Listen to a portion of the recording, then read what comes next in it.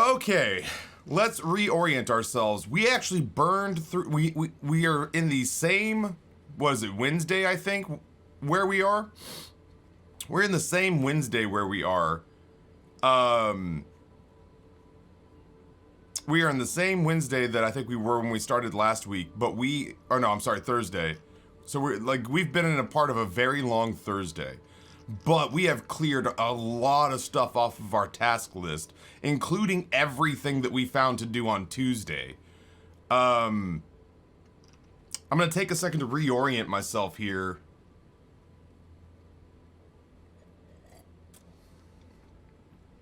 I remember that we broke Smoking Lady and got like the truth from her about her existence. We kind of broke the Hardy gang and got them to cooperate with us and out one of their own who seems to have set them up. We found her truck. She appears to be running this drug smuggling ring.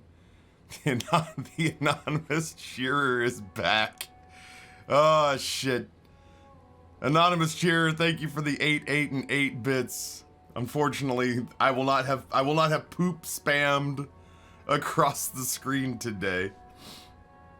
Thank you. If you're the same anonymous pooper from yesterday, thank you for yesterday. That shit had me dying on the inside. I was so broken.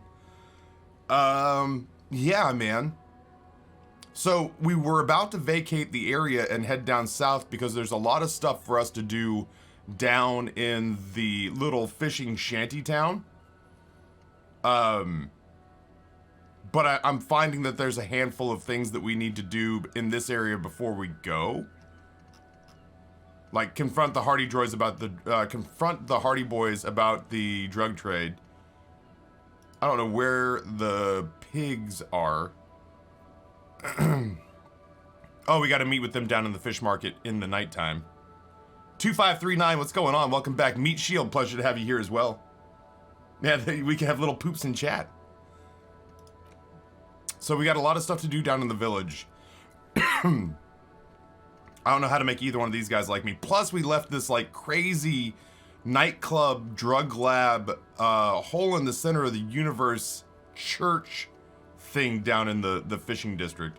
The jam mystery is report back. Okay, so we can talk to Joyce and we can talk to the Hardy gang before we leave. I haven't seen where these have come up. And I haven't seen where these have come up, so I guess these will just come about naturally. Am I a regular yet? You are indeed exactly that. Oh right, when I was getting ready to log off, this guy wanted to talk to me. I think about our new discovery with his friend who may be our murderer.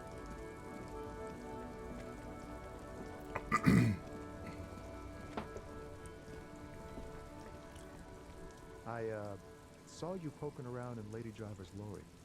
She in trouble? The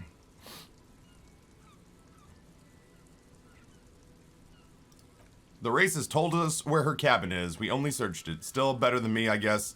Told you there's plenty of others who'd tell on her. He leans in, but is she in trouble? There's gonna be an investigation. It's that bad? He lets out a whistle, looking about 10 years older suddenly. Man, what should I do? What should I do to help her? I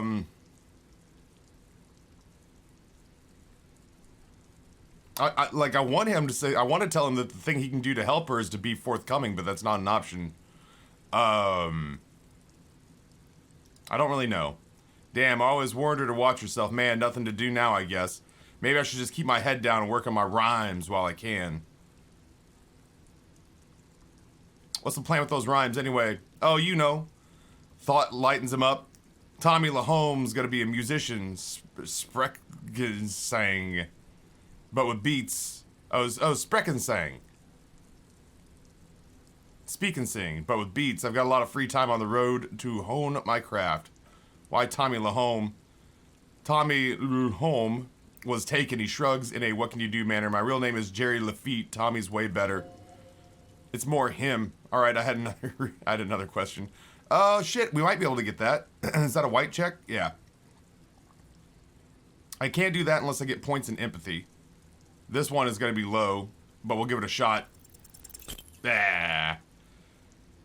Your best verse, you don't even have a bad verse in there. Tumbleweed, liquor stains. Wait, no, what are you doing? She broke me. She fucking broke me. That's brutal, man. But you know, time will tell. Stop, he's already mortified. No, Tommy, these are my rhymes. Listen, continue. She fucked me till I bled. That's, in the name of God, what are you doing? I'll never be the same. She's always there. Fuck the case. Fuck everything. Total doom. Yeah, he doesn't know what to say, so he just repeats. Yeah, I get it. These are your rhymes. They're from your life. Doesn't matter if they're robust, they're honest. So, thanks, man. Empathy. He liked my poem. What do I see in his eyes? Let's give it a shot. Coin toss territory. Damn. Man, I want to know about your soul. Cool. But we all want to know about each other and each other's woes and all. But people, man, they have slippery souls. Damn. All right, well, we'll try again later on. I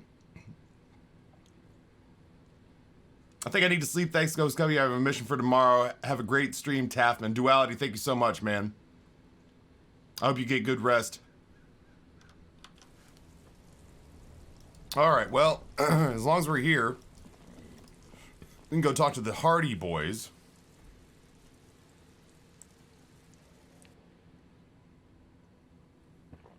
I like VR, man, but I like VR in bursts. I can't handle it for too terribly long. The Coppernado is back. What do you want? Let's see. I've connected you to the local drug trade. Like hell you have. He leans back, unruffled. There is no local drug trade. The place is as clean as a rifle. Go back to Jamrock and ask the local junkies how to clean your streets.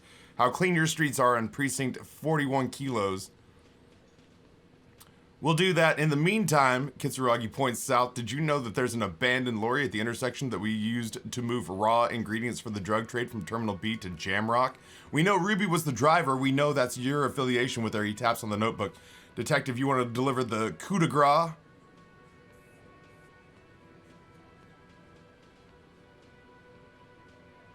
You're right, there's no local drug trade except you. Point at Titus. That's a mighty interesting theory. He rubs his jaw, smiling. I guess that's what you need to do. Theoretically, a big, strong, state-run monopoly would outcompete the runts on the street. Yeah, man, theoretically, that's what you would do to get rid of the gangs, the dealers, and even some of the junkies. You need to be good, trustworthy people to take their place. Of course, hardy men to run such a monopoly. He grins. For the good of the community, of course.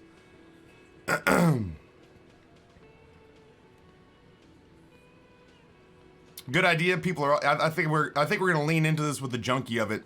Jelly Bean comes in and says, "Taffy, guess what? My 3-month-old nephew reached out his arms to me and held to be held for the first time. It was the best feeling. I still get that way when Grayson feels glum or Rory needs a hug." Sickness Jones. Are my alerts off? My alerts are off because of yesterday. Hold on.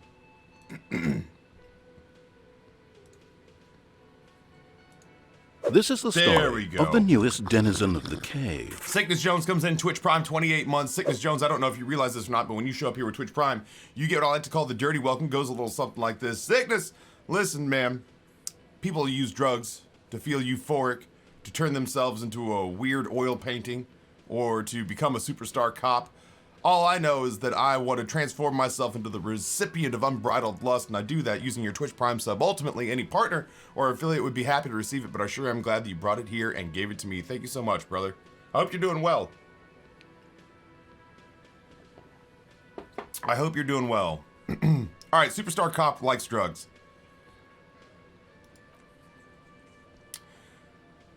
My unbridled lust.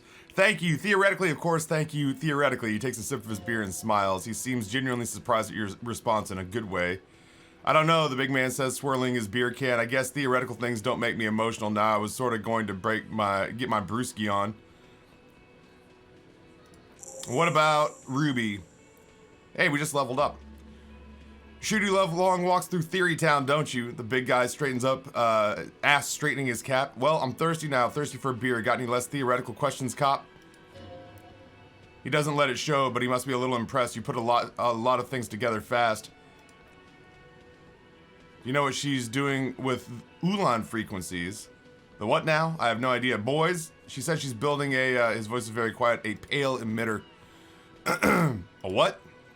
We're talking about a radio equipment. She said she's doing Ulan frequencies and a pale something. I don't know more.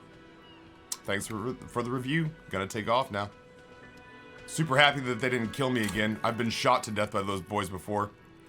All right, we've got a point to spend. I could just add one more thought and finally fill this area up.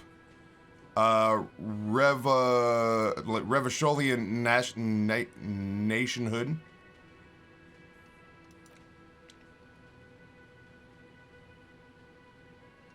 Opioid receptor antagonist or wasteland of reality.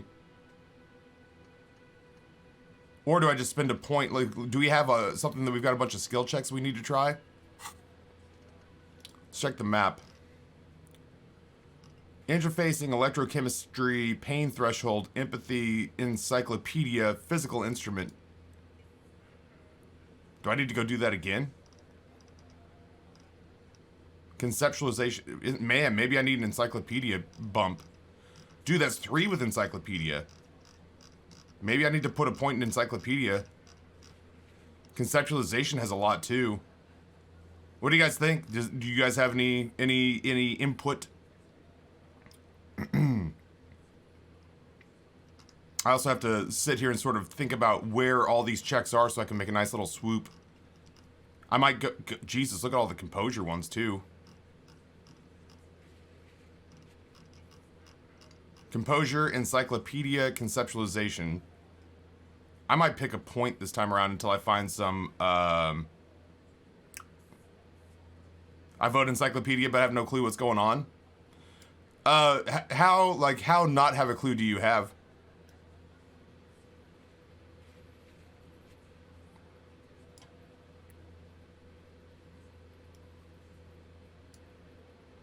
I'll do encyclopedia. So, encyclopedia is in the intellect category. Call upon your knowledge, produce fascinating trivia. So these are all different subcategories of my brain, and we'll have conversations with them. We have pumped up drama. We have pumped up our physical instrument. So this is our ability to tell if people are lying and to lie. Flying Circus Monkey, man, tell Papa Bezos that we say hi. Thank you so much for spending a little time with us this morning. I know this game is called Disco Elysium. I assume there is dancing at the disco. All right, so I'm going to do a recap because ultimately I understand how hard it is to jump in the middle of I understand how hard it is to jump in the middle of a game that has a big narrative component to it. We wake up basically schizophrenic. If you ever want to see a manifestation of a user interface that represents how I think, we are an amnesiac, drug-riddled cop who doesn't remember how he got to this area. We run into a person we find out is our assigned partner. You start, it's a tabletop RPG sort of build. Like D&D, you build a character. We custom assigned this because when you pick a character, you can pick one of 3 different classes where they've already pre-assigned points, or you can build your own custom build. And we did that, and we basically tried to build a version of me. So intellect and motor skills are low, but psyche and physique are high. Like, I'm strong and I'm empathetic, but I'm not always very smart and I'm not very coordinated. So that made sense. So we built this. And we've been in the tradition of like going after this game in a way that makes us feel a little black hat. At least once I went down a road that was too dark and got shot to death in the middle of the club we were just in. Otherwise, we live in a real moral gray area with this character. Sometimes we white hat, sometimes we black hat, and it all just kind of is based on how we're feeling in the moment. We take a lot of opportunities to glorify ourselves or to say the weird thing, and to proclaim ourselves superstar cops. We've actually become pretty deeply intertwined in a case where it's a pretty deep story, but the long story short is there was a murder, there's a big, there's a big strike that's happening. One side's being controlled kind of by the local mob and muscle, and we just got done talking to the muscle. The other side is being struggled with and controlled by a big corporation that's pushing its hand in. And then there's just a bunch of locals with a bunch of local flavor that are in between. And we're kind of unraveling not just the story of the murder, but the story of this like much larger overarching conspiracy. And we're also sort of like unraveling and unveiling a lot of like local color and little, you can call them like Witcher side quests. There's a lot of like local color and pocket stories that we're working on as well. So we have what are called white checks, which is like skill tests and skill rolls that are scattered throughout the area. And the ones that are dark gray, we've failed, and we need to put a point into one of these skills to get a shot at them again. The ones that are white, we can currently go and try to do right now. I just have to physically go back to where they are. And everything goes in a day-long cycle. The days are pretty long. And a lot of it I have to read because there's not a lot of voice acting in it. There's so many dialogue trees because as you change these points in your character, different conversations happen, not just between you and other characters, but also between you and your internal monologue. It's bananas. This game, I like that. If this were a bad game or even a mediocre or a good game, I probably would have just stopped and been like, viewership's low. We're probably going to table this. But I couldn't not finish it. I have to finish it. And you guys might as well be here for it, which is why we sequestered it to Saturdays. So, we have a skill point. We don't have skill points very often. So we have one of two options with the skill point. Generally, I like to add either a skill point into one of these characteristics so I can get into these white checks and take a crack at some of them. So like there's 3 for composure. There's a handful I think there's 3 in here for encyclopedia. There's 3 in here for, I think, interfacing. There's at least 1, or conceptualization. There's 3 in here for conceptualization. Additionally, if we felt so inclined, you get these, which are like perks. They're thoughts you have. So like one of the first ones that we got was volumetric shit compressor. And it really was basically like a perk that allowed us to get our shit together so that we didn't vomit at crime scenes. And it increased our endurance. But we didn't know what that was. We knew that we were just a big quibbly mess. That was the thought we had. So we put this perk, like there's one cooking right now. This thought is processing in our head. We took this thought, put it down here. It took a while for the thought to process, and then it goes, hey, you're having a revelation. And then it went from, yeah, your shit is apart, to like, you know what? You have some new information in your dumb head. You're not gonna vomit the next time you go to the crime scene. And if you don't like it, like we had one that we really didn't like that basically made us into a like a white nationalist. So it took a skill point for us to forget that thought, and we put date of birth generator in there instead. So we have 1 slot left, and we have all these thoughts that we potentially could discover. But I think this next point is going to go into one of our skills so that we get a crack at these lists. Like these will allow us to progress in certain quest trees. So it's either composure, encyclopedia, or conceptualization. And I leave that to you. I'll let you guys pick. You said your vote was encyclopedia, and like obviously if you haven't seen the stories on this, it won't make any sense until we get there. But composure will mean that we get to basically talk to a handful of people that won't give us their story unless we're more cool while we more collected while we talk to them. Encyclopedia is just knowing more about the neighborhood. Conceptualization is, let's see, conceptualization, understand creativity, see art in the world. PTX divided, what's going on, man? Whoops. So I'm gonna give Ferrum this one, and we're gonna put a point in encyclopedia.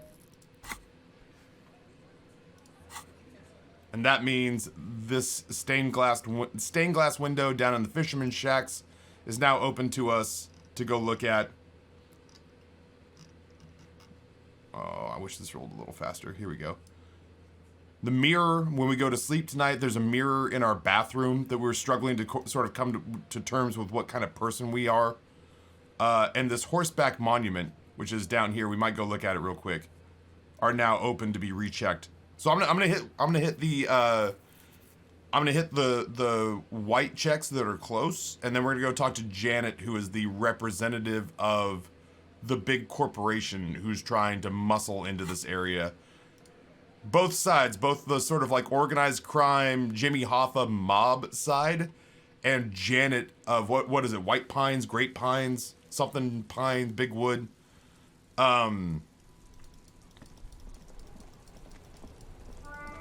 Has basically made us into her investigative muscle for money. The neat thing about this is that it is very taffy. At one point, I just turned to her and yelled, "Money!" And she was like, "Do you need some?" And I was like, "Yeah." And she was like, "Here's money." And I was like, "It's like being a Twitch streamer." All right, so we're trying to figure out what the hell the story is behind this big-ass horse statue in the middle of town. Give it a shot. We hit it. Nice. Even by the standards of Philippian kings, old sumptuous Felipe was known for his profligacy.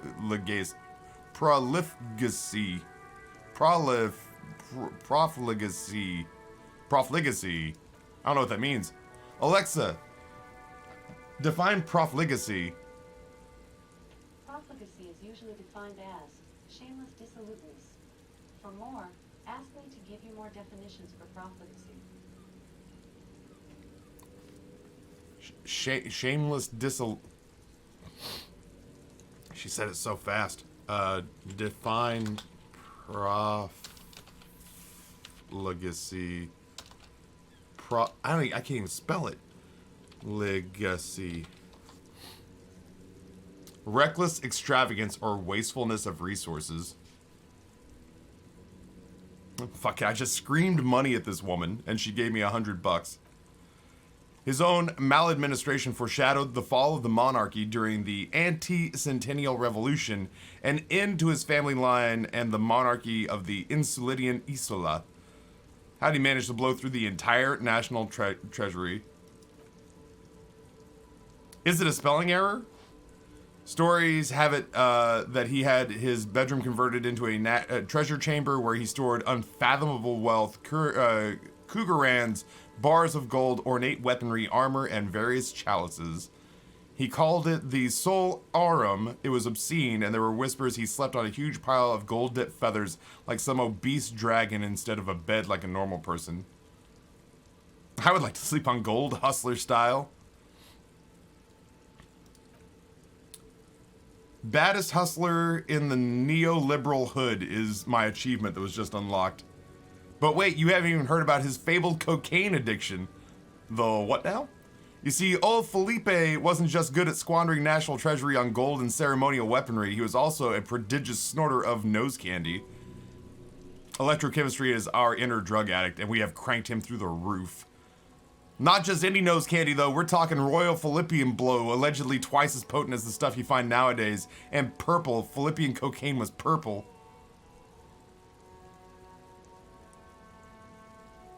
That is a lot to process. His Majesty's courtiers said it helped him connect with higher realms. What is nose candy? Encyclopedia's cocaine. A bloated druggie, huh? That's what the revolutionaries said 150 years later, right before they emptied out the royal mausoleum and dumped His Majesty's mortal remains in the Insulindian Bay. This is slander. The king was just and beautiful. The revolutionaries made all this up, says the authority in our head. Beneath the cold waters of the Insulindian Bay, thrown there by the revolutionaries after they cleaned out the royal mausoleum, a group of marble plurants still surrounds the king's vandalized tomb. A deathly cold wind sweeps up candy wrappers and old newspapers. What happened to the statue? The original was blown apart by communards, then further damaged during the landing of the coalition's airships during the turn of the century revolution when Martinez was leveled. Most historians think the coalition's hasty landing may have ultimately saved the statue. If the communards had more time, they would have reduced it up to even finer pieces. Who's restored the statue? Some years ago, a group of liberal, artistically inclined individuals, designers mostly, thought it would be ironic to restore the statue of the most wasteful ruler of Revachol in the poorest part of the city. The statue was supposed to capture the moment it was blown apart, like an instant frozen in time, a rare butterfly trapped in amber floating on a sea of shit. Brilliant! Most people in Martinez tend to disagree, as do many prominent art critics and thought leaders with more nuanced social awareness than young ironists. Yeah, but Noob of the Linux, I mean, what they were like Ukrainian, Hungarian, the people who made this game? You got to think about the fact that, like, CD Projekt Red paid how much for Doug Cockle to do Geralt? Now think about the fact that this, like, Witcher 3 had 450,000 lines of dialogue. Now think about the fact that this game has, like, 1.3 million potential written lines of dialogue. Now think about someone like me sitting in front of a microphone in a booth charging you $250 an hour and taking director's notes trying to get all of it right. For dialogue that the average person is not going to hear unless they play this through multiple times aggressively in very different ways.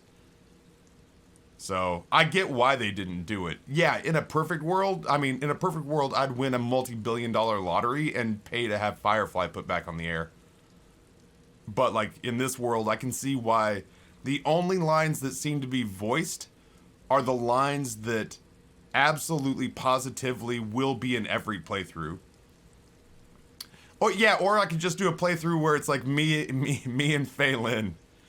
And I'll take the male voices and she can take the female voices.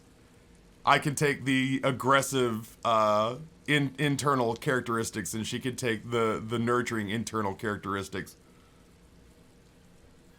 Yeah, and it's like this is this company's first game, says D. So like this is their first big release. I don't know that they had potentially like $750,000 for voice acting. Just pay some grad students some exposure. I have a feeling the voice acting is real uneven in spots. So I wouldn't be surprised if some of these were like people who work at the company just got pulled in front of a mic. So, Faye would be the internal voices and I would just read the external world. I gotta say, that would make me raise my game. Having Faye do the internal voices would definitely get me into like, I would be giving poor but all my heart, like poor effort, but it would be with all my heart's effort. All of my heart trying, dialect attempts. I would try my ass off if Faye was sitting right next to me. So we got 5 experience point for that. Philippe III, the Squanderer, however, with his bronze face up in the air, he doesn't seem concerned with the hoi polloi. Think of him in death. Neat. So that white check is done. Where's the next one? Mirror will be when we go to bed. Central Furnace, we are here. And Central Furnace is here. And Janet that we need to talk to is here. So we're on a line. So Central Furnace is on the way. Mirror won't happen until we're asleep, and then the stained glass window is down here in the fisherman's. Oh no, I'm sorry, is at the church. So we've got to do a loop, but that'll basically close out our day. So I don't want to leave here until the stuff that's in this physical area is done. I still don't know about the map wall. I have no idea. It says map wall is here. Lelaine, the net picker, we could absolutely talk to her, but it says that we shouldn't talk to her. We're supposed to ask her on a date. We're supposed to ask her on a date, but we can't ask her on a date until we know where we want to take her. So, let me put it this way: we can ask her, but it would take boxcars. It would take a perfect roll. Without knowing where we want to take her, it won't. It will be. We are that check is designed to be failed. If I had the money, a Taffy and Faye playthrough of Disco Elysium with full voiceover, I would pay for that. I would happily. I would reduce my rates for the experience to be sure. To be sure, that sounds like a fucking dream come true, man.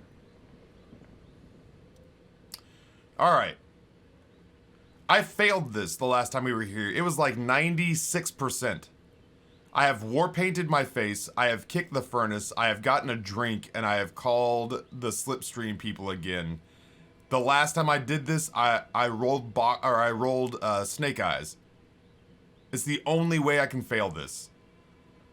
But the owner of the shop has been hearing voices through the furnace. She thought it was haunted. We think it might actually be linked to this like drug trade we're investigating. Hello, streamer, notice me. There we go. Something breaks loose in you, a mighty bellow echoes through the chimney's depths. The chatter of tiny voices above suddenly cease. Then, hello, you hear a woman's voice answer. You've awakened the entity. I don't think I want to declare that I'm the police, because this is not the nicest part of town. I also don't know that this is a good idea to fire out with, I summon the ghost of this doomed commercial area, answer me spirit. Let's go with a nice neutral, hello, hello, can you hear me?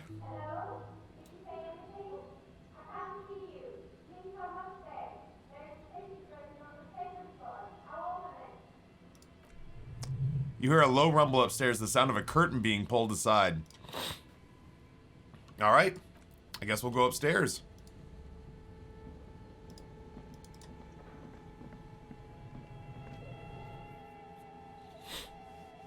Oh, dude, my hands smell like chili and onion.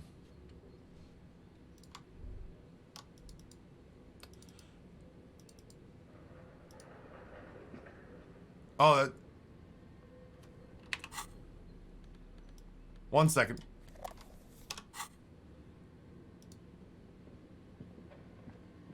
I can't remember. I have a white check here, don't I? But I don't think I can do this one right now.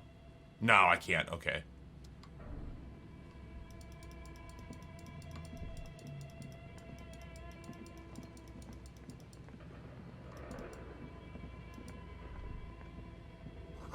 Shoes in a puddle of melting snow. The floorboards creak. What is this? Take all. La Delta 51 postcard. Oh, I guess we should probably sell stuff too, huh? Oh, I guess she pulled this, tray is full of colorful dice, colorful polyhedral dice, hundreds of them. The candy dispenser has been repurposed to contain thousands of dice.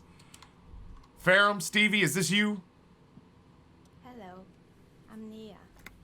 A bird-like woman sits on a throne of tools with emerald lights shining through her hair. Did you try knocking on my window? I must have missed you. It's Gary Gygax. This is the story of the newest denizen of the cave.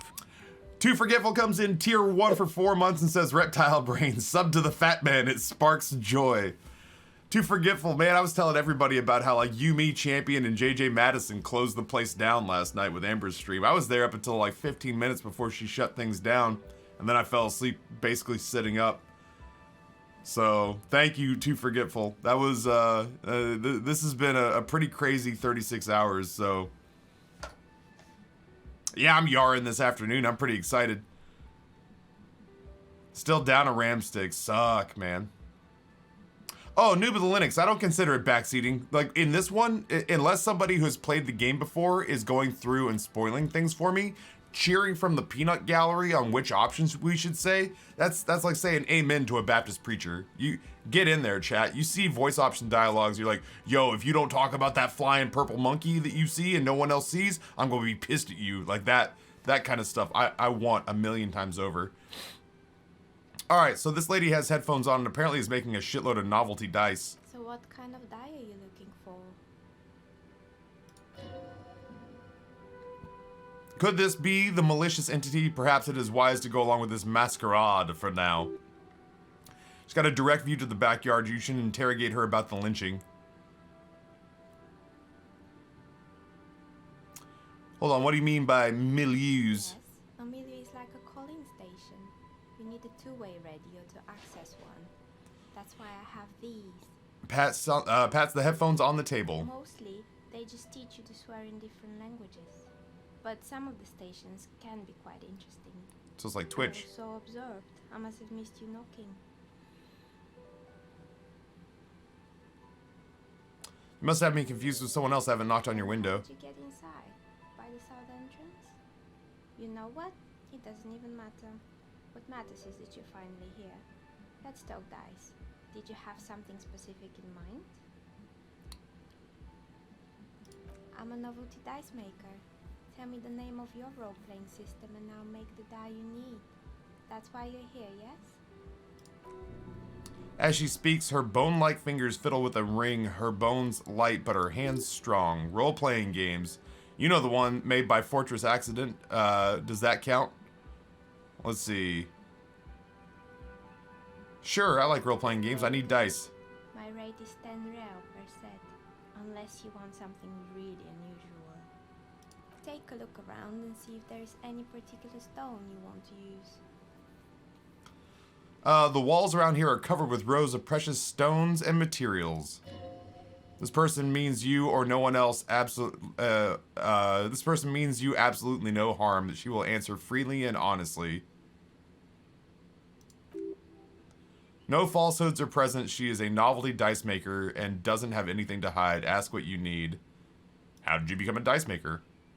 How did I become one? It was a business decision. I was a regular jeweler at first, but that's an unfocused field with too much competition. Some of my friends were role players. They asked me to make some polyhedral dice out of cobalt. That was my first order. It grew from there. Do you like role-playing games? Not especially. I like working with rare materials and the steady pay. Role players, as customers, they're nice people. I'd like to order a die from you. Of course you would. Tell me what you have in mind. Oh shit, chat. All right, role players and gaming nerds.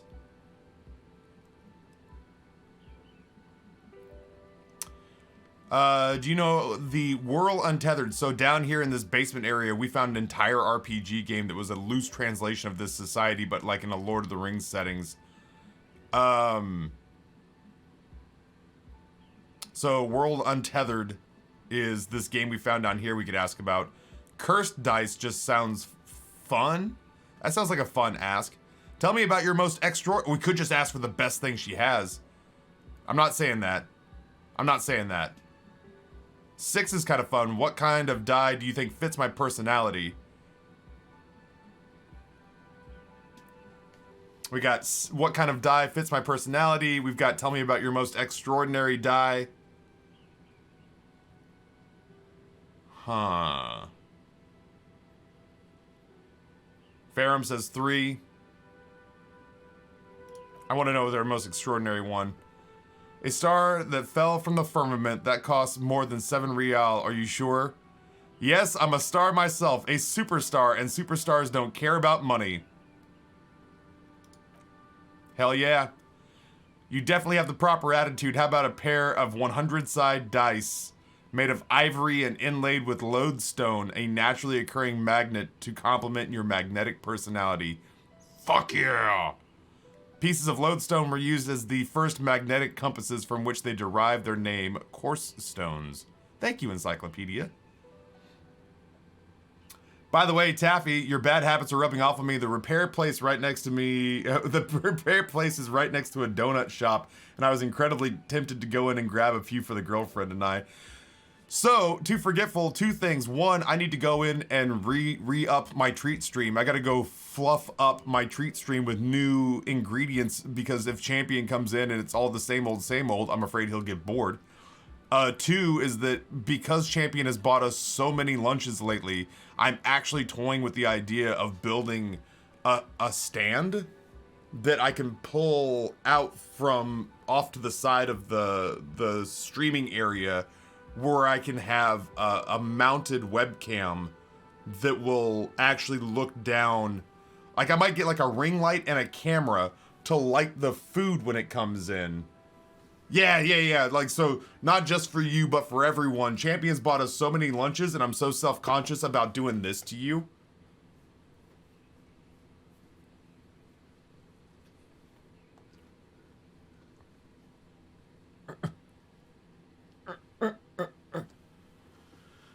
I'm so self-conscious about doing that to the webcam with the food that I might actually get something that just shoots down on the food so that you can see it and have it be reasonably well lit. So, I'm also starting to realize I skipped breakfast and I'm very hungry. All right. That's a stone for leaders, says suggestion. Donuts sound fucking amazing, man. 10 real, and I can get this ready in 8 hours. Do the magnetic dice even roll properly? I'm kind of curious. It's true, magnetic dice are definitely different. When rolled together, the magnetic fields of the pips interact with each other and push and pull on each other's sides as they are rolled. Just like magnetic personalities do. It is a fucking deal. Pick up dice from the dice maker. Great, see you in 8 hours. Then she takes a small notebook from her table and writes something down. Her expression, please. Is there anything else? What can you tell me about the man who was lynched behind the whirling rags? Nothing really. I didn't know him. Who cares about the dead body? We might be dealing with a malignant entity here. The lieutenant looks at his notebook. The woman under the large window. Your window looks directly into the courtyard. You're saying you didn't see or hear anything unusual last Sunday evening.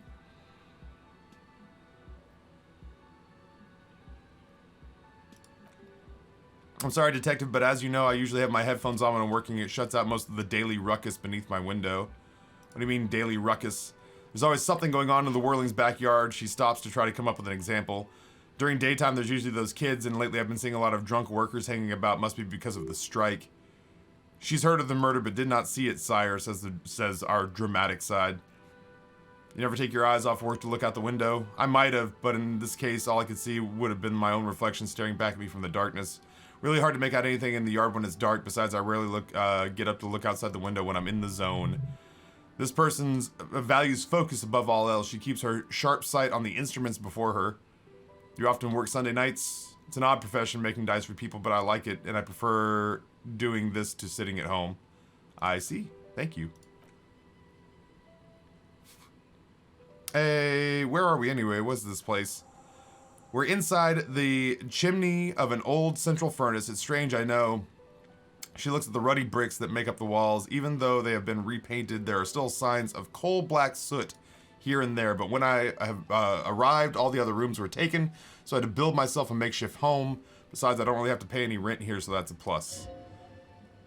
Pleasance was right. There's a living entity in the chimney. You should ask her about the curse. I've heard people say this place is cursed. Did you know the people call it the doomed commercial area? I've heard the stories, she nods as the wind howls in from the furnace shaft above, but I don't think those stories are true. Pleasance sent me. Let's see if she knows anything about Pleasance, who is the, like, super Karen. She's Karen. She's the Karen shopkeeper.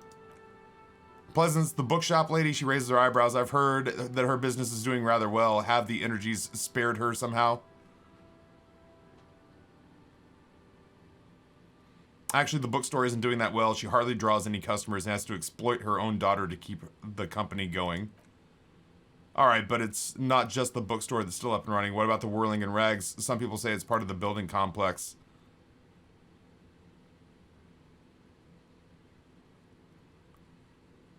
Wait, the Whirling is in the Doom commercial area?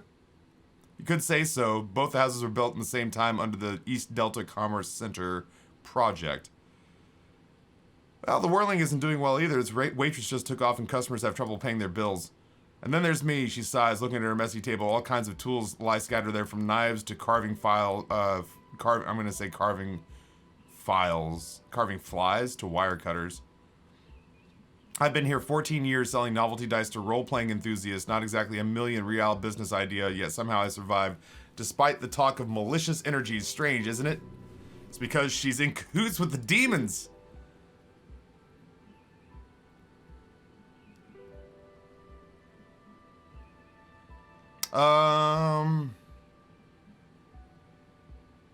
The curse will get you, have no doubt about it. It just doesn't care about earthly time frames. Oh, I can't listen. This woman's down here busting ass making dice. It's because you're competent and dedicated to your craft. The curse doesn't care about people like you. The dice maker erupts in laughter. What, so the curse only affects people with poor work ethics? What you're describing isn't a curse, it's capitalism. I feel like this, I'm a Twitch streamer trying to get from like affiliate to partner after like 2 months of streaming, and I'm talking to me. Like, the only reason I haven't made it is because of my poor work ethic. I'm cursed. It was like, no. What you're describing is how economics work. The jig is up. The she-demon knows you've uncovered her true identity. Time has come to face the source. Fear not, for the forces of the universe are supporting you in this psychic quest. I think it might be you that's causing this. Narrow your eyes very mysteriously. I'm gonna do it. So I'm the Grand Dragon in the cave. She seems mildly entertained by the suggestion. Might I ask what supports this claim? I didn't. I yelled to summon the ghost of the doomed commercial area, and you're the one who answered. There is something ghostly about you, ethereal even. You're the last man standing. You must be responsible. I don't have time for explanations amidst all those visions I'm getting. I yelled to some. You want to do two? Yeah, let's do two. There's something ghostly about you. Oh no, we have dissent. Noob Linux says 1. Kisa Satoma says 1. Bumbarian says 2. Next vote will break it. All right, Kisa Satoma says 2. There we go. There is something ghostly about you, ethereal even. Squint your eyes suspiciously, like so. Ethereal. She throws her head back and laughs. Thank you, but it must just be the lighting. No, it's the troubled color of her energetic vibrations. Inland Empire, it's scary how aligned we are sometimes. No, I mean it, your energetic vibrations are off. I sense tragedies in your past, darling.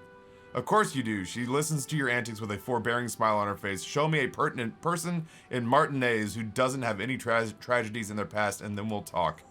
If you ever find a way to explain all those inconsistencies in the curse, then let me know. She turns her back to her work. That's all she has to say on the subject. She has been thorough and truthful as far as we can see. Oh, we got a white check, so we'll give it a shot. Pleasance needs to hear about this. Perhaps if you combine your psychic energies, you'll make sense of the situation. You even know what's happened to the other attendants. Where's everyone gone? More or less, she adjusts the yellow scarf that covers her hair. Are you interested in anyone specific? Holy shit. Okay. Rats scuttle in the dark room under the abandoned blow dryers and dusty mannequins. Cobwebs cover rotors and radio computers alike. So much failure. Used to be a hair salon, right? Yes, I think it was called Androgynous Orlando or something similar. They weren't a big hit around here. Turns out working class men don't like genderless haircuts. They're scared of that word. You wouldn't like it either. The others would laugh at you, says Physical Instrument.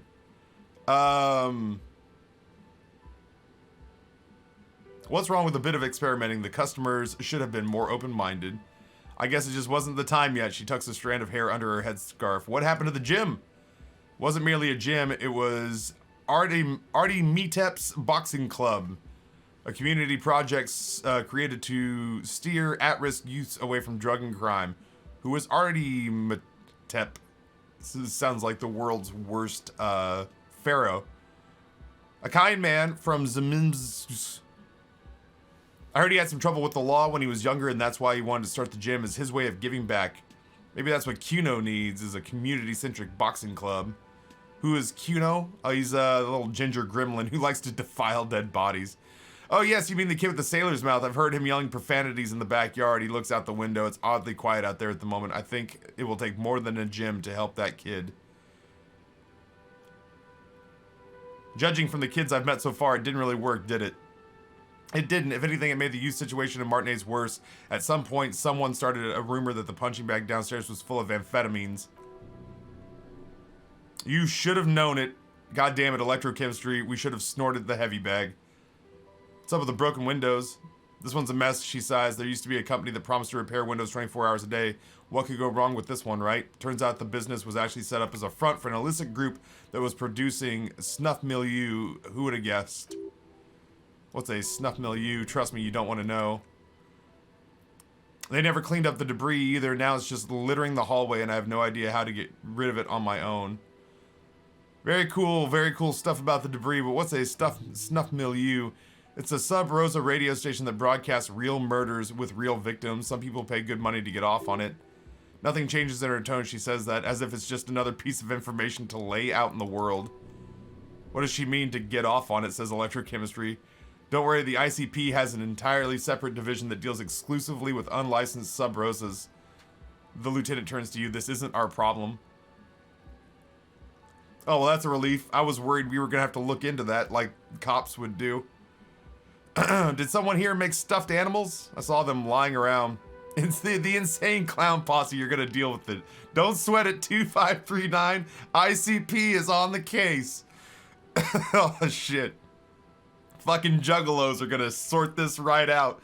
Ain't nobody killing people on the radio in this town. Fucking juggalos are on the case. Just gotta pay them with that punching bag full of amphetamines.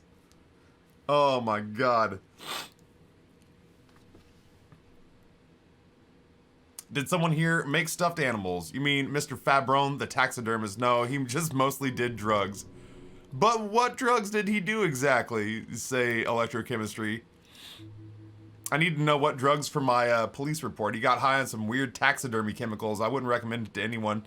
Eventually they caused him to lose control of his bladder. The smell was awful. I could do better. Yeah, you're right. We'll fix it. Creepy mannequins? Used to be a fashion atelier here, but I've forgotten the head designer's name. They were doing well for a couple of years until the insect rights advocates... Wait, what? I didn't know insects had rights or advocates. Yeah, the atelier didn't know either. They produced a certain collection that used chitin among the materials. Apparently, chitin is made in the Occident, where it is extracted from beetle wings. And you know how all kinds of political movements are big in the Occident. The activists shut down the biggest chitin suppliers, which of course caused his prices to skyrocket. And naturally, all the most fashionable tastemakers refused to be seen in chitin. From then on, the atelier went bankrupt before he could finish the collection.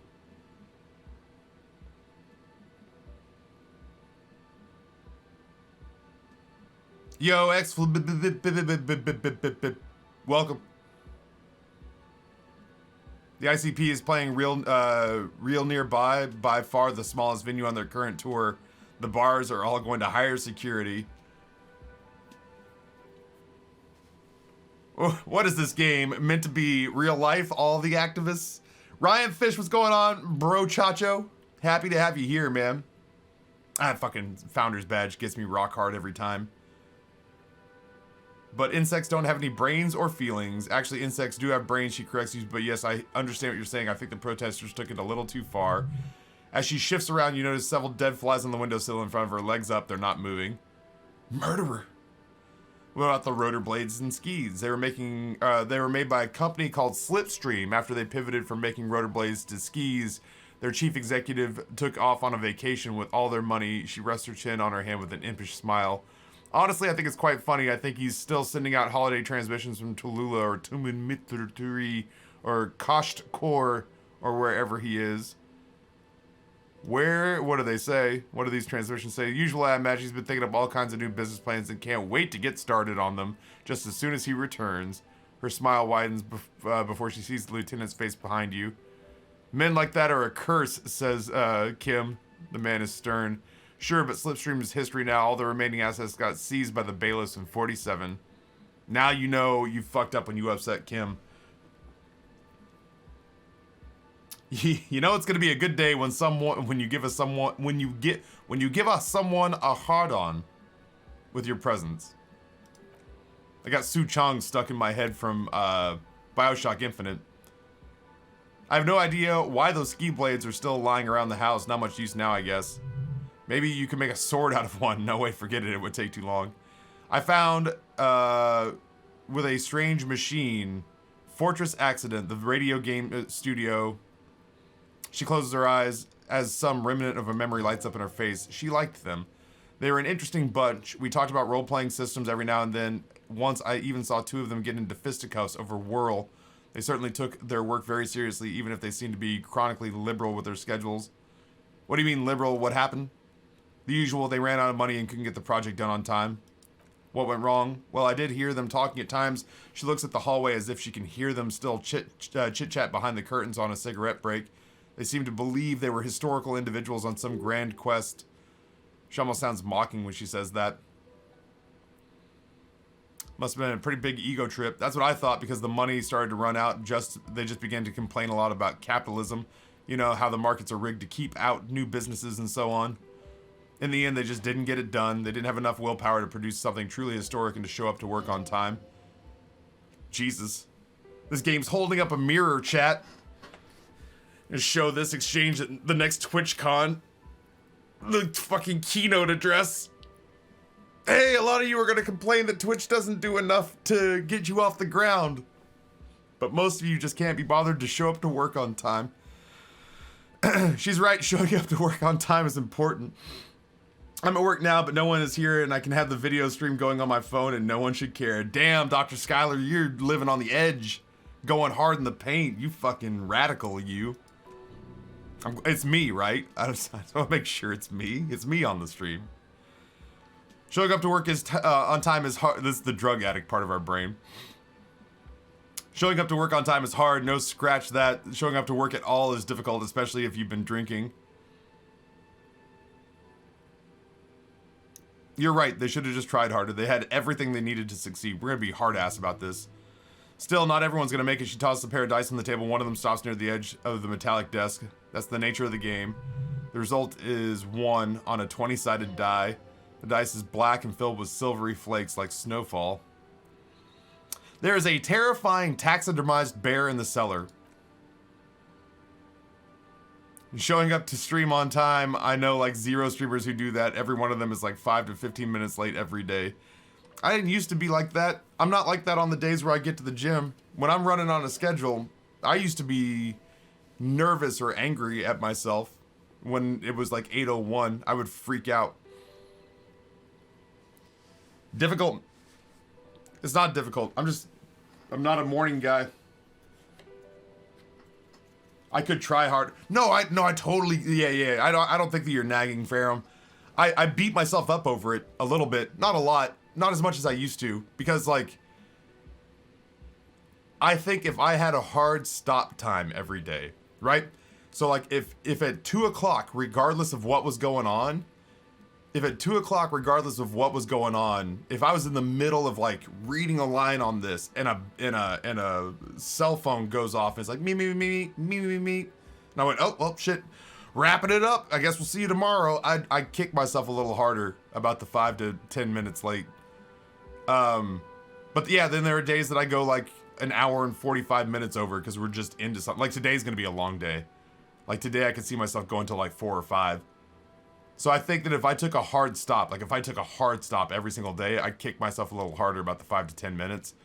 But if I had my druthers, I would just rather fucking not be late ever. And then it would just be a non-issue. But it's just, yeah.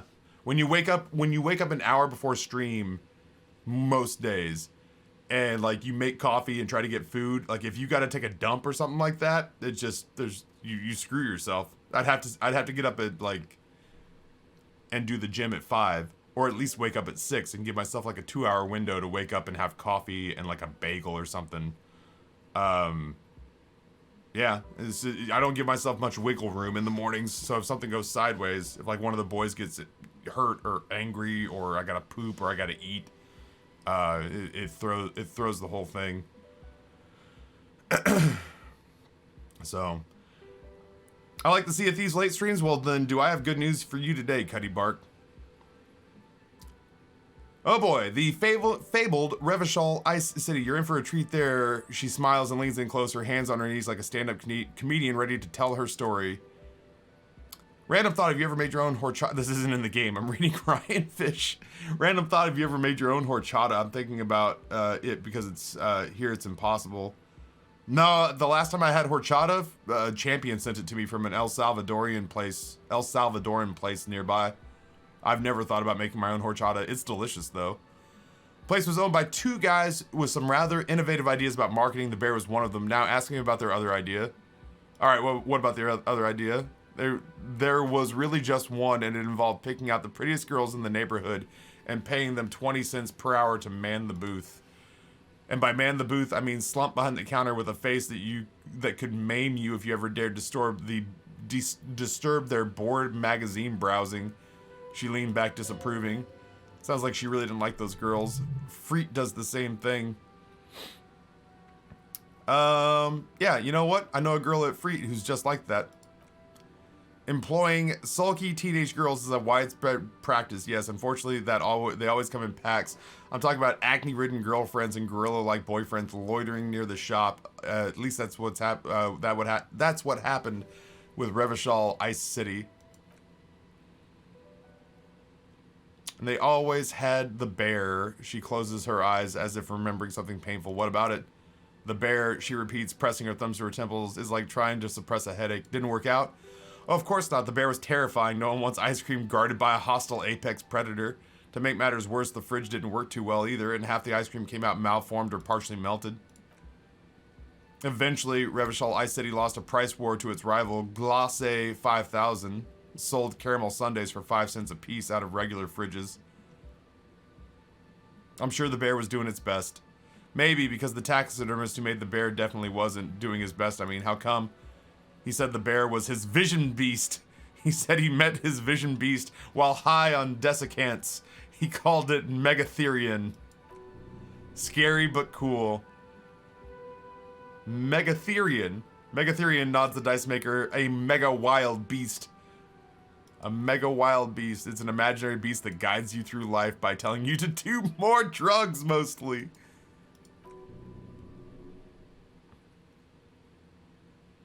A wise and noble beast guiding you towards a land where the streets are paved with drugs. I do drugs. I've got a vision beast myself.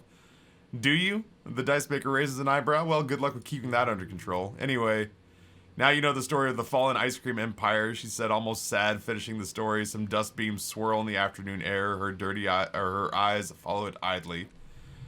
Little sparkling embers under the windows. Outside, its light scatters from the low-hanging cloud cover. There's always the threat of snow.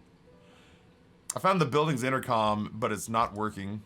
Oh, right. She rubs her forehead. Her scarf has left a faint line on her dusty skin. Hope you didn't try to ring me.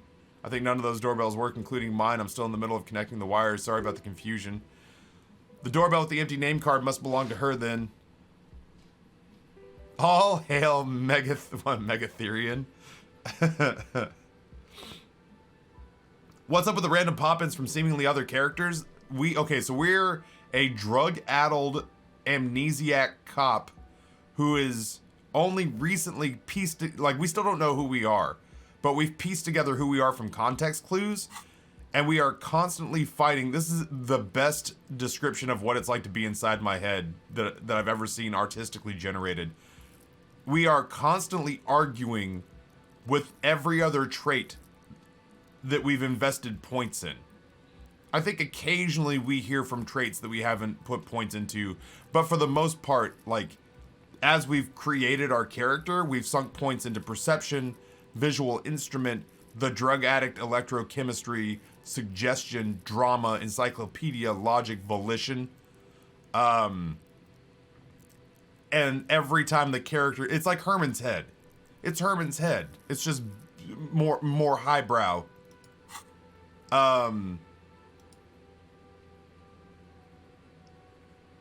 Yeah, it's Herman's head, but more highbrow.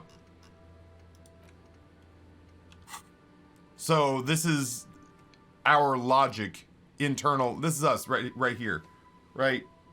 On the other side of Kim Kitsuragi is us with the dapper smile and the fucking walrus mustache. And we are really, honest to God, going through this town, investigating a murder, and just winging it. Like, so my buddy Karatzi played this game, and he played it. This dude was a saint. He was a noble character and a saint, and did everything right that he could. But my character is a drug-addled narcissist who is very morally gray and very knee-jerk in his reactions. Sidewinder, what's going on, man? So the doorbell with the empty name card must belong to her. Well, let's ask her. That's right, I haven't even written my name on it. As I said, it's quite useless right now. It doesn't work. I was wondering about the Whirling and Rags. It's a part of the same building complex. You could say so. They're both... Okay, we asked about that before. Whirling Rags part of the same building, then is part of the same Doom commercial area. The darkness of this place is there too. What about East Delta Pinball? I've heard it used to be a gaming arcade. This is an ancient failure before my time. I'm not surprised, however. Lucid! I come in and hear you describing me. Holy shit, Lucid. I can't, like, I understand that we quarantined this game on Saturdays because it takes a very certain person to come in and want to watch this game. It takes a certain person, I think, to try to play this game. But holy shit, do I love this game. This and showcasing the mod yesterday have been like what I've looked forward to all week. We are a morally gray, schizophrenic, amnesiac cop, Lucid. Who, I mean, we look really good right now. Yo, do we want to talk to the cafeteria manager? We'll do that before we head in. My advice, she raises her finger, don't base your business on a fad, hypnotism, floriography, trick track, especially pinball. Yo, fuck you, pinball's awesome. Fuck, you make dice for role-playing enthusiasts. You gonna crawl up my ass about pinball? This means the whirling is a part of the Doom commercial area. Gart is gonna love this. I don't know who this Gart is, but something tells me he won't. Big saying your playthrough is giving me the inspiration to finish it. Oh my god, I couldn't. There was no way I was gonna set this.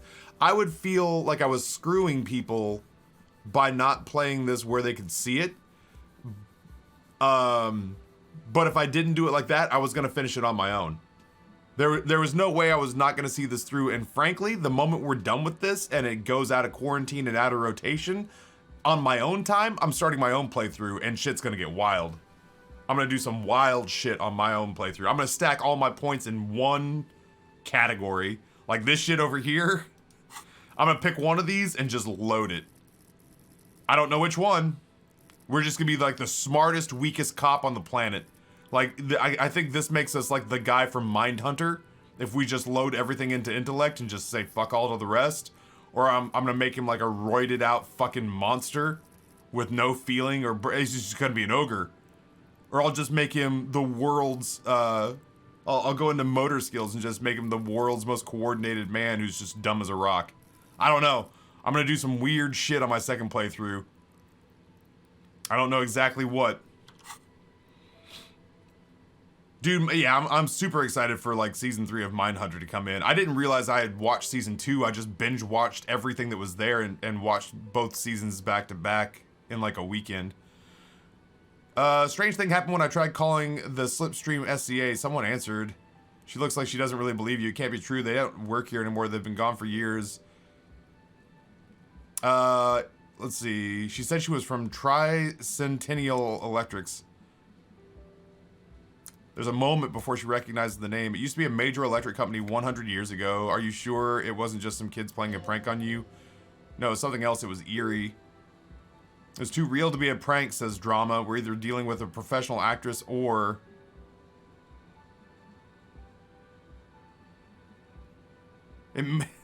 No, it's something else, something eerie. Narrow your eyes. Pranks can be eerie. She looks as if she's still convinced there's nothing to be worried about. Kids these days. We were just one of them, and now they're terrorizing us. No solidarity. Actually, the Slipstream SCA mystery might be a recording. I called again later and got the exact same message. Why would Slipstream SCA have a 100-year-old recording as their doorbell message? It doesn't make any sense. I'm still convinced it was nothing more than some elaborate prank. My money's on Electrical Anomaly. Oh, Kim's chiming in. I've heard of these, especially in an old building like this. He looks around. I have some more questions about the intercom, really. Nope, I guess I don't. I had other questions. Oh, okay, this is a white check too. Cool. All right. Ooh. Hey, big win. Shivers tells us, a gust of cold air sweeps through the chimney. The stones and minerals on the shelves rattle as though agitated. For a moment, it almost feels as though you're outside the building, exposed to the atmosphere. What's a white check? So there are red checks and there are white checks. So this is like, I don't know if you've ever played Dungeons and Dragons or like tabletop role playing. Pretend that your character has come across a locked door. And now your character has a lockpick, a single lockpick. and your dungeon master, your game's guide, or your user interface says, there's a locked door. Would you like to try to pick the lock using your lockpick? And you say yes, and it goes, okay, roll 2 dice. If you roll above a 7, you pick the lock. If you roll below a 7, you don't pick the lock, and your lockpick breaks. These white checks for us are dice rolls to like lockpick certain parts of quests or dialogue trees. If we fail white checks, getting another lockpick means going and putting either finding out something new about the story, which ups our knowledge of it and increases our chance to succeed the next time we try, or it means we have to go get enough level up to get a point to put into which, like, so that's what we were looking at earlier was these white checks. These are all different places on the map where we have things we're trying to understand, but we can't go back to try understanding them again until we've either gotten smarter about the thing that we're learning, like the thing we're examining. We have to either be smarter about the thing we're examining, or we have to put a point into one of our innate talents or abilities to give ourselves a better chance. So with her, we hit the white checks are the ones you can try again, and the red checks are the ones you get one crack. You get one crack at it, and otherwise, if you fuck it up, the story just locks you out. So that's when I say we're going around doing white checks. I mean, like, this is a list of things that I can try over and over and over again, but the ones that are actually white are the ones that I have a crack at trying to get because I've gained either knowledge about the event, or I have put a point into encyclopedia, which means I can go try the stained glass window again. So we just succeeded on a white check that thank you, baby. Yep. We just succeeded on a white check that we shouldn't have, mathematically, but we rolled good. Oh, it's nice. It's cold in here. Let's see.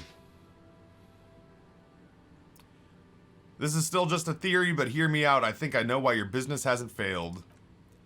Didn't we already talk about this? She asked. The wind continues to seep through the cracks in the old chimney. It's because you're not in the same building as the others. This technically isn't the doomed commercial area. What are you talking about? She shakes her head. My address is exactly the same. Rue de Saint-Ghislain 10. No, the old coal plant used to be here was subsumed into the new venture. Its ruins swallowed up, yet it has a different address in the heart of the city. This used to be a coal... Oh, it's outside my house. It used to be a coal plant. Touch the safety curtains. You're in the chimney of another building. Doesn't make any sense. She looks around the makeshift nest she's carved out for herself, bewildered. Are you saying my business was spared because of a technicality? Where is this coming from?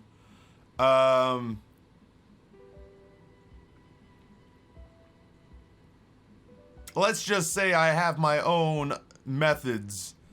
Unusual methods. And what does it mean? That I'm safe from failure? I don't know. I think that was maybe Amber taking the trash out or something. Don't let her become complacent. She still needs to ward her soul against the evil forces.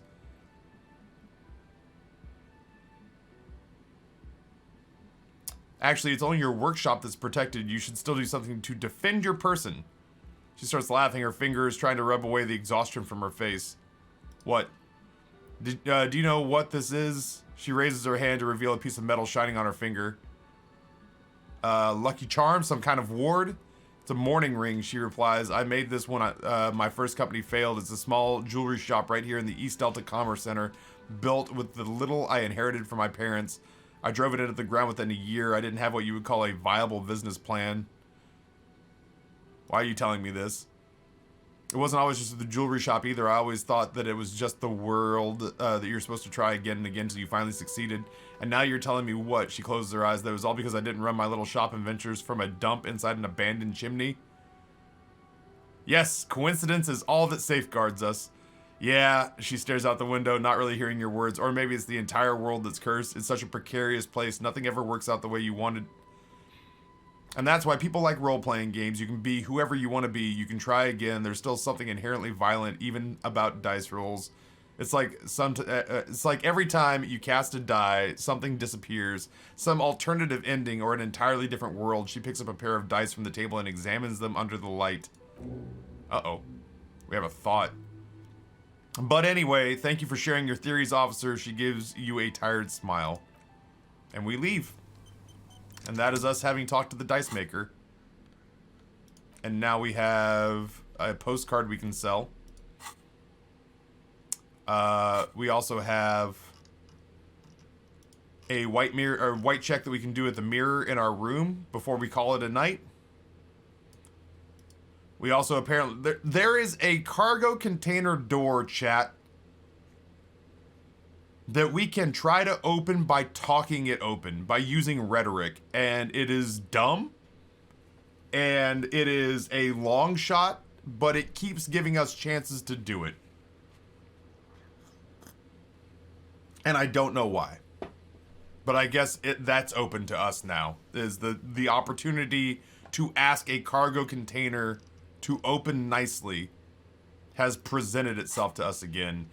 And with probably with our next point, I will see about the precarious world. We have the birth of a thought, which are like perks, which are like rune slots in our own person. And we have a thought that says, seems like the point of this game is victory, the absence of defeat on all fronts, victory in business ventures and creative undertakings, victory in love and over other people, political victory, ideological victory, hell, even sexual victory.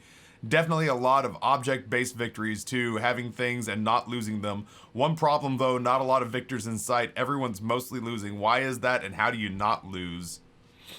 I will definitely put that one in the last open slot that we have. Taffy, go talk it open. This makes me want to buy this game.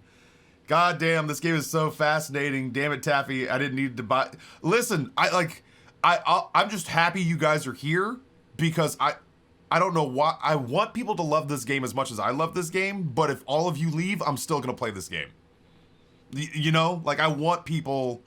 Our bonuses from our thoughts right now is we got -2 to encyclopedia, -1 to logic, +5 perception's bananas. The shit that you see with high perception is holy shit. You just find extra money laying on the ground, and considering the fact that you got to come up with 20 bucks every day to keep paying for your hotel room is actually tricky because other people still want you to pay for shit too. So there's some resource management that has to happen that's kind of like Birth from Cheese, it's not cheap. It's like $34 for this game. But I'm probably going to play it twice, and I'm going to get 30 hours out of each playthrough. So when push comes to shove, it's less than a AAA game, but the amount of effort, if any part of this was poorly crafted, I would write it off and say, don't spend 40 bucks, 35 bucks on a video game. But it's so well crafted, I can't turn my nose up at the price. Worth every penny, in my opinion.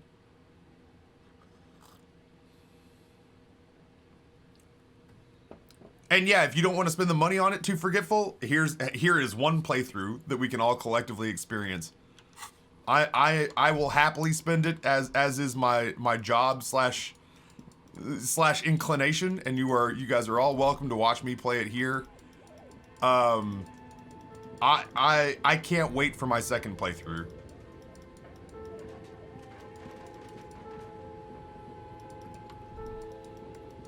All right. So many people we still need to talk to.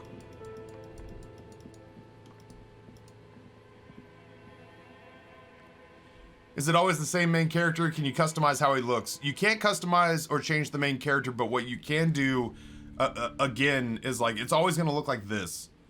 But this shit, when you start, well, hold on, let's see, and then go like this, and then let's go,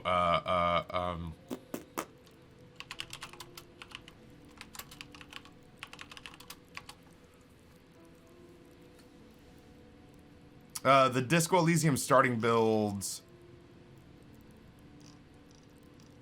start off with thinker, sensitivity, physical. So you're either so 5 intellect, 1 physical, 2 in psyche, and 4 in motor skills. Or you're sensitive, which basically makes you an artist. You're dumb as shit.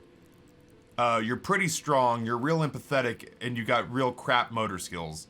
or you're a bruiser and you just like all of a sudden you put some points into your physical build, you put points into your motor skills, but you're dumb and not very intuitive.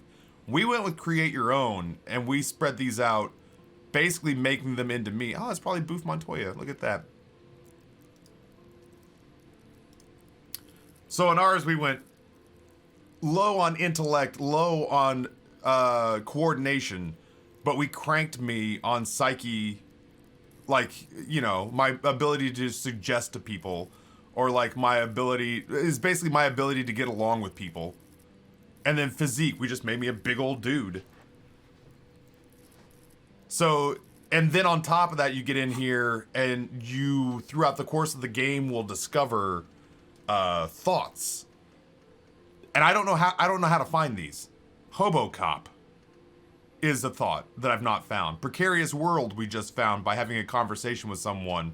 And so we're probably going to throw that into the last part of the thought cabinet. And these will be all of our, you know, we'll probably at some point when the next thought becomes available, go through here and say, okay, well, do we really want -1 to logic, but our learning cap boosted on all these other ones? Yeah, it's pretty good.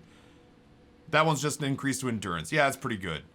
Do we really want physical instrument jacked up and our encyclopedic knowledge brought down? Man, maybe not. We'll go through and do inventory. But yeah, man, like, your character's always going to look the same. But the kind of character you can build is there's a lot of variation.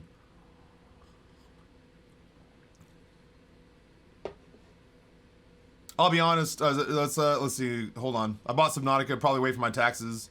It's coming out on console at some point. When it's on PS4, I'm buying it. When I get this, I might make it an engineer, like, character. When does MLB release? I think mid-March. I want to say mid-March, and I'm going to have a hard time not just plugging it in and playing it on day one, if I'm being honest. I don't know how I don't play a new version of the show. And also, do buy the books. There may be teachings in them. I talked to the entity you told me about. Her name is Niha, and she's a novelty dice maker. A novelty dice maker, her eyes widen, will spit it out. Why does she need the dice? For some sort of sorcery? Sometimes they may use the ankle bones of sheep. No, ma'am, I have felt her aura. She is not the one to blame for this curse. She looks perplexed. I don't understand. If it's not her, then where is the source of the doom? How did she explain the curse? Before you say anything, ask yourself, this, is the woman really able to withstand the truth? Don't just, don't say you don't have any answer yet. The uncertainty is killing her. Okay, so to hell with it. Perchance you ought to lie, sire.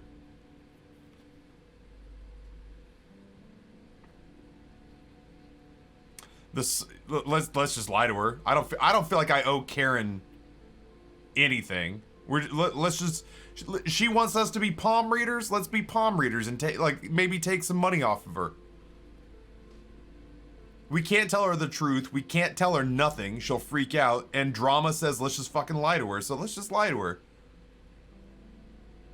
Yeah, Karen might go call the universal manager because we're inconveniencing her. The source is in the taxidermist shop. He became involved in arts darker than taxidermy and brought the void spirits down upon this place.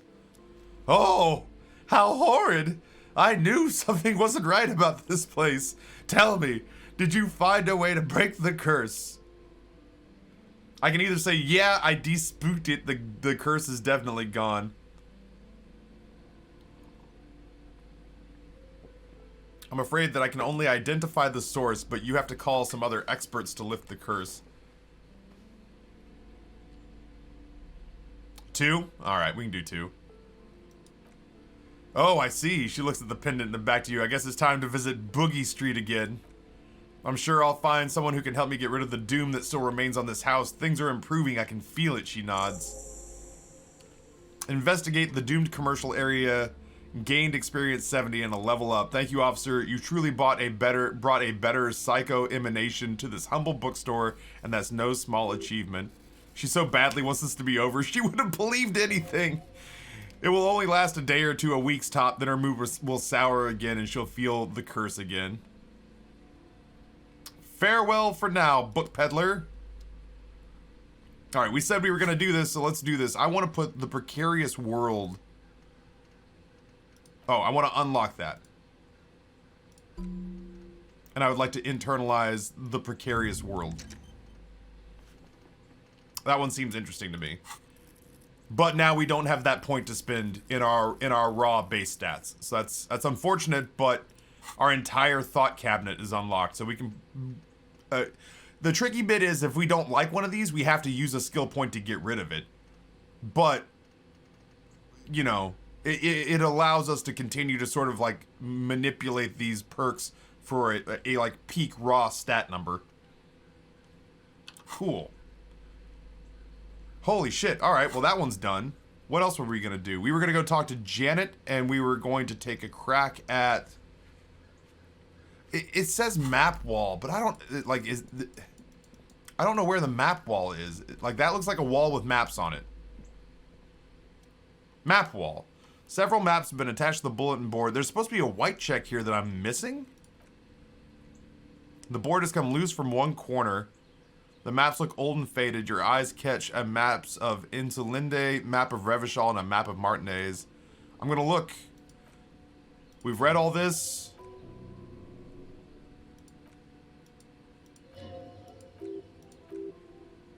We've read all this. There's a white check in here somewhere that I'm missing. And I just don't know where it is.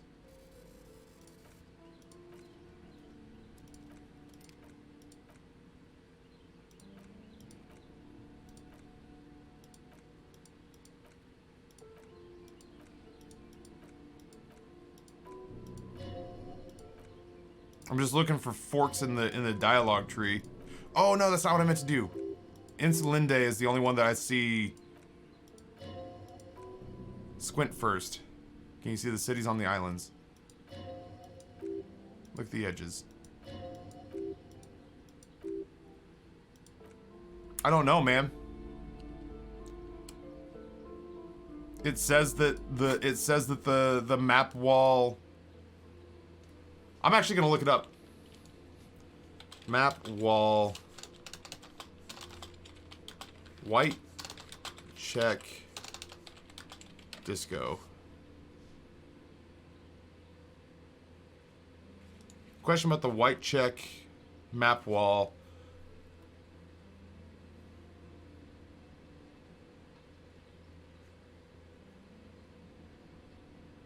I've noticed that I have some checks that are white on the map, but I've already succeeded on them. They take a while to update.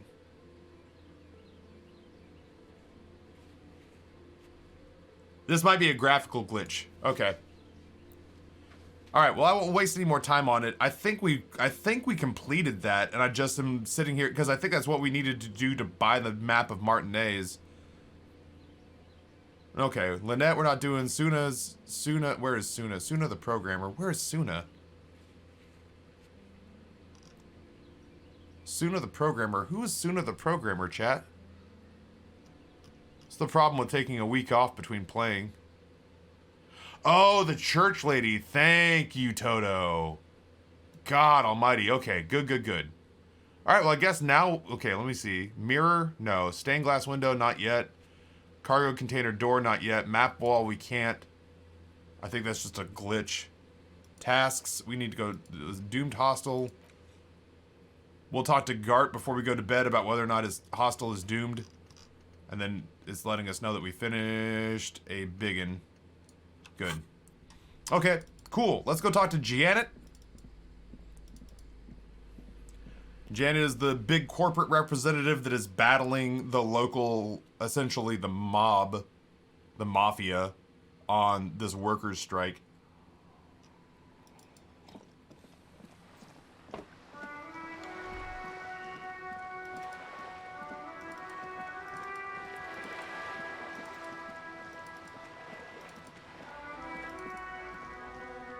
I still don't think I can do that. There's art on that wall, and we can't make sense of it.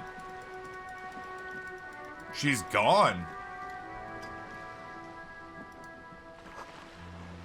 Went to the village on the coast, officer. See you there, Joyce. Village on the coast. God damn. That is a million miles away, but I guess everything's leading back there.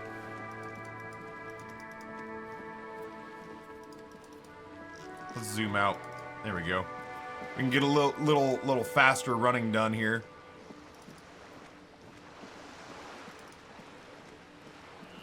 I should be keeping my tab open, or my tab down just in case. I don't think I can recheck that, the tracks. That's a white check. Trying to figure out something about the car that broke through that fence. As long as we're here, man, let's talk to Gart.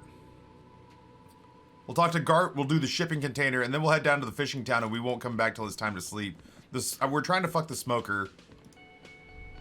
A woman's hand wrote yesterday's menu. Today's starts in a man's handwriting. Interesting. Didn't we want to talk to him? By the way, we speak oh, Jesus. Get your... Oh, no. By the way, we speak Revacholian. We speak Revacholian in Revachol. Get your... We internal... Chat. Listen, they offered us... They offered us a thought that basically made us a racist. And I kept it. And apparently I can be kind of racist-y now if I want. Kim does not like this. Speak Revacholian. The lieutenant raises his eyebrow. Yes, Revacholian, not this funky thing he's spurting here. We speak Suresni. There's no such thing as Revacholian language, he sighs, but don't worry, your message remained clear. The cook is smoking, ash falling between his fingers. His hands are large and clean. Good thing he didn't understand a word of your stupidity, he concludes. Why is Taffy being kind of racist? The game gave me the option to be kind of racist. I just wanted to see what would happen. It wasn't pleasant. The smallest church in Sensei, right? Oh, that's right. This dude heard me. We haven't talked to this dude since we karaoke. I fucking rocked that shit. It was alright. He doesn't sound like he thinks you rocked it. Subdued. I might start letting people up there again. Now, what can I do for you? Oh, God. Okay. About my bill for tonight. Here's 20 bucks. I gotta come up with 20 bucks for tomorrow. Oh, by the way, yeah, Klasia, by the way, Kombucha, hello. Hi. I'm absorbed. Klasia in room 3 nicked the phone line. Can you just stay in the fishing village for free? I can. I like this room better. I can keep trying the mirror, and I don't know what the mirror unlocks. The mirror is not available once I get locked out of the room. If I beat that white check, I might just start staying at the fishing village for free. Why? He stops himself. No, fuck it. I don't want to know. I don't want to know why these degenerates do what they do. I thought we had one good guest in the building. He really doesn't like it being Klasia. You have Lena. Lena's a good customer. Yeah, well, she's not a guest, is she? Did someone mention my name? We said you're the most baller zoologist in the land. We were just paying you a compliment and finding out a degenerate from room 3 nicked the phone line. Everything's okay, he yells, and then turns to you. Good thing that guest pays for her stuff on time. I'll forward her bill and be done with it. Was there anything else? Gart, I wanted to let you know I got to the back room behind the blue steel door. Oh, okay, well, I did hear you make noise back there, so good for you. Takes a lot of willpower not to ask. Obviously, he's been wanting to know what's behind the door. Aren't you going to ask me what's behind the door? All right, what is back there?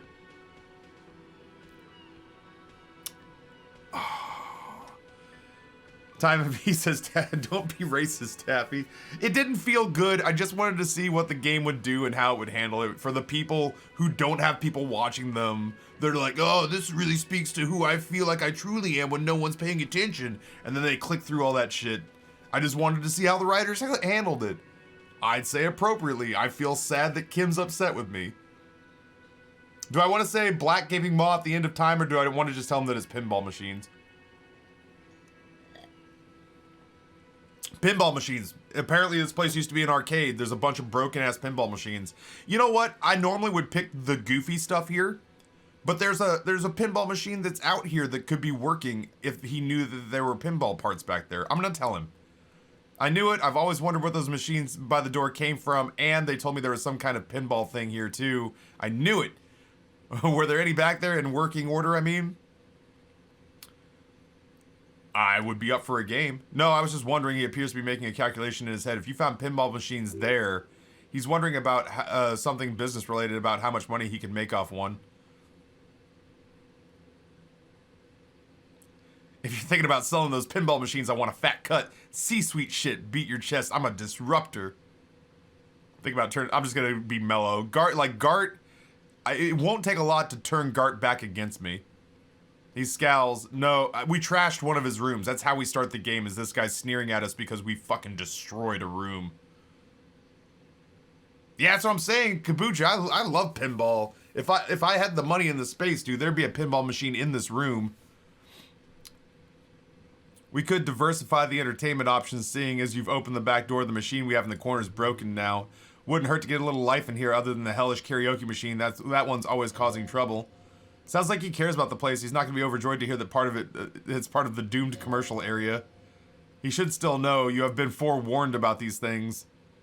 There's a peephole in the wall. Wait, what wall? Upstairs in the secret back room right next to Colosse's bedroom. I found it when I opened the pinball machines.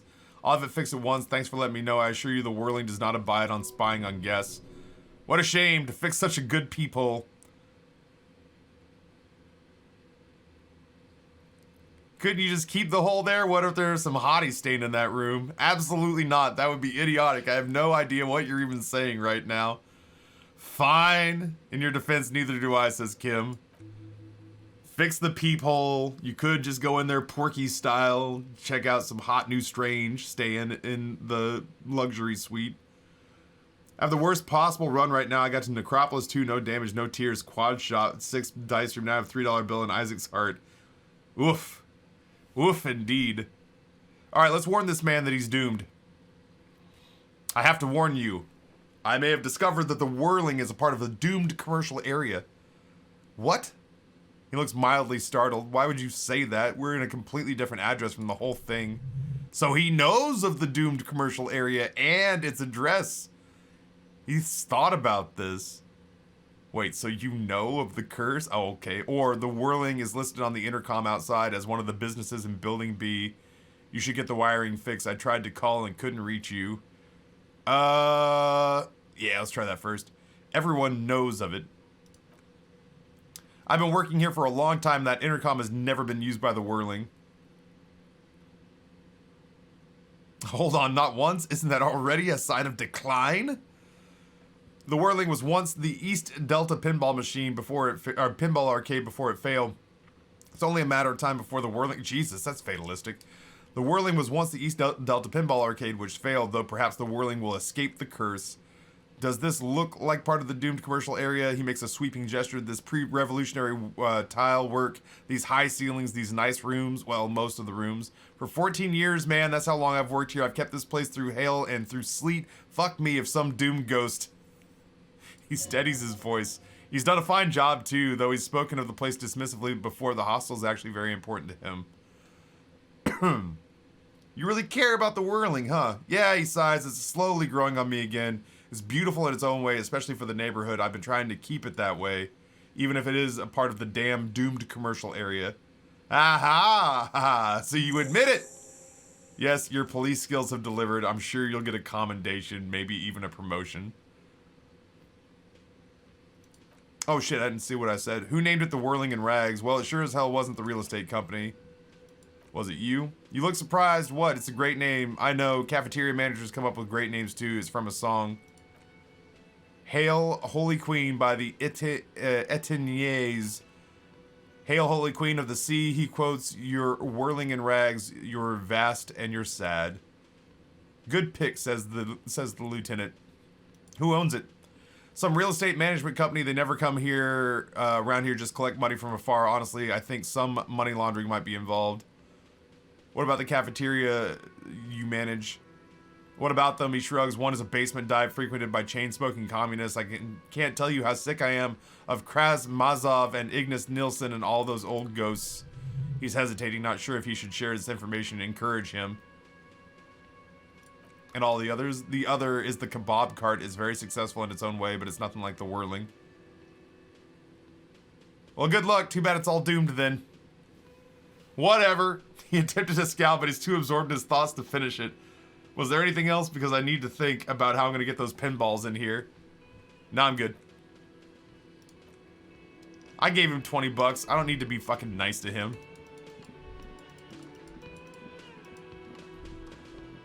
My job's not to be nice to this guy. My job is to pay him $20. And then after that, he dangles for my amusement. Okay, really quickly. To satisfy my own curiosity. Let's go see if we can talk that canister open.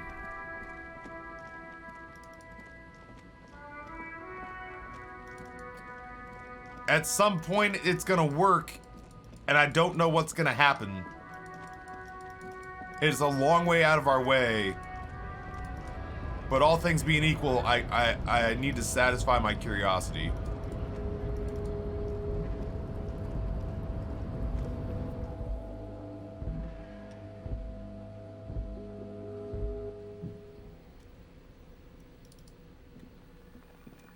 Let's go peek around a little.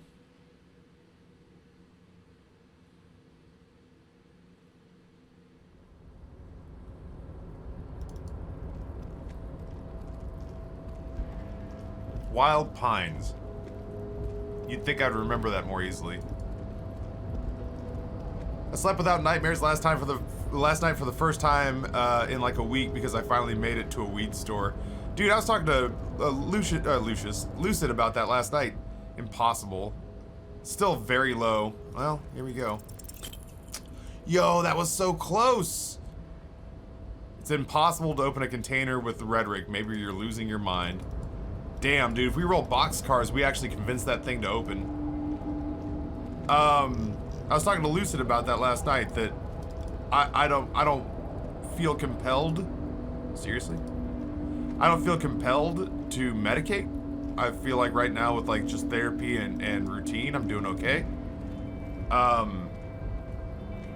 But that doesn't stop me from wishing that Virginia would legalize it so that I could fiddle a little bit with self-medication. Just because I don't like smoking weed. If it was like regulated and I could fiddle with small doses just to take the edge off, I would be super interested in seeing what that would do for my anxiety. Yeah, I don't know. I just know that how I feel for the first half hour after I take Ambien is how I want to feel all of my fucking life.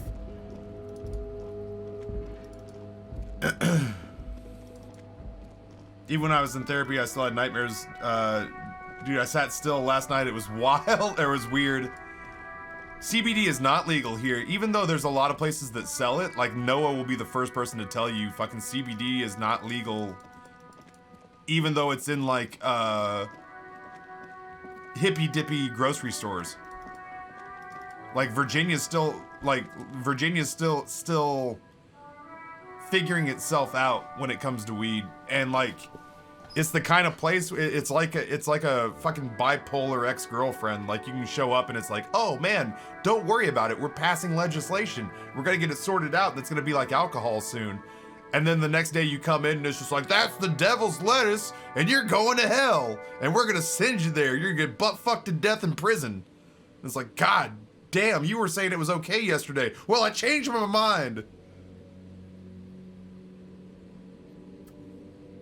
State to state over here, Ryan Fish. There are some places that are at this point just totally cool with it, and there are some places where it's still as bad as shooting heroin into your eye. And it's just from state to state, we're having to collectively figure it out until 50 years from now when the federal government gets on board because they can tax it.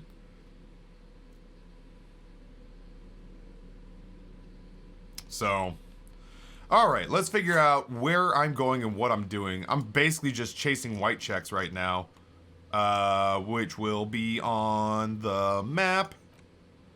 The stained glass window, Suna the programmer, Lillian, we still don't have a spot to take her that's romantic for a date, and Kim is here, which basically loads the roll so heavily against us that we'll be forced to lose. And there's we were doing the cryptozoology stuff. We were doing the cryptozoology stuff, and there's a trap lands in northeast of the Fell building.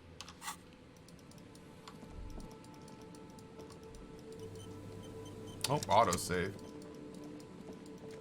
Oh, I actually appreciate the game saving that for me there. I thought maybe we could get over here, but it looks like this is the hard stop. Oh my god, noob, you put heroin in your testes! Dude, my testes are already mellow. Oh, there it is. I think. Nothing has changed about this trap. You need to check the others.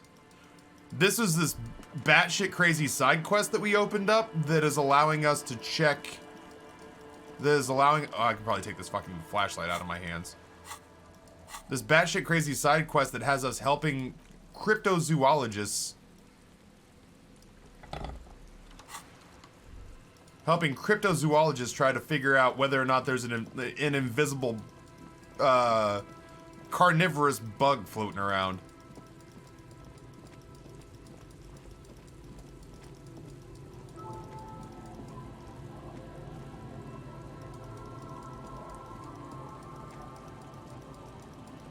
Sig! What's going on, man? You came in here at a really weird time the other day and dropped 2,500 bits, and I was like, sup, thanks, man, because I was like brooding and being real fucking edgy, but thank you. 2,500 bits is a lot of biddies. It's been a crazy week, and I'm glad to have had a chance to see you, to thank you when I wasn't. I had like 30 minutes where me and chat were like that, and it hit at a time where I was working through some really bad burnout, but it passed.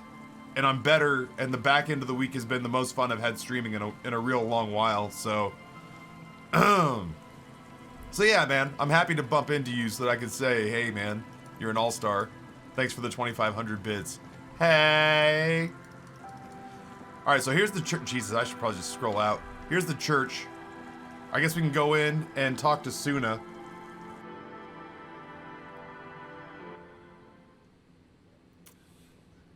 Because apparently we have a white check we can try with her again. This is, okay, so if you haven't been here, this is a creepy ass building where apparently like this area here dampens noise to the point of it being like a modern scientific mystery that this chick is investigating.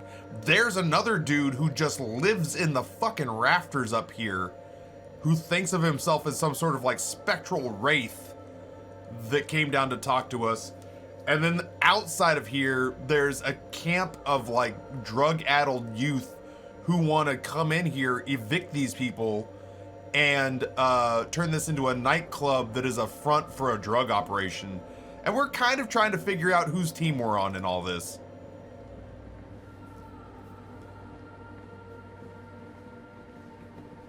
Yeah, the art in this game is beautiful. Yes, what is it? From a chapter in one of my friend's books. I got you, boo-boo. Okay. Suggestion. So here we are, chat. I failed this last... Okay, hold on. Let's see.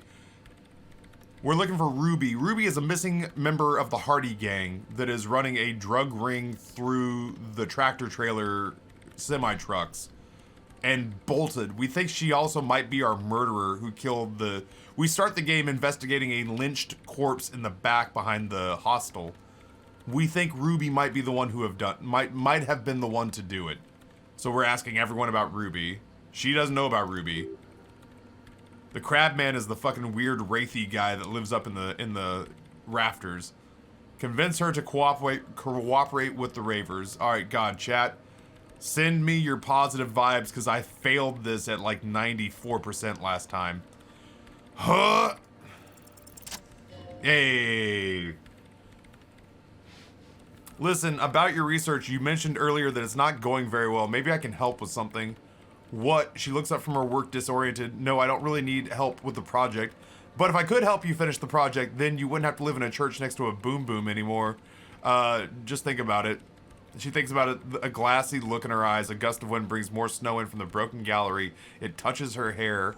All right, she finally says, blinking twice. Bring me the game's off-site copy from my old workspace. If you really want to help, it's stored on a filament memory and I'm unable to go fetch it myself. What's an off-site copy and why do you need it? By your old workspace, do you mean the studio of Fortress Accident in the Doom commercial area? Yeah, that's the one. You can get in through the bookshop. You just have to do some explaining to the bookstore lady. Oh, you mean Pleasance? Let's see. I've actually been in there. Good. Then you might know the giant ice bear fridge in the building cellar. The filament's inside the fridge. Just go and get it.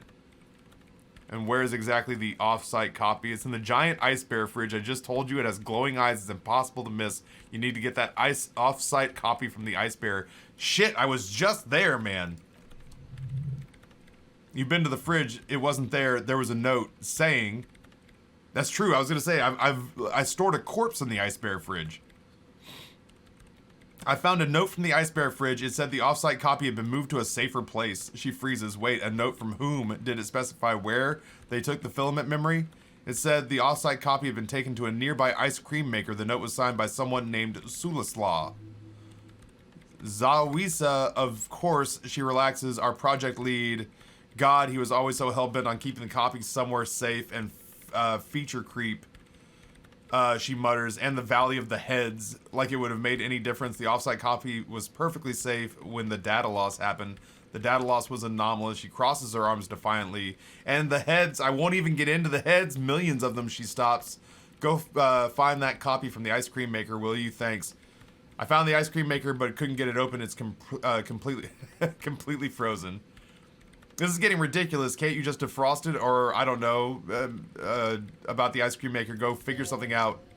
There's a solution, but she doesn't want to hand it over to you yet. It's a thing, something she holds dear. We put a dead body in that fridge.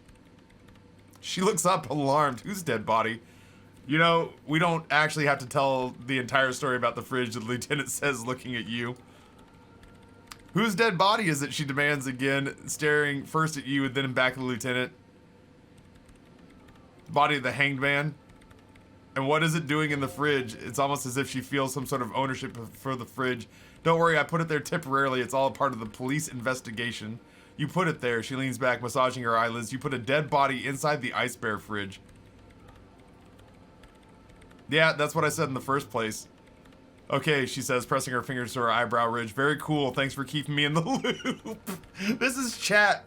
This is me talking to chat, and you guys going like, yo, Taffy, you didn't need to explain that to me. And I'm like, I really feel like I did. You're like, all right, man. Thank you for letting us know that your poop had a little blood on it today. We're all better informed. We feel kept in the loop. Thank you for letting us know that your fingernails are a little bit too long, but that you just don't feel like cutting them today. We all feel very well informed. You're a goddamn fount of information, Taffy. We would appreciate it if you would keep this knowledge to yourself. Sorry, Kim. I'm not making things easy on you. Holy shit. Okay, why can't you get it yourself? The bookstore lady hates me. I'm part of the curse, whatever that means. Wait, are you part of the curse? No, of course not. She crosses her arms. Anyway, I don't have my keys anymore, and she won't let me in. Why does she think you're part of the curse? Because she's from Martinez, and people from Martinez have never even seen a radio computer. She thinks it emits elemental evil. Yeah, man. What if it does, though? What if it does emit elemental evil? Narrow your eyes. It doesn't emit, it receive. Oh, God. You sound just like her. She started praying when she first saw my ream turned to higher powers. Lieutenant coughs like he's amused. What's an offsite copy and why do you need it? Backup of my former employee's project, the radio game we were working on. It's stored on a filament memory just like the one inside this radio computer. She points at the glowing cube inside the machine. She's making it extra simple for you. Alright. We know where it is. I just have to go back and get it. It's just a long walk. Oh, yeah. Sweet. We broke our fucking pry bar on that thing. She's not too happy to be parting with her Clausland. She can go to IKEA and get another one. Alright. We have a white check for the stained glass window. Ooh. The mother of humanism stands above you, a precious and complex wax by the way, when we saw this before, we were convinced we might have been here when it broke. Like, for whatever reason, this big stained glass window is really resonating with our amnesiac cop here. So we passed one, which kind of filled in this broken area and gave us the lore here. We did not pass this one, but we ran a point into encyclopedia, so let's see if we get it this time. The mother of humanism stands above you, a precious, complex wax painting on a single pane of glass. A crack runs the length of her body, her face oval and sad. Yay! Despite the damage you've done to yourself, the title appears lodged in your hippocampus. This is her Innocence Dolores Day, the innocence of humanism, internationalism, and the welfare state, perhaps the most famous human being to have ever lived.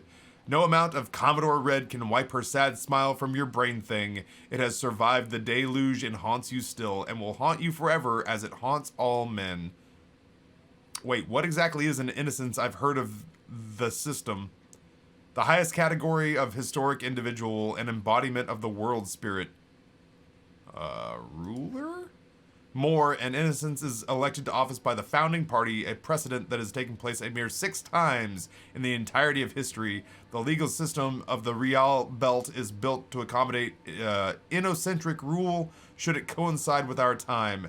An innocent is infallible. Decisions made by one are not decisions, they are inevitabilities, what would have happened anyway, only accelerated, packed into decades instead of centuries. And innocence is a continuous, compressed event, a sacred human being. It is an honor and glory to live when one is in office. You broke it, you monster!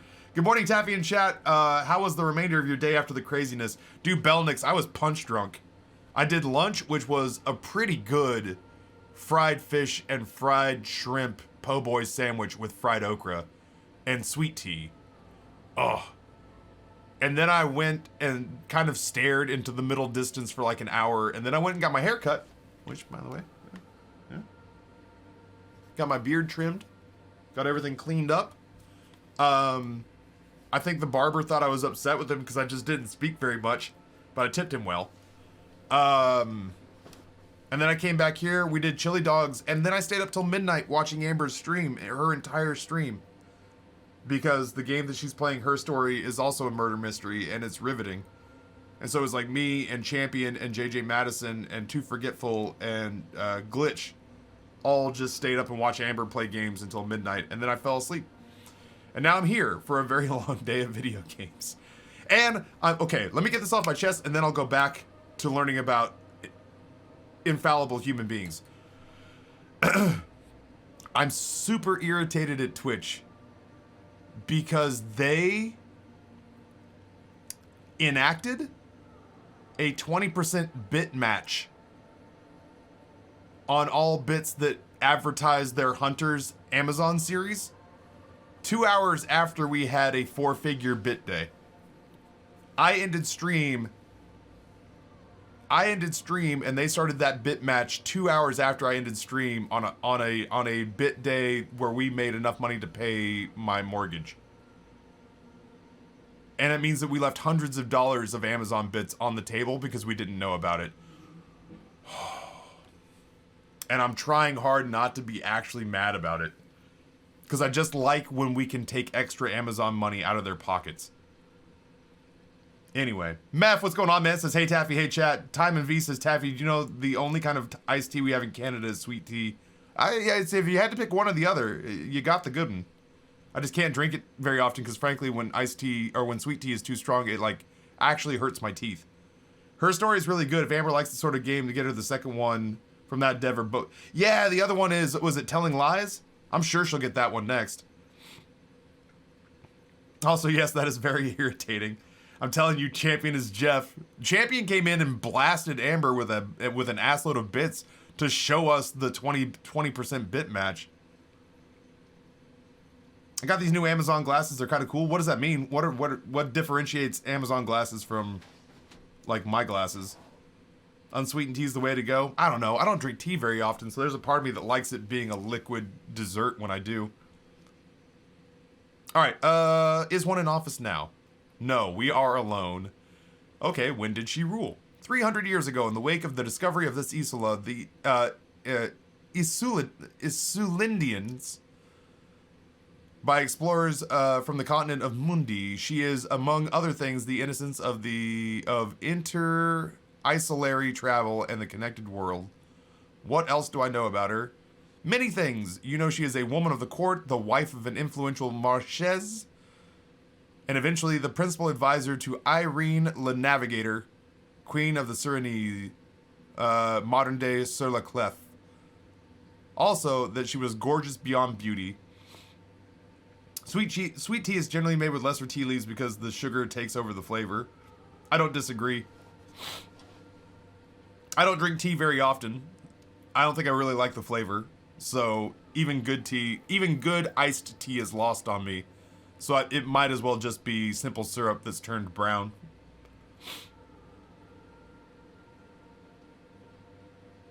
But have you ever had Darjeeling Earl Grey? Well, I mean, like, I like hot teas. What's crazy is I love... Oh, okay, meant for silver. I love hot teas. I just don't like... I don't like iced tea often. I didn't feel like I liked coffee for a really long time, and then I had really good ground coffee that was fresh. But yeah, I'm much more, even as an accompaniment to like a meal, would prefer hot tea, I think. Draped in ancient sadness, are you sure you want to remember this bit of historic trivia? Standing under her long, slender form like this dwarfed... Where's this coming from? The past, it's a silo of sadness fermenting. You should keep it away. What else? Was she smart? Terribly, women of the court were expected to play both contract bridge and chess. They played chess well to sufficiently prove an interesting challenge to a man. A similar grasp in the matters of philosophy, theology, and science was encouraged. She was, by all means, a kept woman. She made the most of her position in the antediluvian court, a court visited by the most prominent thinkers and artists of the day. In secret, she was becoming the era's preeminent philosopher of the state, a scalpel, a piercing gaze. She was preternaturally magnetic and an intelligent individual. To her contemporaries, she appeared out of time, a messenger from the future of the species. We all fell in love with her head over heels even before she was declared an innocence. Her influence was tremendous. How come?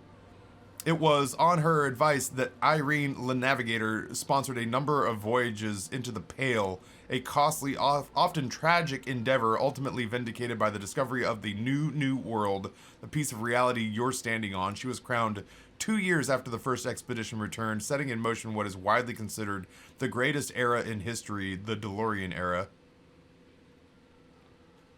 Yeah, Smash. I can't help but feel like with all this beautiful, like there's so much ugly in this place that deep diving this beautiful thing, I can't help it feels like it's going to devastate me.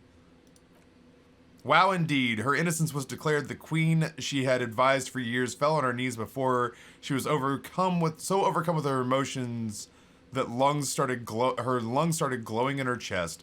Bystanders reported golden filaments lighting the already sunlit chamber around her, clearly visible beneath her dress.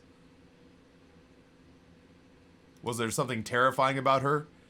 Terrifying is a term too emotionally charged for your semantic memory or what remains of it, but terrifying, it's a simple word. She was bad for humanity and you shouldn't have started thinking about her. You're right, time to heed the warning. No, was there something bad about her? I want to know. You already do. Although she is often considered to be the greatest human being to ever live, there was something ominous about Dolores Day, constantly surrounded by her terriers.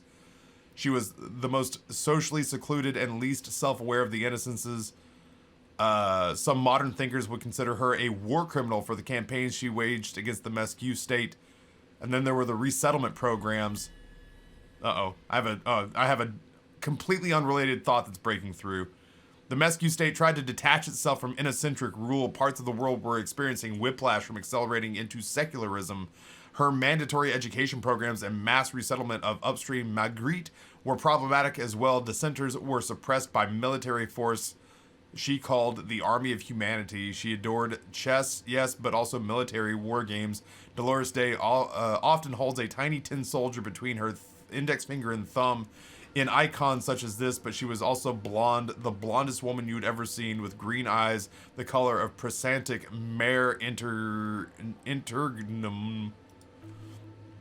Little is known of her Marche's husband. It's as if he vanished from history after completing his role, which was to introduce Dolores Day to the court. In conclusion, yes, there is something lonely, paranoid, and even terrifying that people seldom mention but feel when they think of her. Lieutenant, you've stood there for over 5 minutes. The lieutenant's calm voice echoed in the cold air of the church. What are you thinking, if I may ask? Alright, Taff, I'm off to get some donuts and do some grocery shopping. I'll be back around. See you at thieves' time later, probably. Enjoy indulging your reptile brain. Thank you, Too Forgetful. I appreciate that, man. Really used to not like hot coffee. I used to want to like coffee because energy drinks aren't the greatest for me. My parents for years and years did like Folgers and Maxwell House, and they did real shitty watery versions of it, Ryan. And it wasn't until I was in my 20s that I went to a bed and breakfast in Vermont and had fresh gourmet ground beans turned into coffee minutes after they were ground with good hot water and a nice French press steep. That this Airbnb in Vermont poured me a cup. I went to take a sip to see how much sugar and milk I had to put into it to mask the flavor. And when I sipped the coffee black, I was like, this is delightful. Why does all coffee not taste this way? And now I've just realized that in that instance, I was given better coffee. And it's probably the same way with iced teas.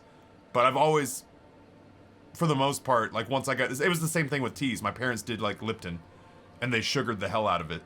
So once I got away from home, and started doing like tea, it was really tea with Amber. Like Amber did a semester abroad in London, and even in a commercial scale, found better teas to drink. And once I realized that better teas tasted much better than shitty teas, surprise, surprise, I like tea. So, I just watched the binding of taffy, vod, and remoulade is made with mustard seeds. There we go. Today I learned. Every time I travel, I get sick from it. The places, the outside places too germy. Let's see. She was a Vita. I've tried so many different iterations of coffee, cakes, drinks, milk, sugar, and I cannot stand it. Why would the fresh stuff change my mind? I don't know. It might not. It might just be your taste. You might try fresh ground beans, made well, and just be like, this tastes like Satan's liquid shit, and just never drink it again. For me, it was just, that was the turning point for me. But yeah, I think Bumbarian nails it, is that with coffee and tea, for me, my experience has just been, you get what you pay for.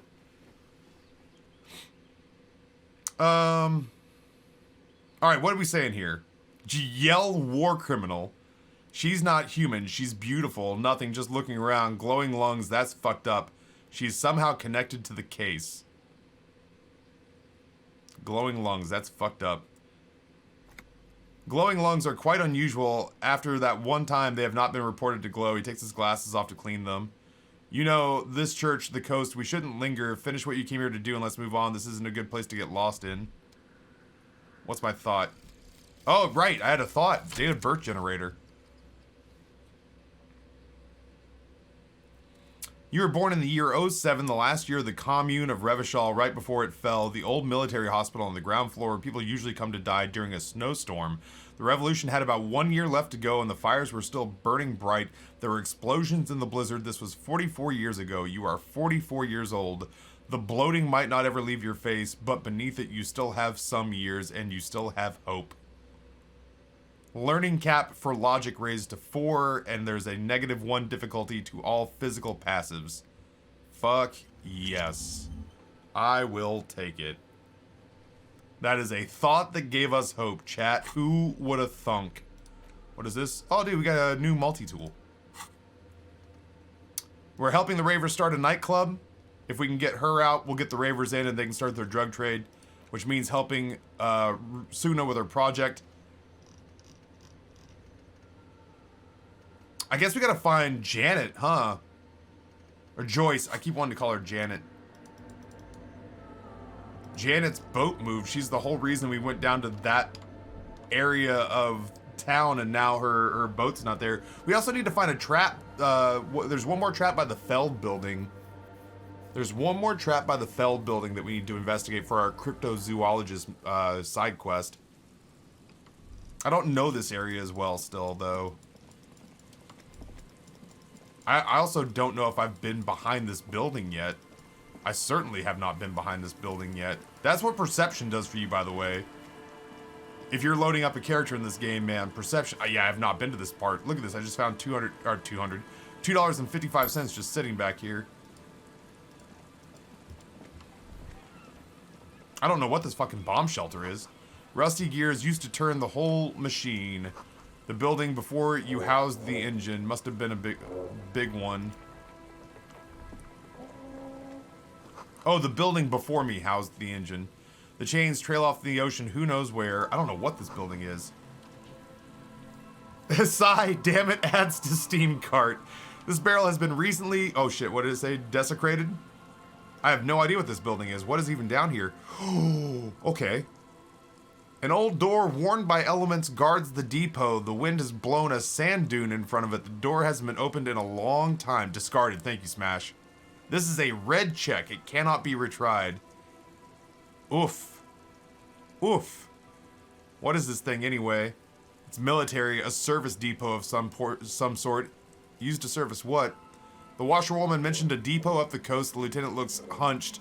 Concrete looks the hunching concrete toad in front of him. She said it was for moving ammo and cargo across the bay. This might be it. Could the structure have been used to take the shot? From here to the whirling, I can't see how. He looks southeast and blows on his fingers. The church is in the way. Alright, well this was one of the places we thought our murder victim might have been shot from. What if I do this? Does this help me at all? What if I take...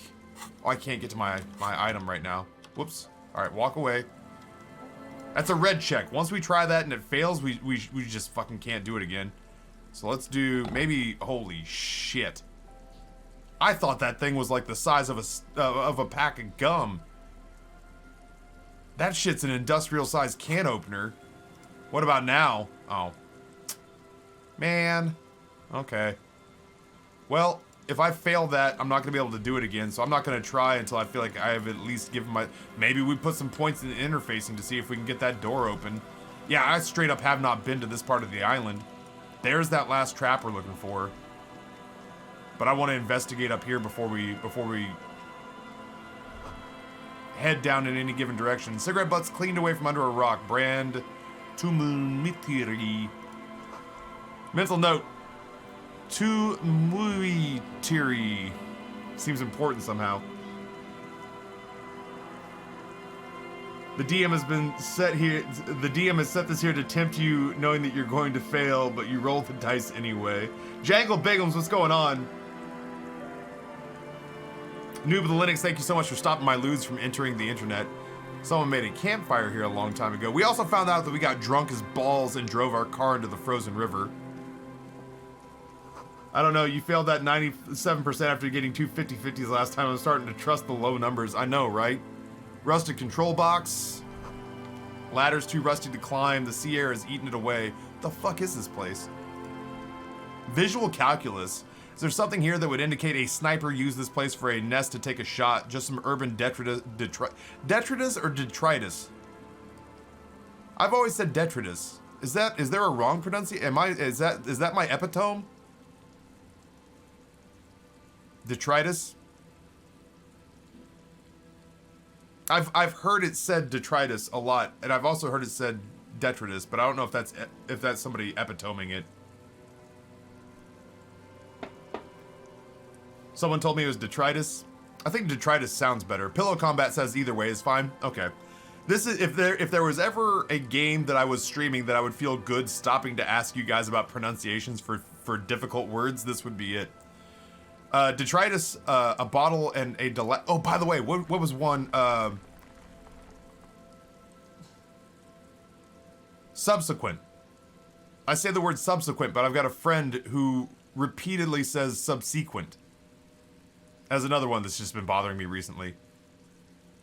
It's pronounced Detroit. Detroit. The wind picks up. Fine sea foam lashes your face. It feels like needles. You can take it. Just raise your collar, detective. Thank you, Endurance. In the distance, you can hear the breakers roar. I don't see it, Lieutenant. I don't see a person taking a shot from here and hitting something. He looks east over there in the whirling rags. Maybe the campfire was used by the perpetrator to warm his hands before pulling the trigger, perhaps, but anyone could have made this. The coast is specked with fires at this time of year. He looks around. Truthfully, this looks like a very poor choice to take a 1.2 kilometer rifle shot. Visibility's awful. There's water vapor everywhere. I think we can rule it out. B double prime, was it? Maybe the assailant combed the comms tower, took the shot that, or climbed the comms tower and took the shot there. It's not possible to climb the ladder, and even if it were, why? There's no platform to aim from up there. The lieutenant looks up, raising his collar. He looks like he's cold out here. The tip of the coast. His jacket's warm, but not for the weather. Not for this weather. You want a thicker coat? I'm okay.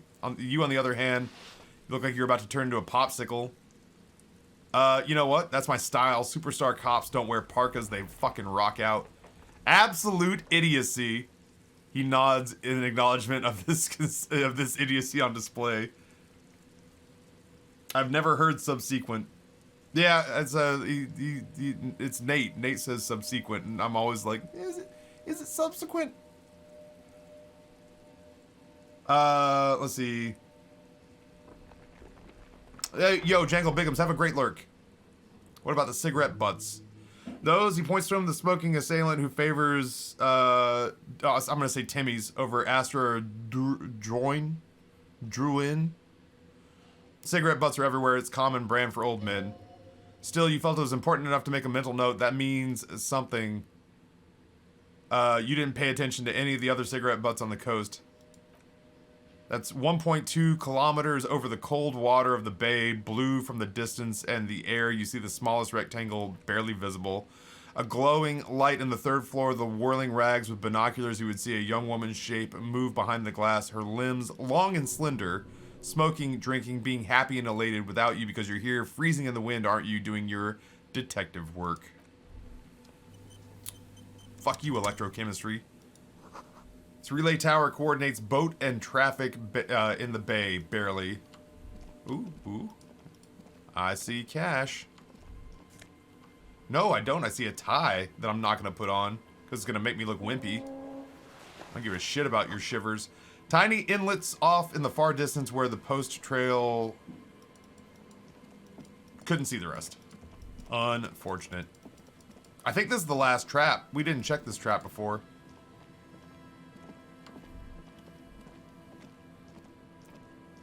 Quite clearly says scarf, says tie. Whatever, man. Reading is for nerds. I'm a superstar cop.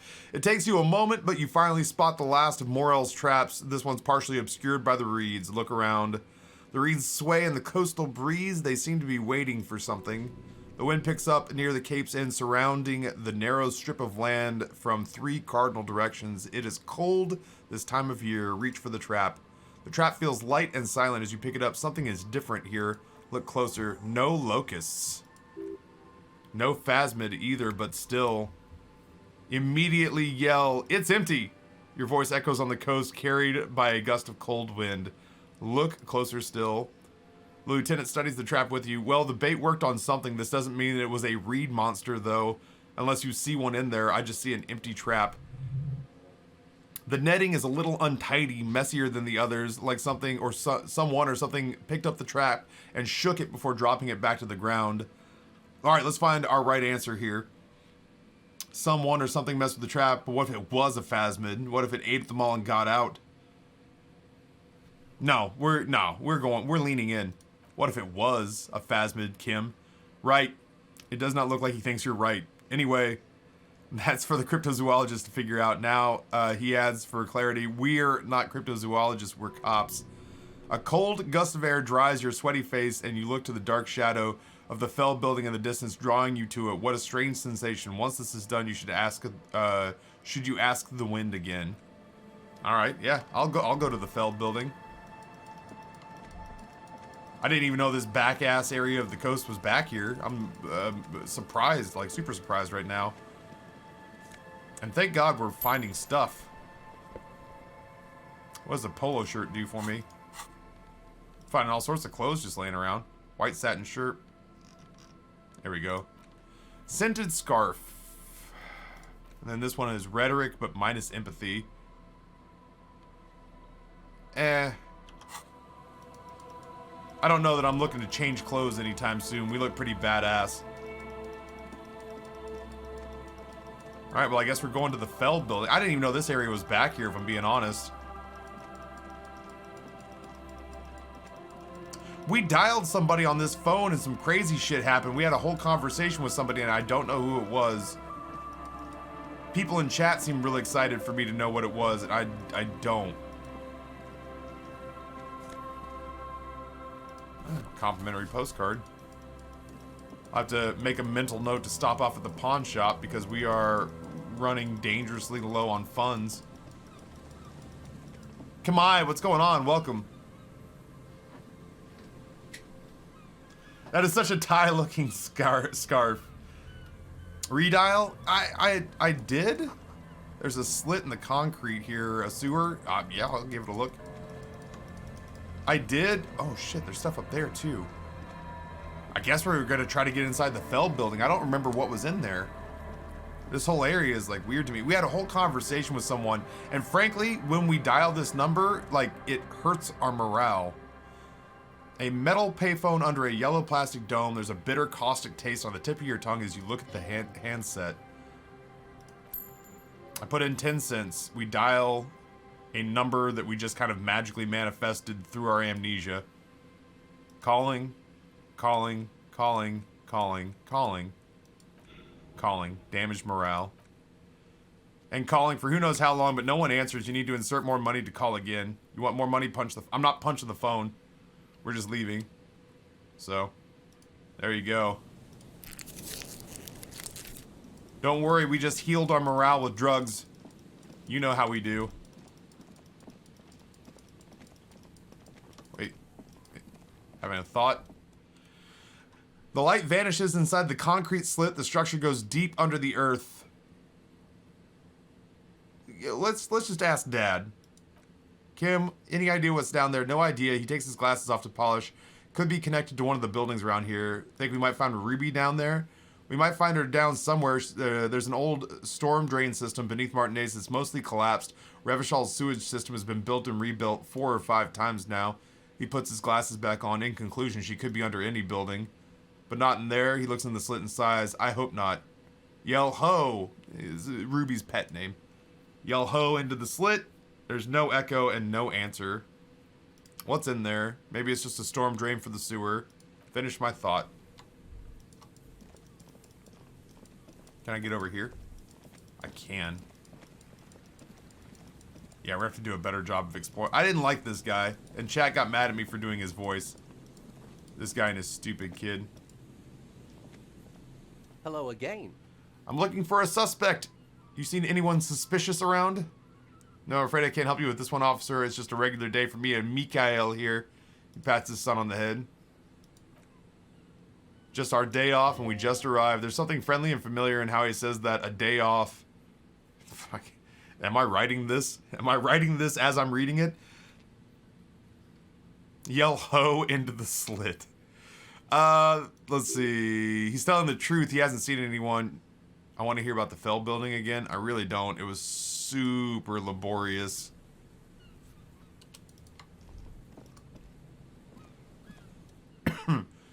You see a once bright mural towering above you. The signage is peeled off over the years, but you can still make out Feld Electrical R&D, a slogan used to intertwine with the loops a long time ago.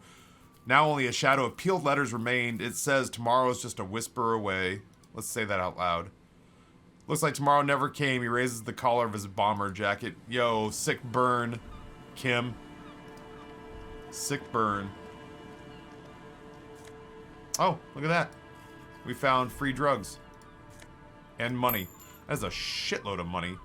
How do I get inside the building?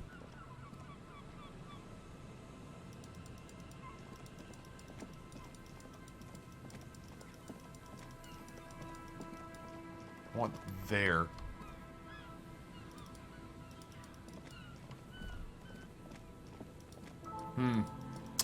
I don't know. I don't know how to get inside this building. I'm gonna guess it has to do with entering the sewers somewhere. Also, I don't know where Joyce is. She said she was down off the coast. What is this? Could this buoy be the buoy Klasia told you about? Let's find out. A metal and plastic contraption bobs up and down amidst the trembling reeds. At first, it just looks like trash, but if you look closer, that over there, he points to the single strange-looking object, must be the buoy Klasia told us about, the one she hid her passport in. We should take a look. Ooh, hidden things, secrets, lies. Yes, spindly extremities have been here, snapped the cords, keeping the buoy in place. A little longer and it would be floating out into the open sea. Enough, shake it off. It's just rapid movement across the water. It leaves no trace. A whisper. We're lucky it's still here. A little longer and it would have floated away. Indeed, Lieutenant nods thoughtfully. Let's see what's in it. Damn, I felt really strange just now. Thanks, Kim. Let's pick it up. The buoy's not tied to anything. The cords dangling from the bottom really have been torn or cut. You lift it out of the water easily, noticing how light it is. Examine the plastic ball. The number 11's been written on the yellow plastic. It hasn't been in the water for very long. It's already discolored and slimy with silt. A latch holds it closed, but has only just barely. The brittle metal of the latch has cracked. Shake the buoy. There's something in there splashing around. Sniff the buoy. It smells like you would expect it to smell, a concentrated version of the coast. Salt, industrial slop, and decay. Arab Gunner, what's going on, man? Can't stay long. Me and my girlfriend are getting a massage. Shit, report back. Tell me what leisure and pampering feel like. I'm going to continue to crack every time I move. And daydream about people touching me on purpose. But I'm glad that you stopped in, man. I hope you guys, sincerely, I hope you guys have an awesome time. Just a dash of hard liquor, hell yeah. The water this side of the peninsula is cleaner, actually. Smells a little salty. Open the buoy. A shot glass worth of seawater pours out some algae and nothing else. Well, damn. No documents. Who do you think took them? I have no idea. The lieutenant taps his foot, frowning. It's a minor quirk. We know what was in the buoy anyway. He purses his lips, or we think we do. This is a small loose end. Either way, not important, I hope.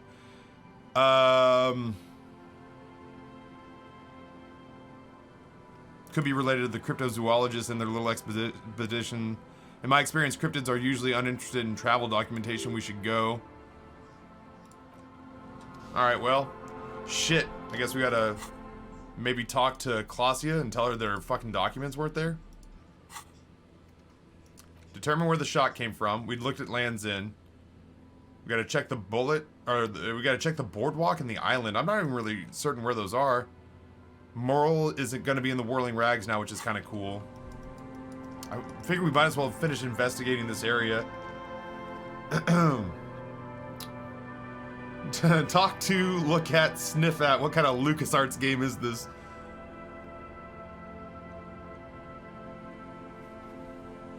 Little Leisure Suit Larry? Dude, I was talking about Leisure Suit.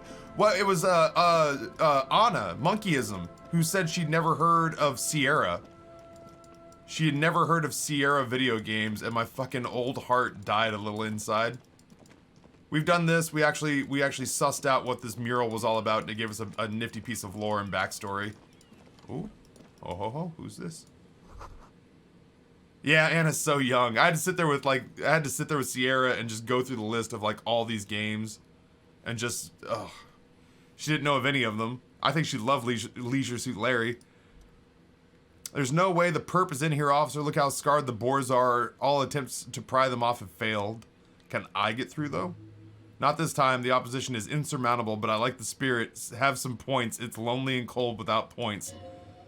And dangerous too. Kim, you think she's in there? Point at the boarded up building. The suspect? God, I hope not. I can't see a way in.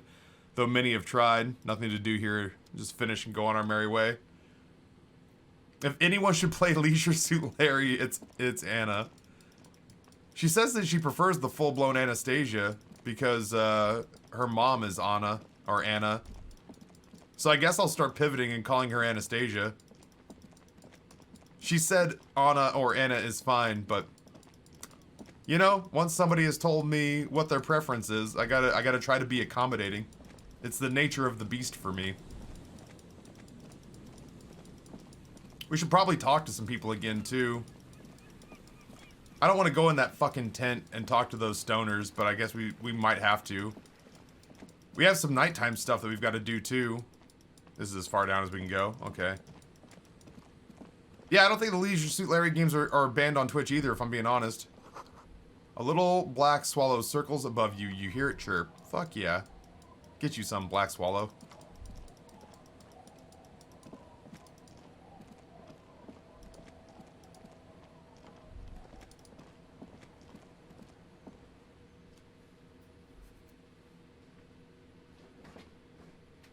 My feet inside my house shoes are getting sweaty.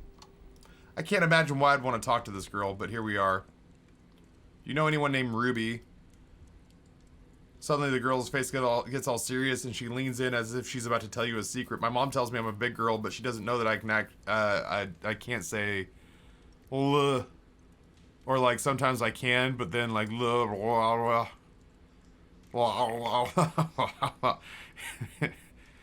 Kim, god damn it. The twins outside are her siblings. Sometimes I can't tell them apart. Alright, well, you know what? This was, you know what? Despite what my partner here says, it was pleasant to talk to you for a second. I should go up and talk to those shitheads in the tent. I don't want to talk to those shitheads in the tent, but we're gonna.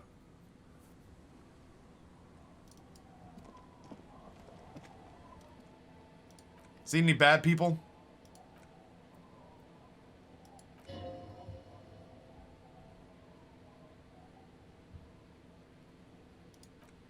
Alright, we've already talked to them. What about her? What about this old timer down here? Our tenant, the policeman. I hope the waves don't keep you up at night. What can I help you with? You seen a red-haired woman named Ruby around the coast? Nay, I haven't seen anyone lately. But you know who I'm talking about?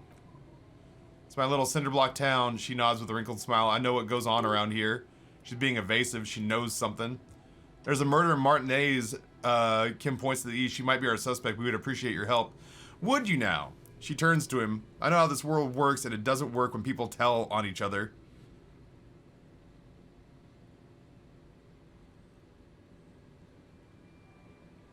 This is like when that man locked himself in the woodshed. We just need to help her come out. No, it's not like that, man. With him, we called you right now. You just arrived by yourself like a raven plucking at the window glass. Enough of this now. She better start talking right now. God damn it. I need to know something. This shit is important. This shit? Her eyes with their cataracts look at you. I'm not going to do your work for you just because you've got a potty mouth. I see, ma'am. I hope you don't mind if we look around anyway. You should look around your shack. Maybe she rented it to others too. I found this jacket, but it's filthy. Could you wash it for me? Since you're not fucking helping me out, maybe you should do the one thing you're programmed to do.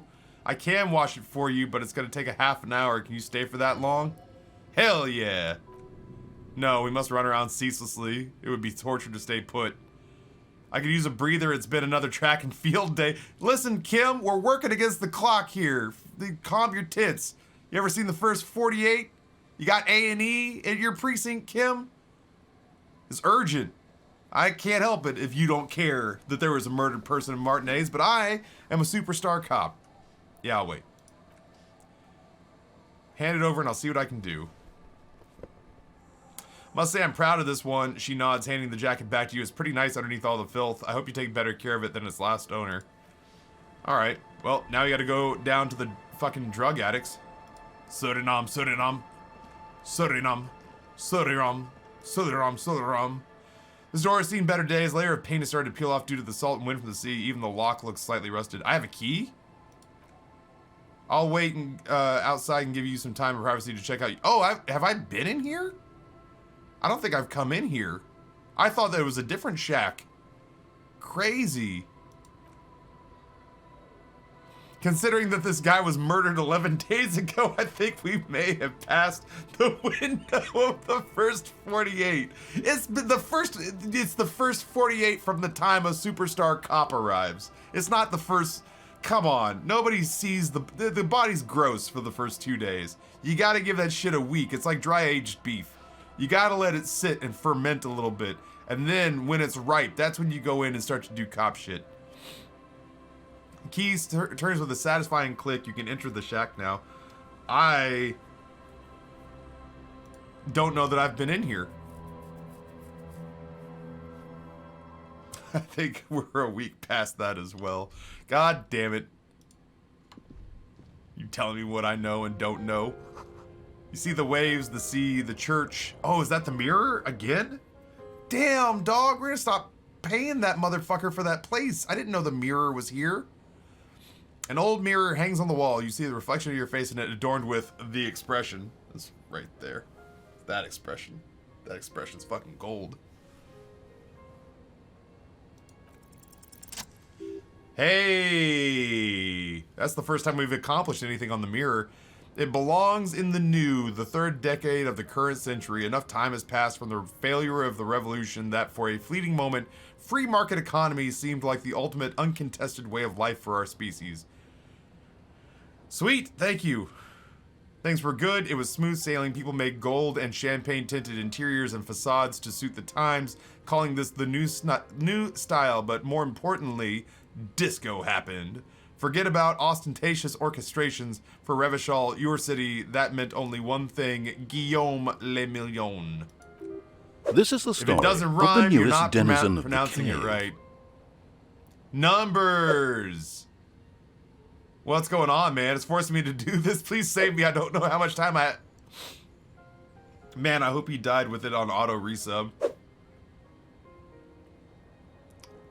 Numbers, man. Thank you so much for tier 1 for 8 months. I sincerely appreciate the support. I'm sad you're already gone again. Did you see that I got to answer... did you see that I got to answer Brizzy the other day? I'm getting I get GTFO this weekend. I'll happily play it with him. It can't, clearly it can't be today. But I've got to play it on Tuesday for sponsored time. By the way, chat, I'm doing sponsored time on Tuesday with Smashly, Mike the Bard, and Monkeyism. On GTFO. So, hooray, After Isaac. Forcing me to do this. Again, this is like another dice roll check that I just completely failed. Sorry, Numbers, that you got snapped out of existence. Tomorrow's my day off. I don't stream tomorrow, unfortunately. I want to play with them, but I don't think it'll happen before Tuesday. But I could play with him next week for sure. For sure. Out of the dazzling swirl of disco music and open air shit. Boîte de nuit. Somewhere in Revachol West, Guillaume's blonde mane appeared on the screen. He sang some bullshit, then made the expression. That expression.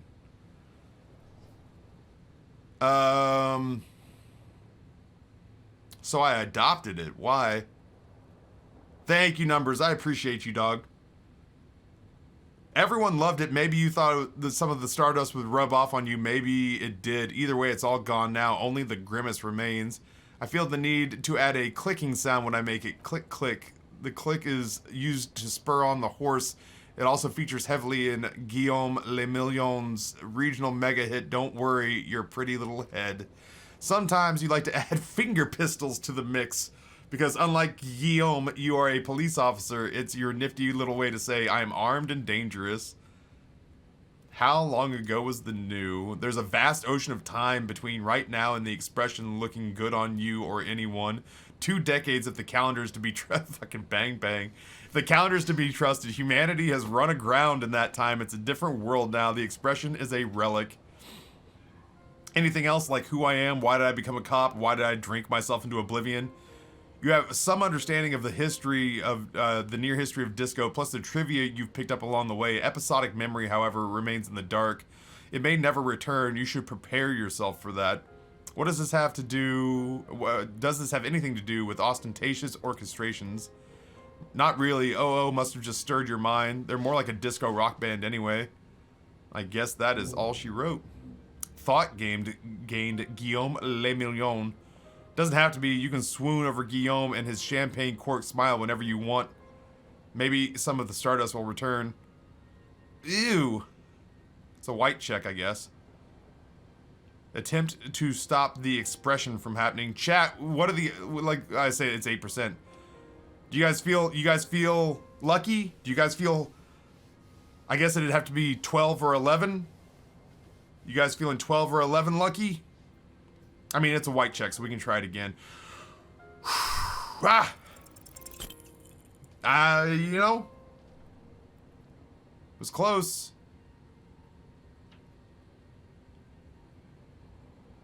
Modifiers +2. Damn. Let the mirror be for now. We'll leave it alone for now. Shit. Chat, don't let me ever pay for another night in that goddamn hostel again. Old science fiction magazines, books about birdwatching, and almanac from '99. Ooh, look at this. Loose floorboard. As you look at the floorboards in this corner of the shack, it's clear one of them isn't quite level with the others. The edge of the floorboard next to it looks scratched. Move it aside. The hollow space underneath the floorboards is dark and damp. You can barely make out the mixture of sand and sawdust below. What is in here? Nothing particular catches your eyes. Looks like more reeds. There might be something hidden in the inside the sand, though. Something bad. Someone's night thoughts. A last resort. A bad idea. Search through the sand and sawdust. You stick your hand in and start combing around through the sand. Dry, not like outside. Fine dust, and then something hard wrapped in paper. What is it? A 9mm bullet. A small cylindrical object. You pull it out. A bullet. A 9mm bullet to be exact. Fit for all muzzle loaders of that caliber. Interesting. The floorboard doesn't care, but maybe the washerwoman does. You have enough to confront her with. The intricate heat engine hums, giving out pleasant warmth. A brisk coastal wind still howls against the window of the shack. Occasionally the waves crawl in under the foundation, producing a low hum. Listen. The room feels muffled. You like you pulled your hat over your ears. Outside it's cold and windy, but inside it feels safe and warm. What is this place to you? A new hangout where I can silently sit, drink, and die while looking at the waves roll in. Paying rent to Gart is for suckers who don't know how to hustle. Shit, Octopus Dom, I wish I had realized that before. I paid for tonight. I won't pay again. There's nothing saving me from that place. Shit, man, I'm wasting money. It's free, that's good enough. I could live here. My forward base for the coastal part of the operation. A possible resting spot for my fugitive is what it is. Looks like this place is my new home. Wonder where the old one went. It's free. It's good enough. I could live. That speaks to my frugal side. Waves crash into the beach, drowning out the reeds. Far to the south, a congregation gathers to a soup kitchen and a shelter for the homeless. An old woman gives out knitted scarves for free. This could have been you. This could still be you, a down on his luck nobody trying to survive.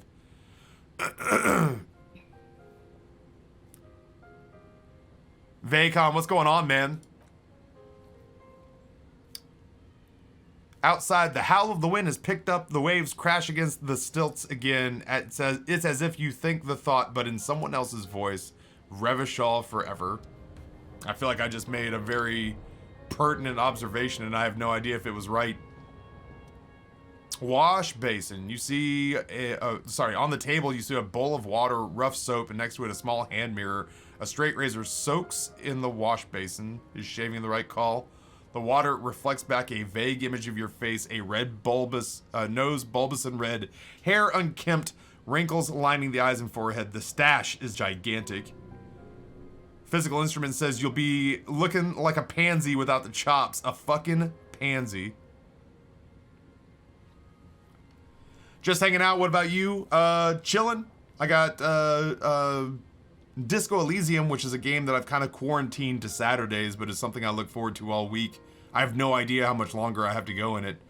And then later on, I have 130 Sea of Thieves with Approaching Nirvana, who is a first-time player. They are releasing a track with my... I say full disclosure, I own the record label, or at least I own part of it.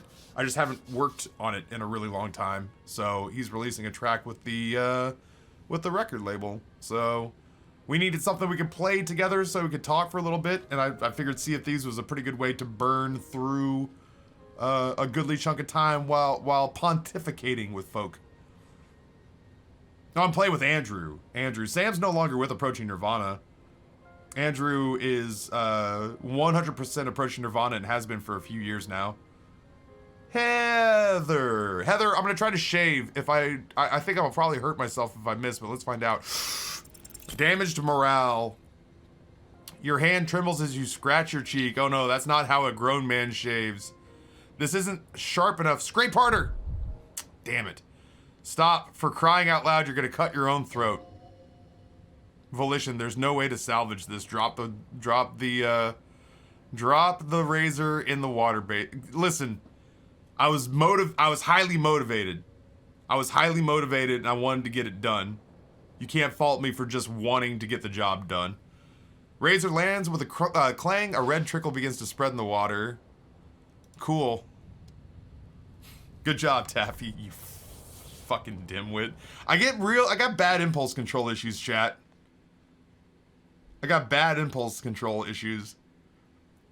I am completely caught up on Mrs. Maisel, Heather. It took Amber a couple of years to convince me to watch a show that feels like it was written for me. She got super... What the fuck? Where did I find this? When did we find this? Pain threshold, element proof, half light, always hot, but you sweat like a pig. This windbreaker is like a protective... Oh, this is the one we're gonna give back to Dude. Gotcha. Yeah, there's a drug addict who needs that. Ask about Ruby in the village. Find Idiot Doom's spiral jacket. And then we also have new stuff, the new white checks that we can do. I think map wall I think is glitched. Lillian we haven't talked to yet because I don't want to fuck it up. Let's go talk to this stonewalling old hag. Lieutenant, the policeman. I hope the waves don't keep you up at night. What can I help you with? Where'd you learn how to shave, dummy? Why was there a bullet under the floorboards of your shack? God damn that girl, she murmurs softly. A bullet, the lieutenant turns to you and gives you a little nod, then turns to the washerwoman. You didn't put it there, did you? She did. Gone and hid things in there, she shakes her head. She is usually a good tenant and not a stupid one either. You rented the room to her. The old woman sits in silence, her hand moving into the bucket, or water bucket. Some water sloshes over the edge. Slowly, she speaks, wringing out a rag. Yes, I let my room out to that Ruby girl, as I've done before when she's in trouble, or just looking for some solitude. I made it clear we welcome all kinds of people here. When was this? She came last Friday, left Monday in a hurry. Her wrinkled hands need a blue rag in the water. What has she gotten herself into, that girl? Holy shit. Let me read chat before we get going because this is gonna take a minute. We're almost caught up. We were watching last night and I was like, man, I hope Amber and Taffy have watched this. It seems totally up their alley. Yeah. I am bummed that the season ended because they're either going to make a turn and they're going to be able to keep it going for a couple of seasons, or they're going to need to wrap it up soon. Either way, I've enjoyed the shit out of it.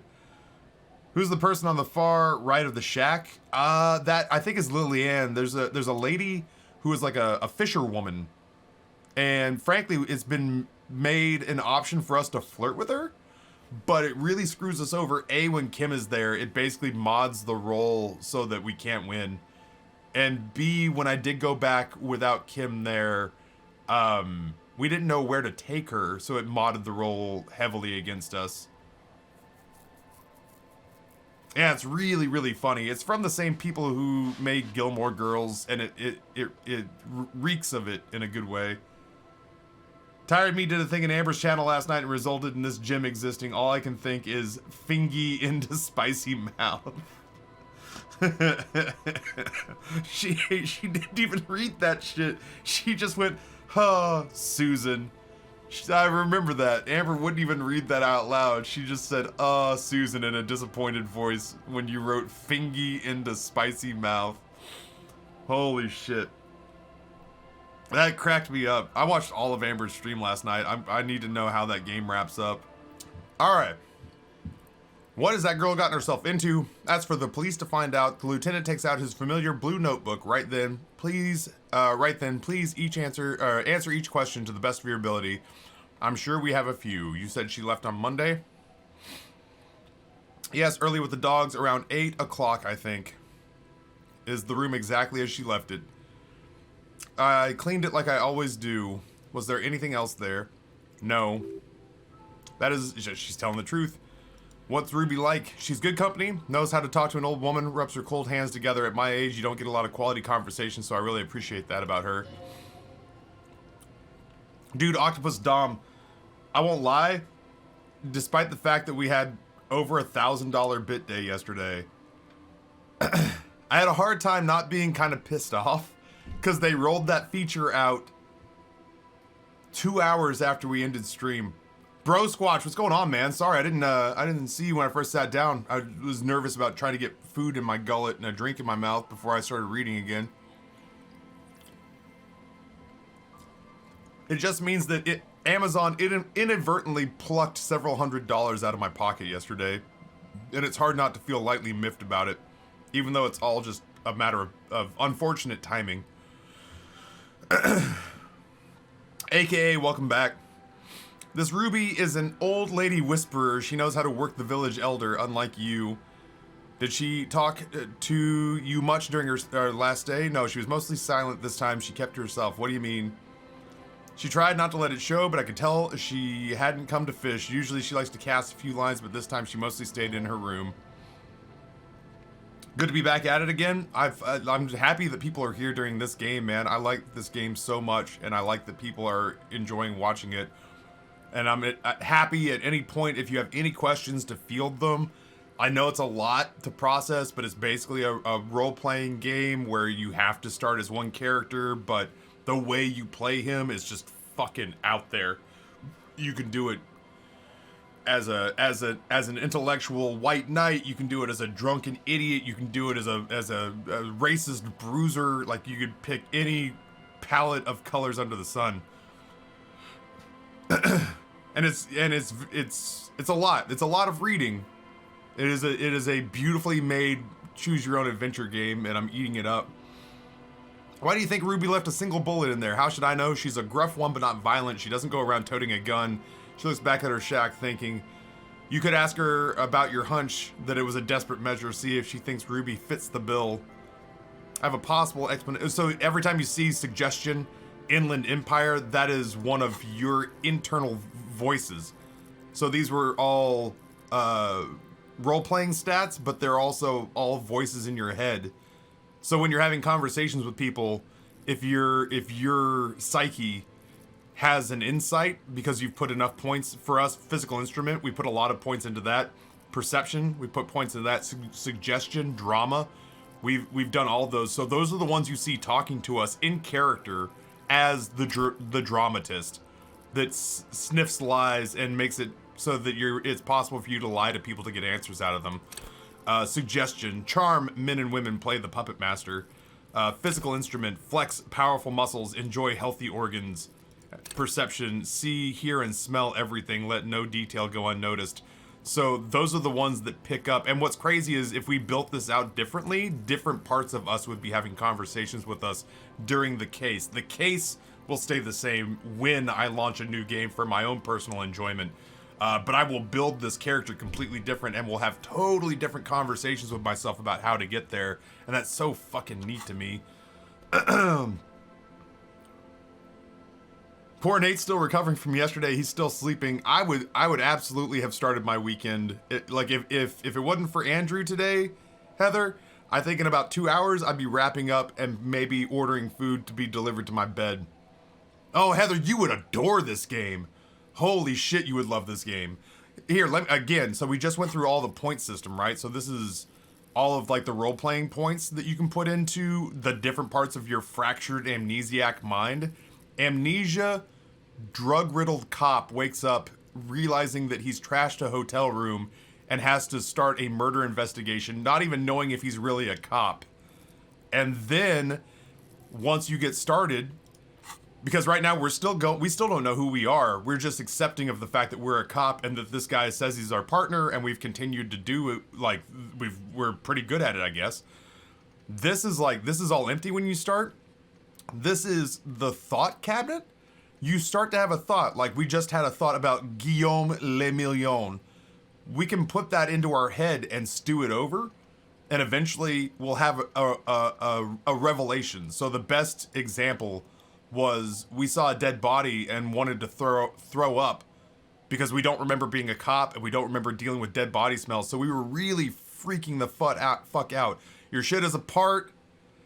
It's rather unbecoming of a cop and human being. That was the thing. We put it in here. It processes like this one's processing over time.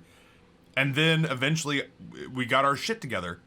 The thought was, man, we have to get our shit together. And so now we have our shit together and we got our endurance upped, which meant that we had a better chance of dealing with the dead body so we could investigate it and go forward. And that was all of these. This was like, we got this one because we were talking about invisible mythical animals. We got this one because we found a gum wrapper. We got this one because we figured out what year we were born. We got this one because we talked to a racist. We talked to a racist and he laid some like Breitbart style eggs in our head, and I just haven't paid the experience point to remove it because we needed the conceptualization up. And yeah, and then like we haven't even had the seed of all these. Look, motherfucker. Okay, so we can't get that one.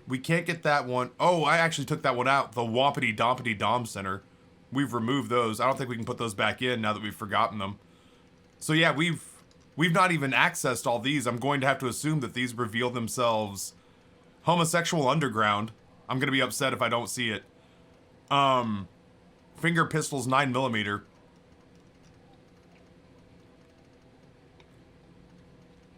I think it's all time-based, Jim Bob. But yeah, these are just the ones we've encountered. And so these are like perks. These are like internal perks. This is such a nifty game.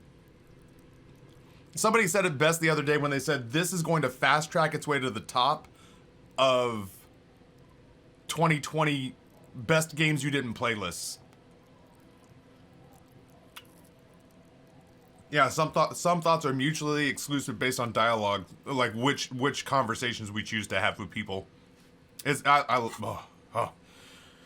So, we're tracking a woman named Ruby. We think she might be a murderer and a drug smuggler. A lot of people are looking for her. We think we may have found her. We also think she might have been suicidal because she put herself in such a deep hole. It feels like a stream of Storytime with Taffy. Yeah, I mean, I do a lot of reading, so I have to check out and check back in. It's a much slower burn, and it's a much quieter day. For example, last Saturday, I made less money. I made less money during a Disco Elysium stream than I made on my day off. Because more people re-upped their subs on Sunday while I was sleeping in than they did during the Disco Elysium stream. But the people who were here for Disco Elysium were like this. We're fucking in it. So, alright, I gotta get progress. I gotta move forward. Alright, so we think Ruby might have been suicidal. Yeah, everyone's super focused on story. Like, there's not a lot of bullshitting. There's not a lot of goading. There's not a lot of like, hey, let's meme it up. But the people who are here are sincerely enjoying it, and so am I. I do tell, a seagull flies overhead. Obviously a bad omen. It's an exit plan. Exit plan from what? The world. Her life. Let's not beat around the bush. Lieutenant stops writing for a moment. He looks at you, then at the old woman. What's up, baby? Okay. She tilts her head to the side, looking up at you deep in thought, and then she makes up her mind. Nope, she's a fighter. Not a quitter, like you sometimes get, son. Jesus. My dad is writing in. My dad is getting a co-writing credit for the physical instrument portion of this game. I heard she was a heavy drinker with anger issues. You ever witnessed that kind of behavior? Nothing of the sort. She shakes her head. Sure, she was no stranger to the bottle. She fit in that way, but I only knew her to have one beer on the beach while watching the sunset. She wasn't what you'd call a drunk, even offered me some from time to time, said it was a part of the Camanier life. I never saw her lose her control of herself the way some people do. She have any technical equipment with her, like radio stuff? Not that I know of, though she was into nice music. She once showed me a few mixtape millies she'd made. She brushes her forehead back with her hand. Water drips to the ground. Yeah, Heather, I can't recommend it enough. Where did she go? I don't know. Further up the coast, she tried to leave quietly, but the hinges on the door screeched like a cat and heat woke me up. I heard her rushing in those heavy boots heading up north. After a moment of silence, she says, "You'll never find her, you know." Her tone is without malice. She knows the coast like the back of her hand. You only just arrived. I wouldn't worry about that, ma'am. We're persistent. Further up the coast we go then. Hey, we leveled up. Are you sure you wouldn't rather stay here, get a nice cozy fire going in the heater? She drops a rag in the bucket. It's clean now. Seems like a better idea to me. The Feld electric mural. You feel you should go look at it again. Step closer this time. We're getting in the Feld building. I knew we were going to get our asses in there at some point. Step closer this time. I had a few more questions about Ruby. Did I, though? All right. I did not. I just had to get through that tree. One thing, officer, if you do find her, please go easy on her. She looks around. Dude, there's a lot of people who are scared of Ruby and a lot of people who really like her. It's worth it. Your experience could be entirely different from what you watch because of the way you play. Attributes, luck roll, different choices. Yeah. Honestly, like, some people could like you, some people could hate you. You could have an entirely different series of outcomes. I don't know what the end is, but even if A and Z are terminal points, this thing branches out like a spider web, gets fattest in the middle, and if it does conclude at the same end of the story terminal point, I mean, technically it ended at one point when I got shot to death in a bar, but we started again because we're super stubborn about not being dead in video games. Anshi Mayan, welcome back. I hope you're having a wonderful day as well. I appreciate you. Shout out to Taffy for failing a 72, 84, and 97 roll consecutively to punch him, man. Dude, I fucked those up so bad. You think it's the ones who like to get their drugs from her?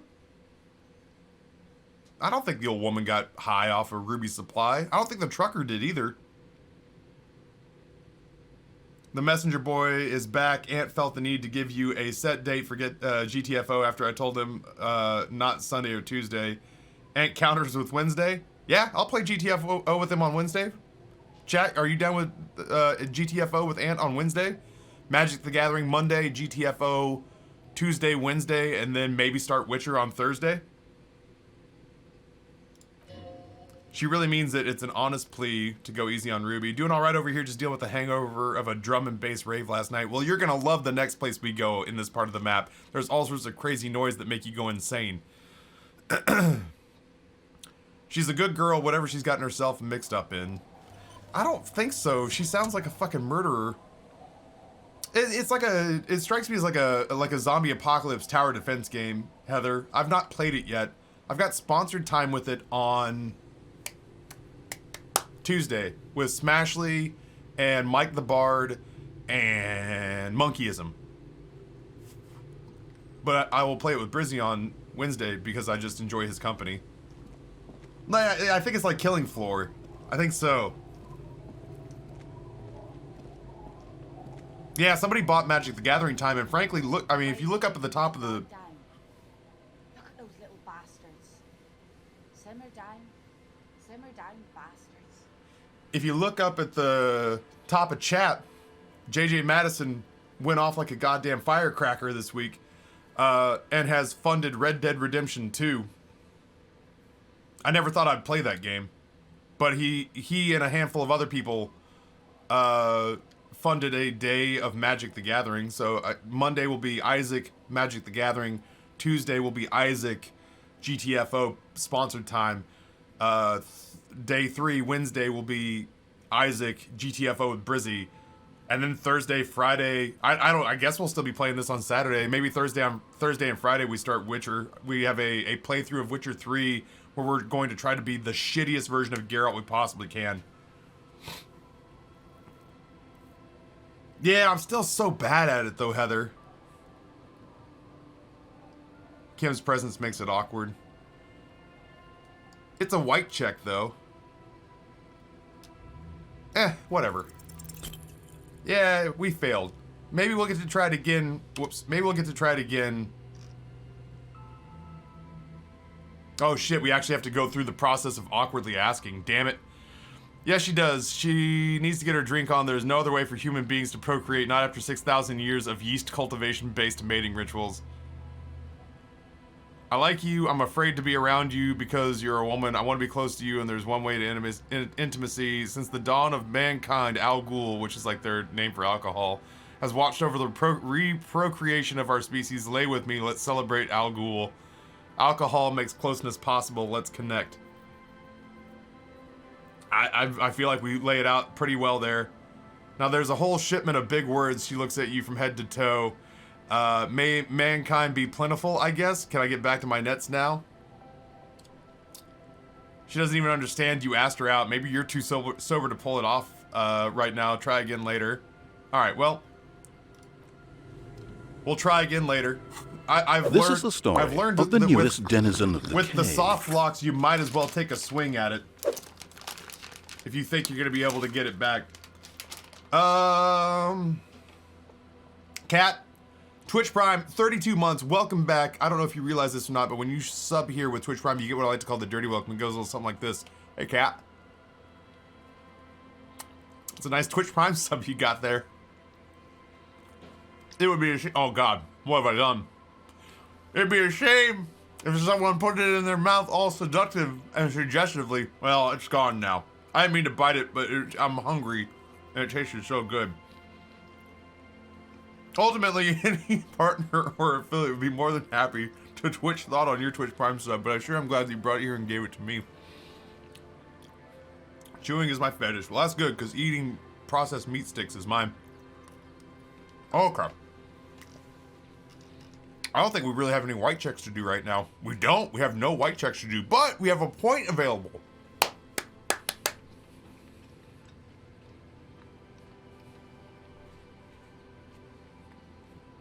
Okay. We can do one of two things right now, chat, with this extra point that we have. We can do... So composure has 3 right here. Conceptualization has 3 here, here. This is a glitch. And here. Hand-eye coordination has a couple.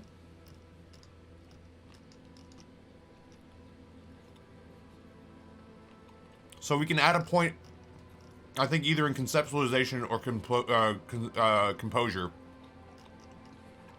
Or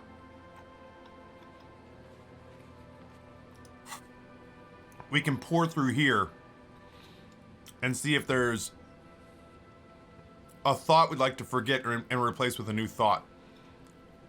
Particularly if there's one that takes more than it gives, especially in a place where we're already weak. Unfortunately, being racist apparently just makes you very mentally strong.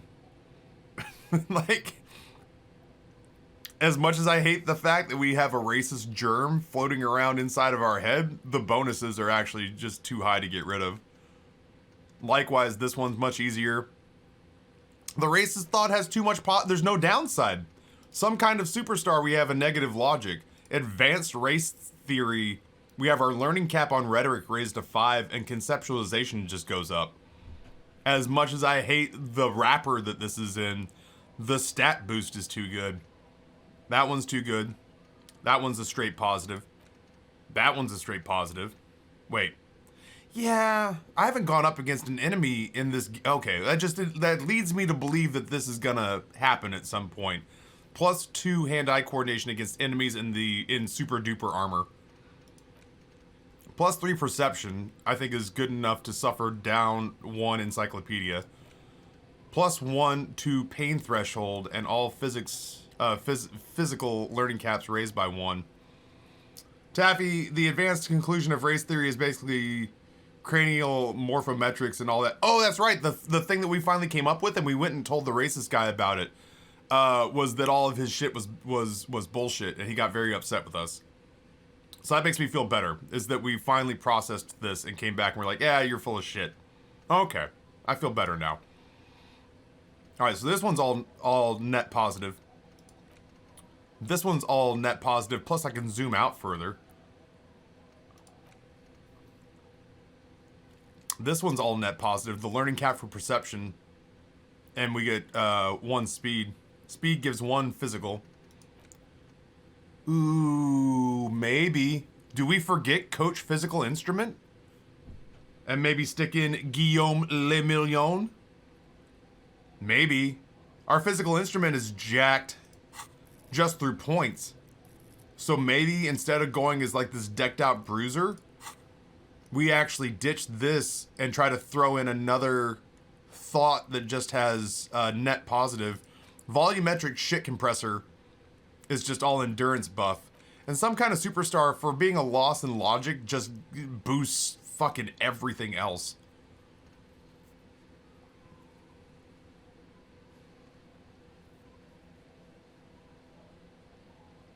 The downside is you're a racist and it should outweigh all the positives. I got bad news, Simon V. Occasionally, when I'm playing like Skyrim, I get irritated and like some sort of Old Testament god, kill an entire village full of women and children. I'm actually borderline renowned for playing role-playing games as a black hat.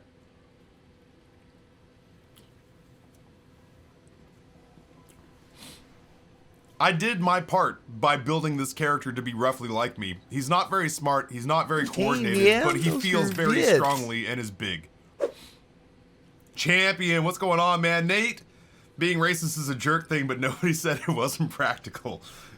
Maybe with that talent, you wouldn't have failed that 97%. What's going on? Champion illustrates very, very kindly how bad Twitch fucking boned me yesterday. Champion, thank you for the 100 plus 20. I spent most of my day with Champion yesterday. I'm doing this. We're getting rid of that one. We're going to put in Guillaume Le Million. So we lose 1 logic while it processes, but we'll see what it ends up being about. Whatever happened to Guillaume Le Million, who with his amber mane and sparkling teeth beguiled the tattered remains of the nation? While you suffered and suffered, did he dematerialize in a cloud of cocaine dust? Or did he simply stand in the corner and melt into the slendering new lines of some starlit boîte aux lettres? I don't know what that means. I don't know how to say that. 20 years ago, spare a thought for his great ass too. Or wait, maybe he became a police officer in Revachol West. Probably. Probably, ma'am. Actually, Nate, you'll be proud of chat. You'll be proud of chat. That was the first thought that, oh, it's Joyce, shit. The first thought that chat had was not, Taffy could have made more money. It was not, oh, I could have gotten more bang for my bit dollar. The first thought that chat had was, would the 20 plus bits have thrown off Nate's mod? That was like the first 3 or 4, the first conversation that was had by like 8 individuals was, would that have thrown off the mod? Huh, would that have screwed up the calculations? I wonder if that would have made it, you know, like that was it. They cared about the mod. And then afterwards they circled back like 10 minutes later and were like, oh shit, Taffy, you left like hundreds of dollars on the table. And I was like, yeah. Yeah. C'est la vie.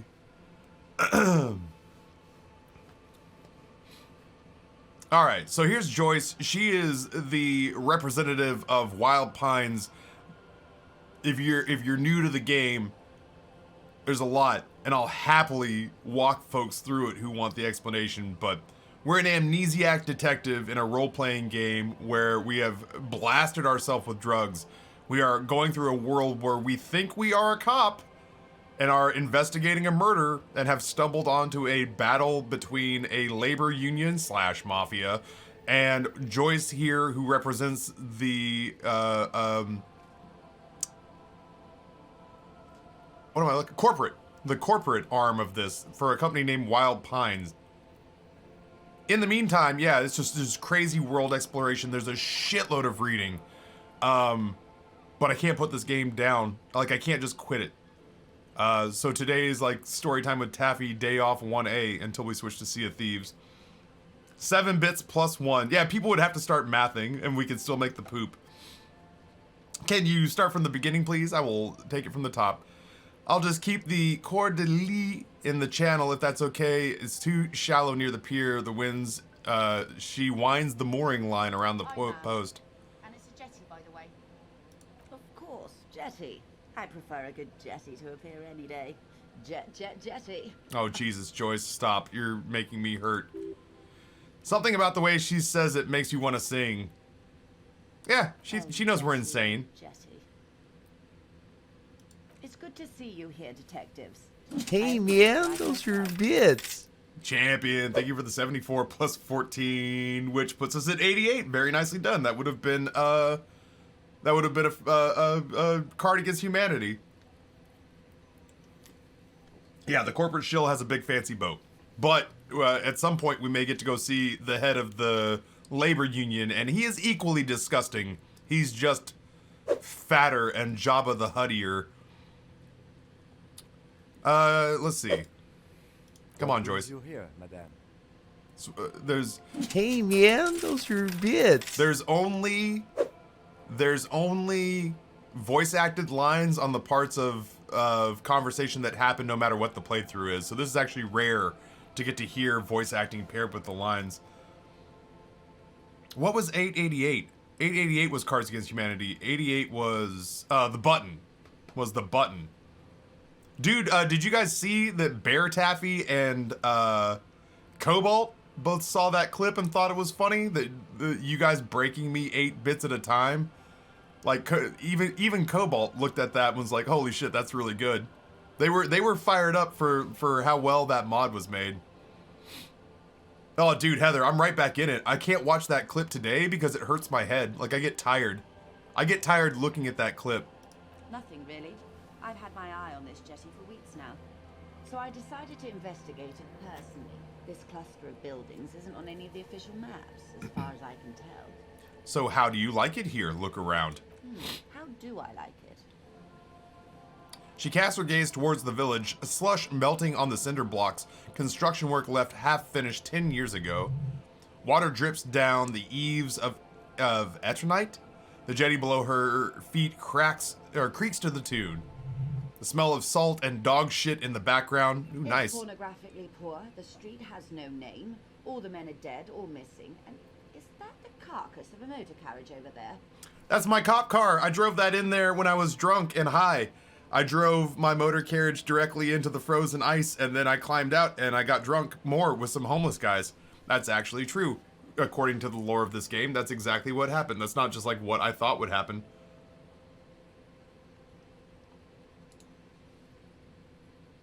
That is true according to the lore of the game. There you go, Hollow Media, I gotcha. I'm surprised that woman hasn't put me to the sword yet. Maybe she will. You should ask your questions while you can. Dark eyes survey the coast leading up to Martinez. Dull gray metal rests in her scabbard, a sword. The wind is too loud for her to hear. Fortunately for you, madame, the RCM is on the scene. Real men, real politics, real thoughts in your head, says authority. You're right to be scared. This is all your fault. You're in danger. Whisper the working class have no idea what's happening to them. Try not to be scared. This is just how the real city works.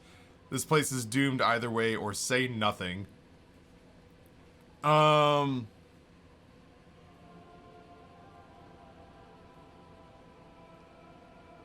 don't know what to say here. 4? This place is doomed either way? Yeah, all of these have kind of like awkward consequences that I'm not necessarily ready to field. Maybe. She leans against the railing, looking up at the gray sky. Above you, there forms a quilt of alto cumulus clouds twisting into each other. The wind tugs and stretches them over the bay. Their cloud shadows slide over the ruins of Revachol West. Wherever they pass, the temperature drops slightly but perceptibly. Do you know how they discovered this place? The wind picks up. Her raincoat flaps in the gust. This island? No, the Insulindian Isola. What exactly. Curiosity, just because I don't want to ask Google. What is an Isola? I'm guessing you don't know then. No, I don't. Bitch. Okay, I'm good. Your condition has left you no worse off than most of these people. The literacy rate around here is around 45% west of the river. 50 years of occupation have left these people in an oblivion of poverty. Oblivion. That's so me. That's so Harry.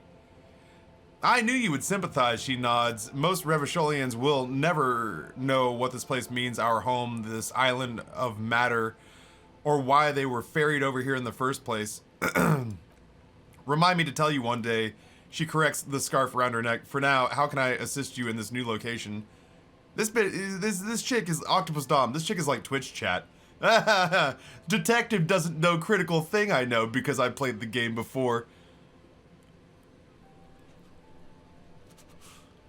Would you please tell me the critical information that I need to continue the game? Oh, you're so dumb.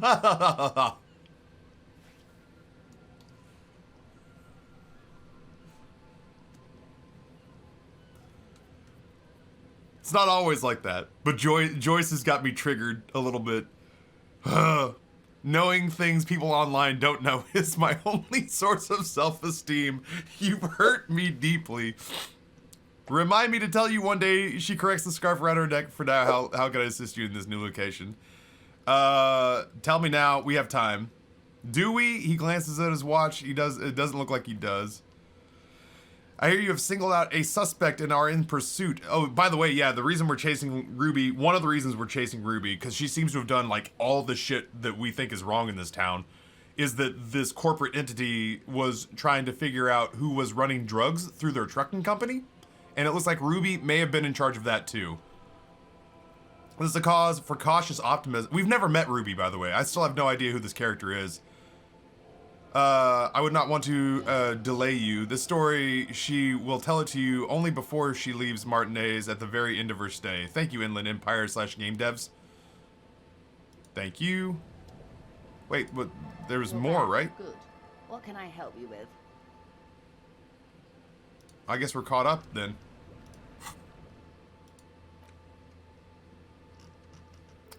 Ask about Ruby in the village. Oh, balls hell. Okay. We have to go back. Oh my god, champion. Dude, I was up until 15 minutes. I'm fighting against medication designed to make me black out. I stayed up until a quarter to midnight, 15 minutes before Amber left, because if she beat the game and I was asleep, I was gonna be pissed. Because I was so hooked into that batshit crazy video game that Amber was playing last night. And if she streams again on Monday, I'll be back there Monday, because I kind of need to know. It helped that we had like a murderer's row of a peanut gallery. It was like you and Glitch and JJ Madison and Too Forgetful and me, all equal parts taking the piss, and also equal parts going, yo, roll that investigative clip one more time. I think I heard something really important. Yo, would you search this keyword? Like, it was all of us sitting in a room together, like, ha ha ha, video games are a dumb reason for us to get together and meme. I can't tell if this lady's one person or two. Does anybody see anything? Because it's bothering me whether or not this person is she real? Does she have a twin? Was there ever really a baby? This is really haunting me. So I will. I'm tired today, but I'm tired today because I needed to know answers. All right, so today is gonna be the last day that we spend time in the really expensive hostel. The really expensive hostel. We don't need to do that anymore. I do want to go talk to the drug addicts one more time. I do want to go talk to the drug addicts one more time before we leave here, just because we haven't. And we've had a major development in trying to get their drug lab set up. Oh, I'm having thoughts. Winter, slow to let go of Revachol, flex some more wet snow from above. Look around you. The snow falls lazily, making the beach sand paler still, mixing with the rust-colored sewage runoff. And to think, it seemed as though it were already spring. How does it feel?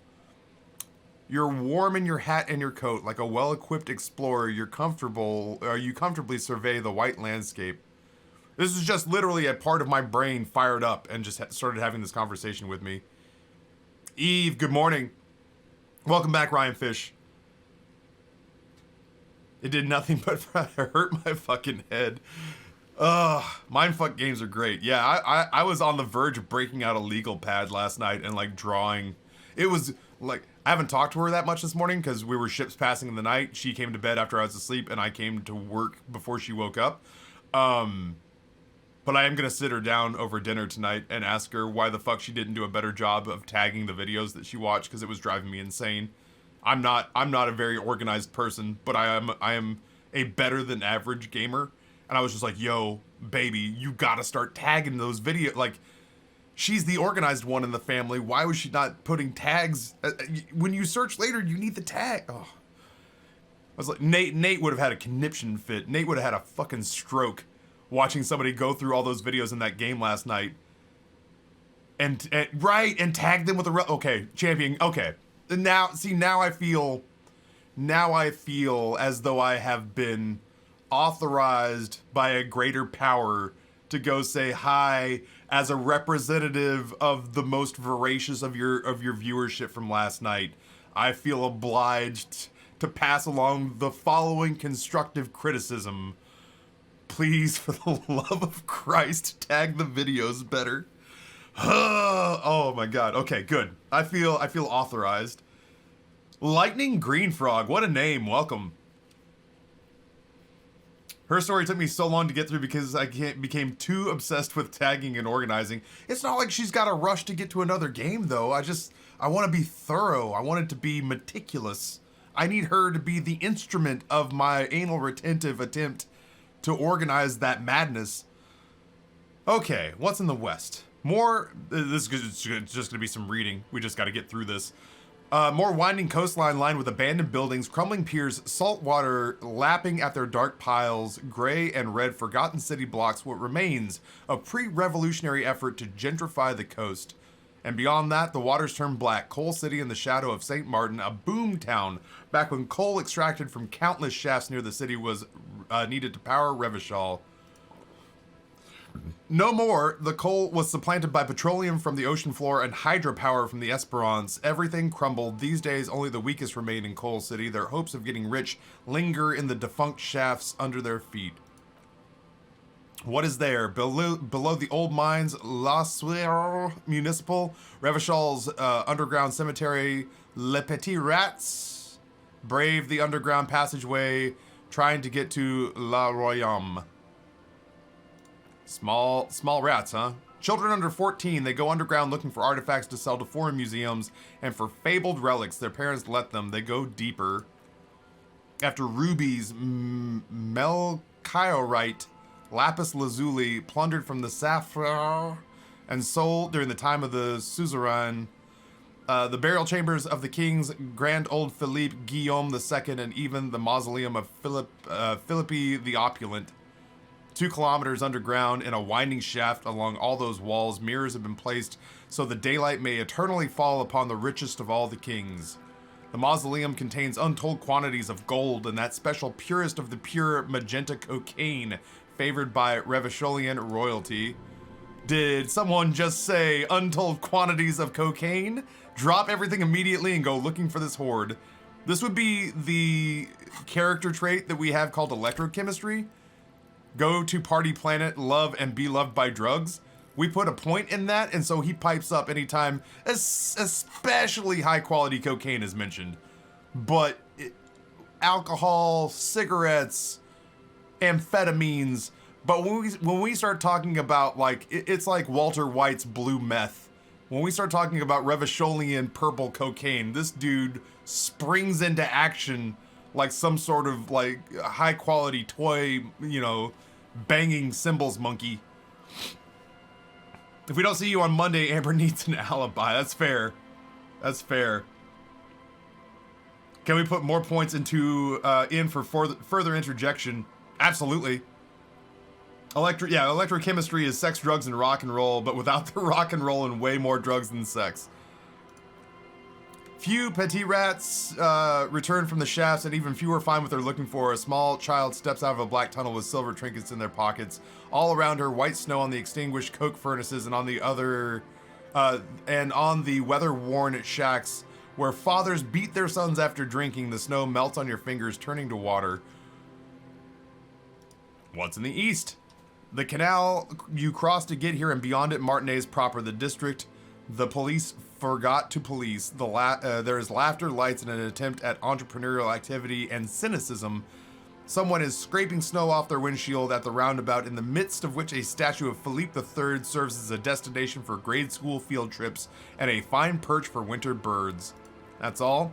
Like all monuments, it's also a warning. Six-story ruins on the south side of the roundabout cast a long shadow of the profligate king. The north?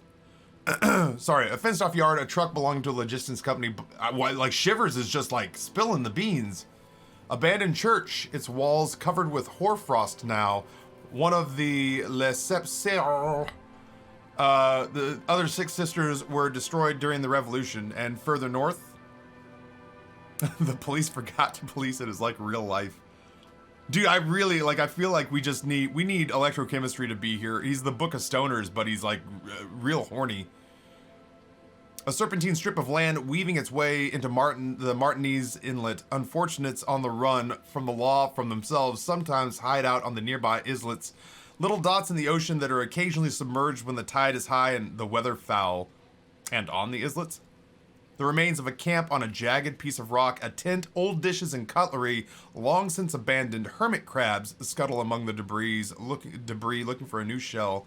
Further out, the lights burn bright on Resurrection, way beyond Martinez, a popular spa destination for ample-bodied ozone kids with equally ample pockets. And on the other side of this inlet, there's the ozone, but the snow falls too thick. You cannot see that far. Before the curtains are drawn, the Bay of Revachol, vastness, great depth, over 1,200 meters at its deepest. Water, air, brinier than here. It is crisscrossed by huge cargo ships bearing company logos, Wild Pines, Zam, Maureen. And at the furthest reaches of the Bay of Revachol, the shadow of the coalition warship Archer on a perpetual patrol duty, ready to unleash artillery fire if you were to rise up against the market. You shudder. What is to the south? The raised motorway 881 separating Martinez from Jamrock, which is where we're from. Vehicles whoosh past one another day and night, and those who reside in the labyrinthine alleyways beneath the motorway attempt to carry on with their lives in the snow and the slush. The south of the 881 is the Pox. The Pox was once a park, a place for reflection and recuperation for the patients of the old military hospital. In the 1920s, it was used as a quarantine center during a measles outbreak that killed many children. Most everyone has avoided the hospital and the surrounding park ever since. The Pox is completely wild now. Evergreen thickets covered in snow and industrial dust. Feral dogs and even wolves roaming in packs. The police try to keep the deepest corners cordoned off, but still, heavy drug users do slip through and hole up in the old military hospital, hoping to find something to get high on among the hastily abandoned supplies, or just to overdose in peace. Further south, a line of motor garages, I feel like I should say it that way, with armored carapaces hunched in the cold. A mechanic is hard at work patching up bullet holes in the side of a Capri 40. These are the garages of Precinct 41, which is our precinct. Snow settles on the roof of the repurposed silk mill that serves as your station. Shivering RCM personnel hurry in and out of the main entrance.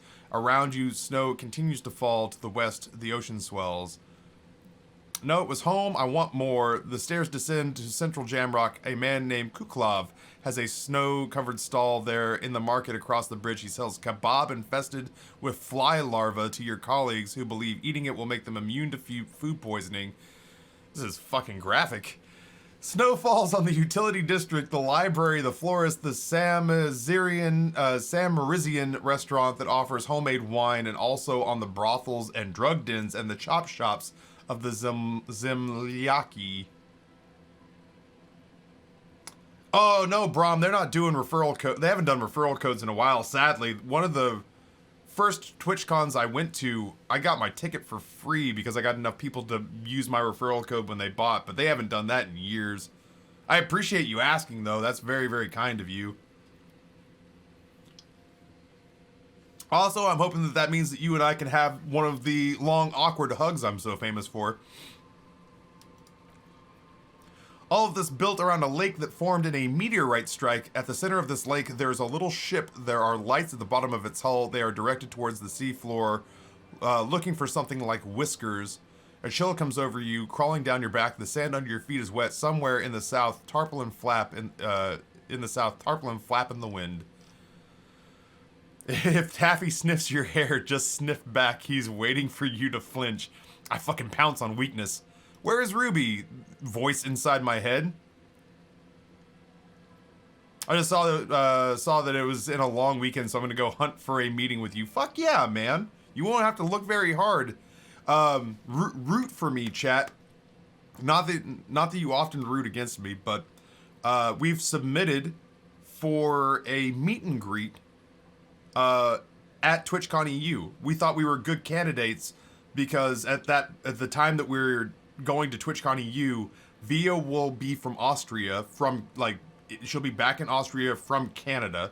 Monkeyism's Canadian, and Loco and I are American, so it felt like a nice diverse bag of people thrown together for a meet and greet to actually have, and we all have good numbers. So if they're willing, hopefully Team Catalyst will have an official meet and greet inside the TwitchCon EU space that's sanctioned and supplied by the RAI and by Twitch itself. So fingers crossed we could actually have like an official meet and greet at TwitchCon EU if Twitch plays ball. So excuse me. They were like, "Hey, you want to be creative and tell us what make a meet and greet that's unlike any other?" And I was like, "Nah, we just need a place to sit down. There's 4 of us. We're not gonna play board games with people." Welcome back to Forgetful. Our reptilian brain shivers grabbed me, and frankly, we've been standing literally in this little stream, this creek, for probably a solid 35 minutes, just because we're talking to the part of us that's connected to the city. Where's Ruby? Near. Snow falls into dark water. She prays, though she doesn't believe. There is a hum in the air. What's below me? Layer upon layer of sand, poisoned with industrial runoff, the storm drainage, hidden bunkers, rat scuttle. Tell me the secrets of the sands, wind. Someone stuffed a big old polar anorak into a concrete pipe under the boardwalk. It would keep you warm. You will probably never happen across it, but who knows? All right.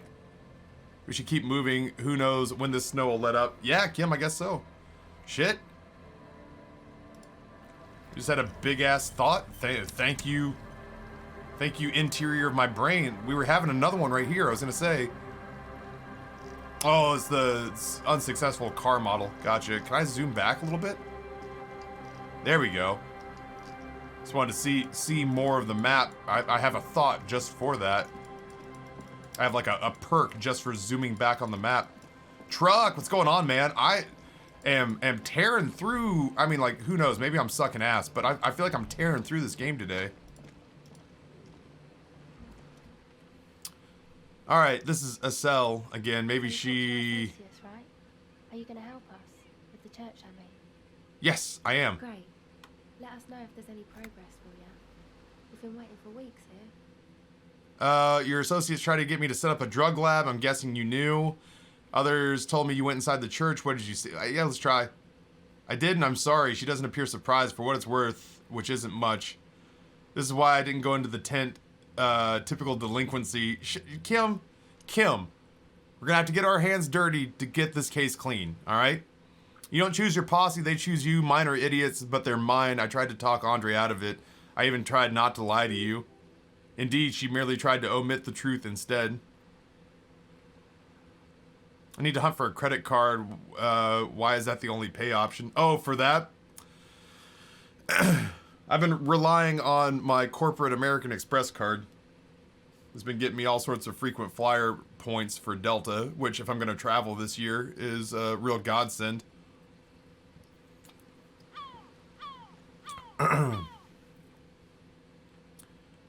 I don't care I'm loco. I just wanted to let you know that I know about the plan. I'll go with that. This Alright, is the but I still story regret it. of the newest denizen of the I should have been able to cave. control them, and I will in the future, I promise. May I ask, what did you tell them? Ryan! The maid monster comes in Twitch Prime 32 months in a row. Ryan, I don't know if you realize this or not, but when you show up here with Twitch Prime, you get what I like to call the dirty welcome. It goes a little something like this. Listen, I may be in this game, Ryan, trying to dial back the amount of alcohol and cocaine and barbiturate and methamphetamine infused pure carnal ecstasy that I engage in. But one thing that makes me want to backslide is that Twitch Prime sub you got. Makes me want to backslide my backside right back onto it. Ultimately, any partner or affiliate would open up and gape the gate to ecstasy for you, but I sure am glad that you fucking bring it here and you give it to me, man. I just finished laughing my ass off watching your Isaac mod stream. Fucking gold, dude. That is big ups to Nate and Heather. Nate blindsided me the other day and was just like, yo, do you want to make an Isaac mod? And I was like, fucking Isaac mods, man. I hate explaining new versions of the game to people. And he's like, we'll make it vanilla, but we'll just throw a whole bunch of inside jokes to your chat. And I was like, that sounds fucking great. And so we spent the weekend blasting out ideas, and then he and Heather just made it into a reality in like 3 days. Yeah.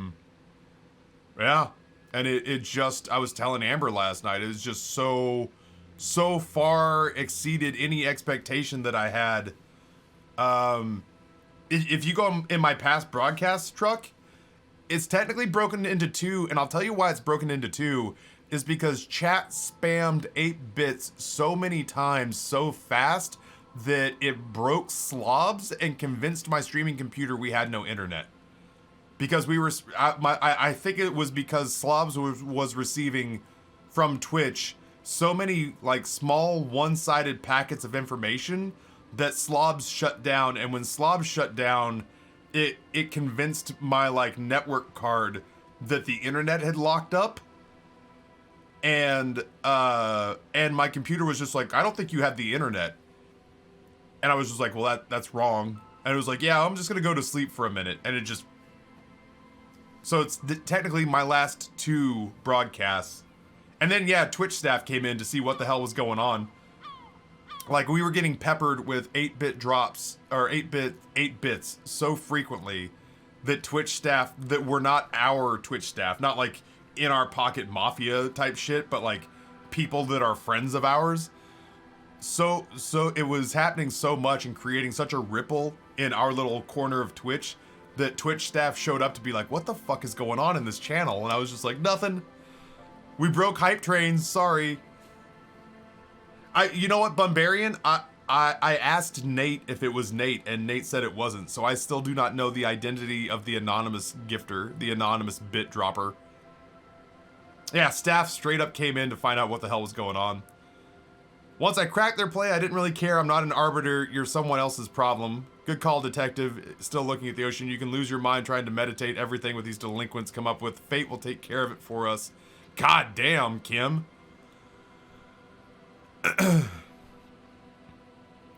The others told me you went inside the church. What did you see in there? Oh, that? You're not going to believe me. There's no point in telling you.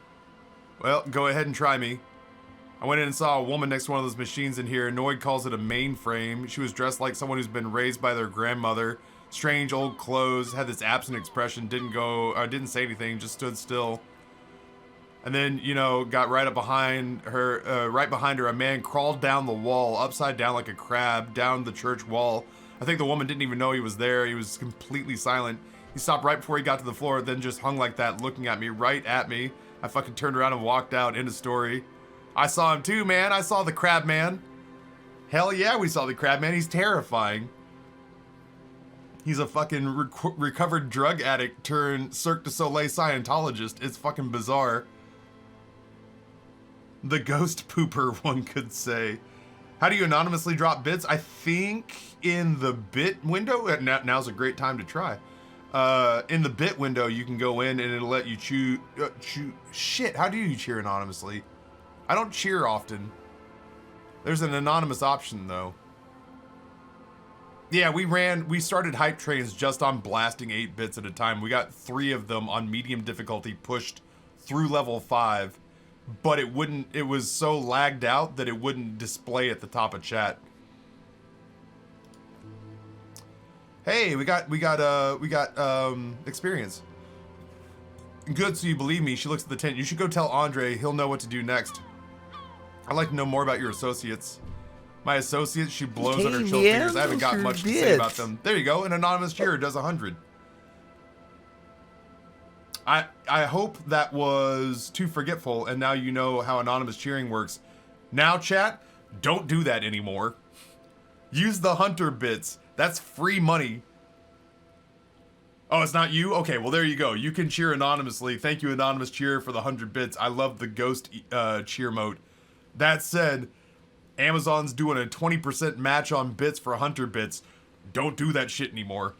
The anonymous bits don't get that. Use the hunt. I don't care if it's here. I don't care if it's on a big channel, little channel, whatever. If you're doing bits, promote their show hunters, because it's the best bang for your buck right now. You give a buck, the streamer gets a $1.20.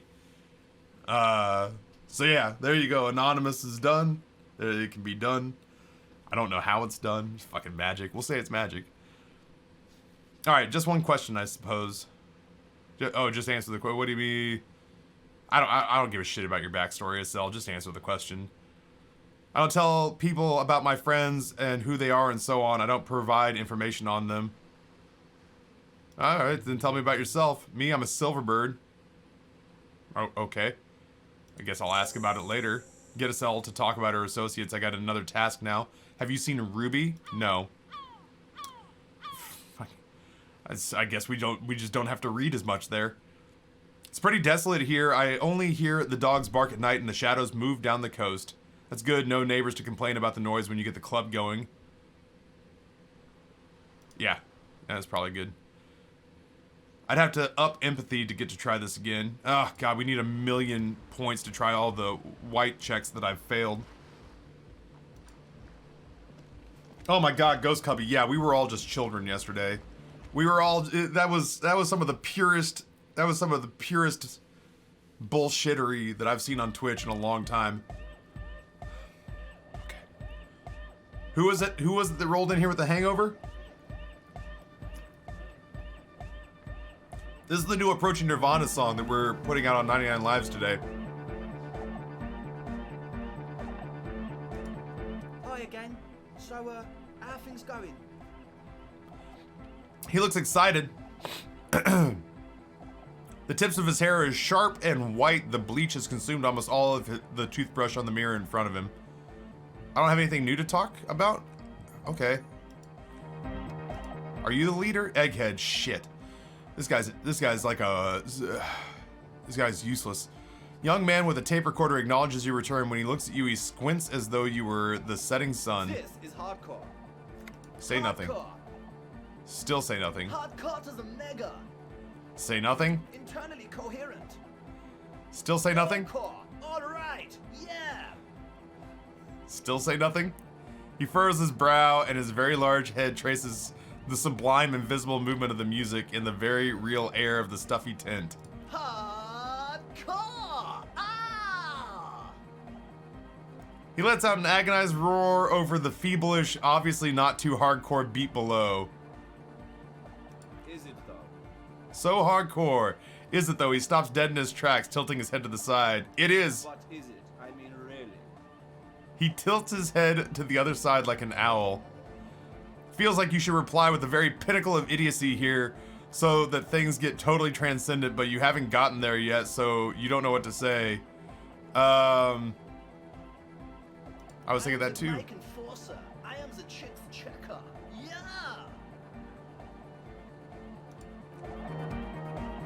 Damn, we're not dumb enough to talk to this guy yet. So you had a talk with Andre, and now you want to discuss things with Noi. He stooped over his toolbox as usual, shuffling bolts around angrily. Man, but I've got to warn you, our signs are still off. It will take some time for me to get my sign.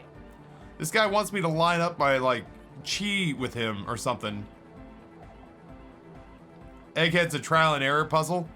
Can I get it? Like, Dom, can I get it if I just sat here and tried over and over again?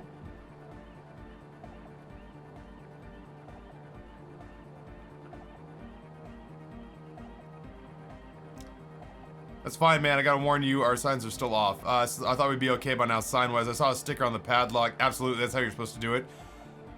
I saw a sticker on the padlock. Can you tell me anything about it? A sticker? You mean the yellow one? Can you describe it to me? This one. Seems like my creation has found its way into legal bureaucracy. What did you want to ask me about? What is it supposed to be? A dead guy smiling. What does it mean? Why is the dead guy smiling? He defeated history. We are living in the age of history, and in the eyes of history, we are already dead.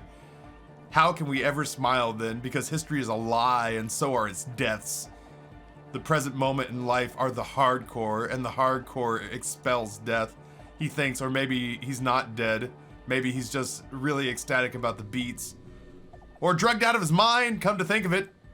He could also be drugged out of his mind, or drunk, or in a clinical coma, or glad to be dead, but those versions suck. Thanks, Grayson. I thought we'd be okay by now, sign-wise. I'm doing what I can, he continues to rearrange his tools. What about now? Are the signs all right now? Nah, still strongly out of sync. Stage gamma disalignment. He examines a small metal bolt in his hand. You heard me. Tell me about the machines you saw in the church. Weird stuff, specialized. I mean, we know all this part, but I figure we might as well ask in case it opens stuff up. Supernatural. The People's Republic of Samara is the product of the Revachol sister revolution on the Grad Isla. It is known as a severely degenerated rogue state.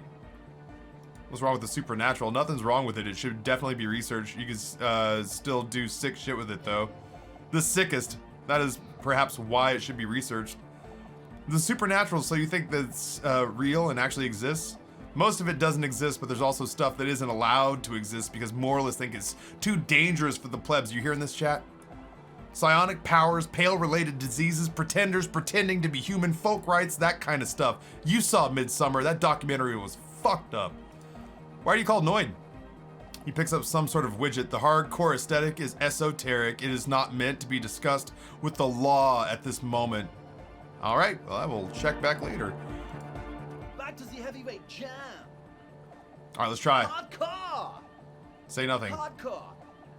Say nothing? Hardcore to the mega. All right. Here comes the night. Damn it. Okay. True, hard, full, core. Hardcore. Yeah.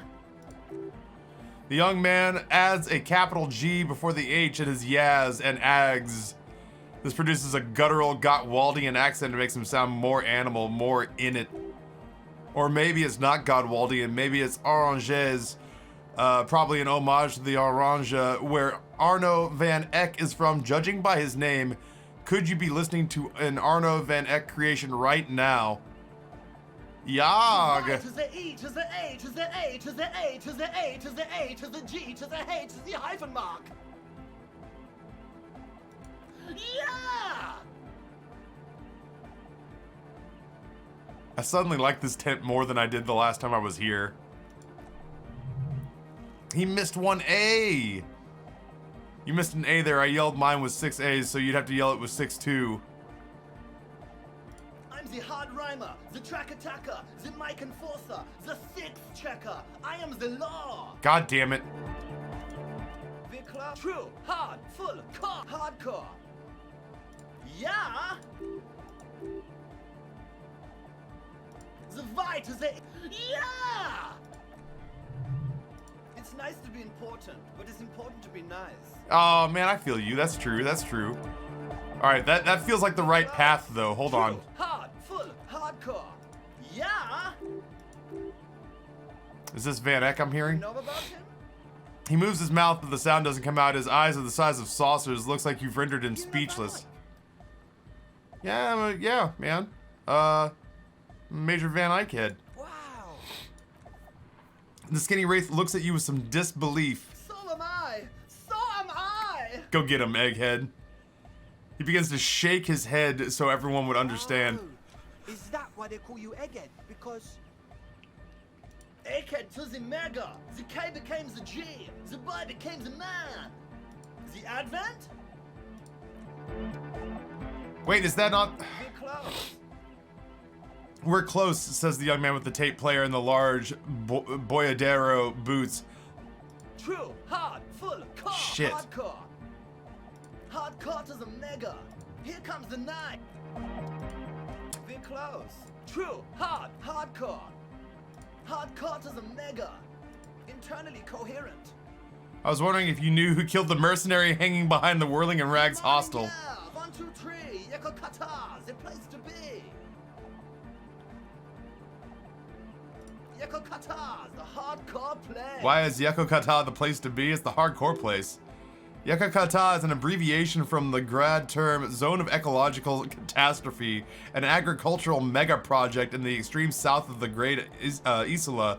It involved cutting-edge approaches to irrigation and a completely new type of fertilizer. An intricate system of irrigation networks pockmarking the earth, intermittent seas of phosphorus mud, ripped tarpaulin fluttering in the wind, a pair of molten rubber boots also come to mind. All in all, a truly hardcore place. Fuck, I thought I was close. Close. True, hard, full, core. Say nothing. Hardcore.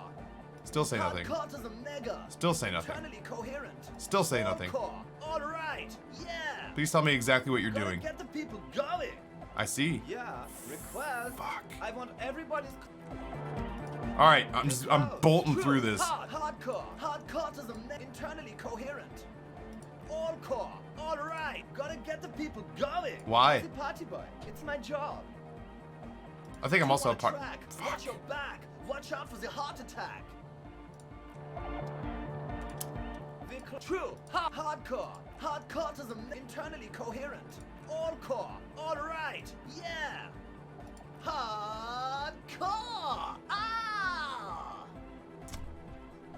The question is, what is the question?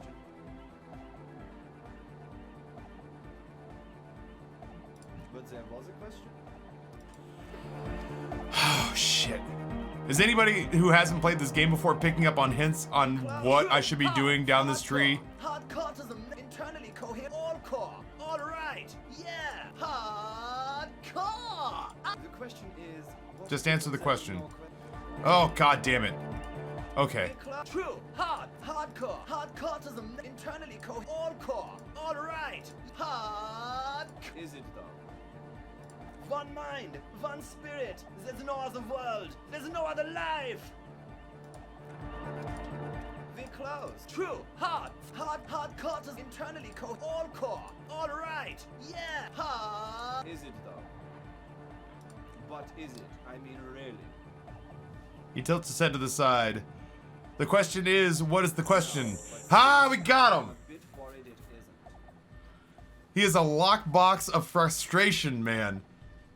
Holy shit, this guy. We got him.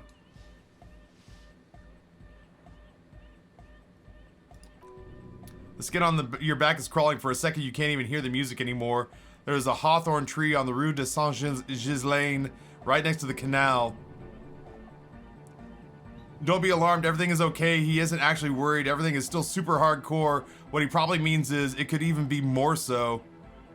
You said you were worried. What did you think was wrong with the music? There's nothing wrong with it. I'm still in love with the hardcore. He turns pensive all of a sudden. Sometimes I just feel like anodic music is in its infancy, you know? Like, for example, take this Arno van Eyck jam I've been pumping for the last month and will continue pumping for the rest of 51. Isn't something holding it back from being hyper? He thinks for a minute, then his expression clears. It's like it's only ultra. I think it's super hardcore, but you're right, it's not hyper hardcore. It's only ultra hardcore. It is, isn't it? He nods in agreement. I knew it. But how could it become harder core? I know the answer in my heart, but I cannot think it in my head. If it's not hyper, how could anything be? When are you swapping to Sea of Thieves? In about an hour, in about 60 minutes or so. Wait, I just remembered something on the police. Sounds suspiciously like a question. I thought the question was, what is the question? No, this is the answer. Try to think if anything could make it harder, core. What? He looks at you with customary amazement. Guys, there's something happening in his head. As your mind works, the beat recedes from your ears. You hear your own blood pulsing through your head, nourishing your thoughts with oxygen. This rhythm is familiar. Feel the movement of blood through your head.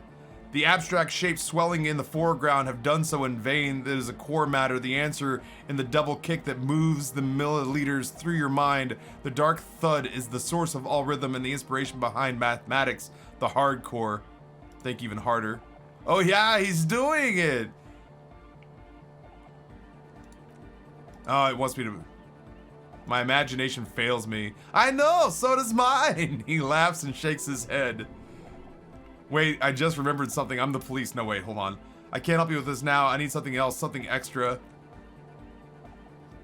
Yeah. Are you a thought reader? No nation, but transnation. No war, but class war. Does that mean you're a thought reader? Don't be a lunatic. Of course he isn't. Germaine here just yells random things. Odds are, sooner or later, one of them will come off as thought reading. Yeah, Revachol Imperative. Unless you were thinking Revachol Imperative right now. Anyway, I had a similar thing happen with Eggheads yelling, I know what you mean. Yeah, but I was thinking Revachol Imperative. That's fucked up, man, lying like that. And a cop, too. So you're a cop reader and a communist. He's not a communist, he just likes to yell something he likes to yell. He picked it up from a tape jockey at the Elysium. She was a communist, though. Hi, honey. Hi, do you want food? Yeah, food sounds great. We have a little leftover soup, a little leftover chili, or I have tuna or turkey or something. I guess tuna will work. On toast. Yeah, thank you. Communists or pansies can't fight invaders with internationalist babble. You need the strength of a pure nation. I can do that, he nods. If you want that, I can be a conduit for the mystical nationhood. Please don't turn him into a fascist. Don't be a fascist. The path is too hardcore. Guess Egghead won't become a fascist after all. Is your real name Germaine? Why are there lungs on your belt buckle? Lungs are for love. Why would lungs be for love? When Dolores Day was anointed innocence, her lungs started glowing through her body. For the world loved her and she loved it back. Yeah, that makes perfect sense. Love! He suddenly yells and the world seems to stop. In a woman's lungs, lonely as I am, not afraid.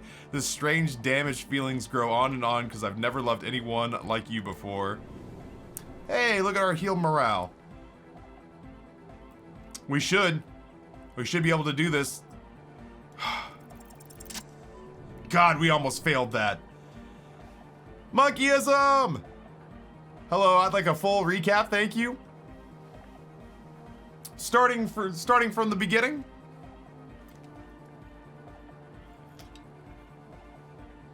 Anastasia! Starting from before you were born. Shit, I've read some stuff that was like that. I have read some stuff in this game that is comparable to, like, let me tell you what life was like before the colors separated and before there were feelings to feel and warmth and cold. There has been a lot of stuff like that today. This game takes a lot. I love you to death.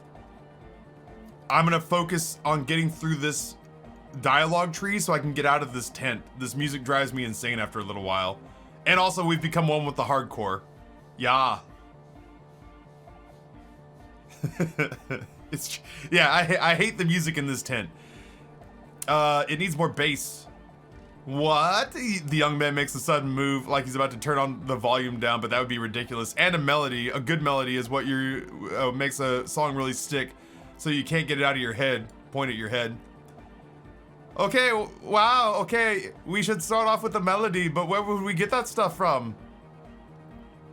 I don't know. I was thinking you would know. Nowhere. I'm not going to become some sort of anodic cop, too. I've got enough capo types already. We'll go with that. Oh no, please become one. You'll miss out on so much good content otherwise. It's like being the greatest cop on earth. Please, please, the young man smiles at you widely, bright and innocent as the summer sun. Fine, I'll look into it in an official capacity. I'll take up the police. It's up to the police to make the beats go harder. Yeah, we're doing that. Or, let's see, all right, I'll see if I can come up with something on my own, a citizen's investigation. No, it's up to the cops to make the beats go harder.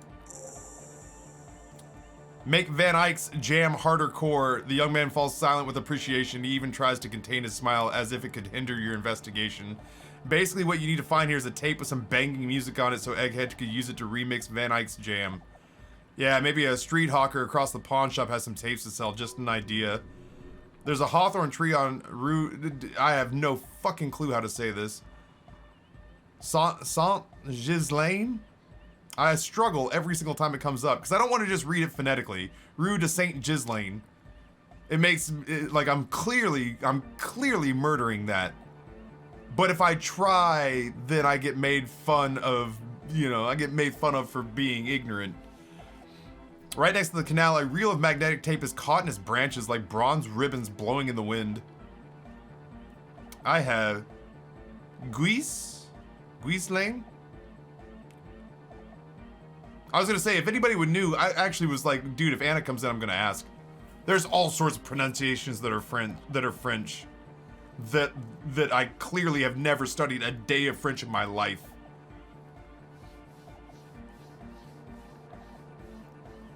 Hey! I was awfully close. And awfully close counts in horseshoes, hand grenades, and Taffy trying to rub some French on it. Excellent. Main Street. Yeah, I was gonna say, we'll call it Main Street, but I wanted to know that I've given it the old college try. St. G is the boulevard before the canal bridge. It's the one that takes you to the Whirling and Rags in the industrial harbor. It's got the lanterns and the, I knew that, I could have said that, and the mosaic sidewalk. Jesus, man, Egghead's trying to help, but it's all blocked off with stupid traffic jam right now. It feels cold, does it? He looks around looking for the cold. Shake it off, shake it off, Anyway, that's for you to figure out, cop man. I have a tape with me. Do I already? For real? Oh, I must have bought it. I got you this bangin' mega mix. Look at me! I'm completing stuff without leaving the tent. Now we don't have to come back here for a while.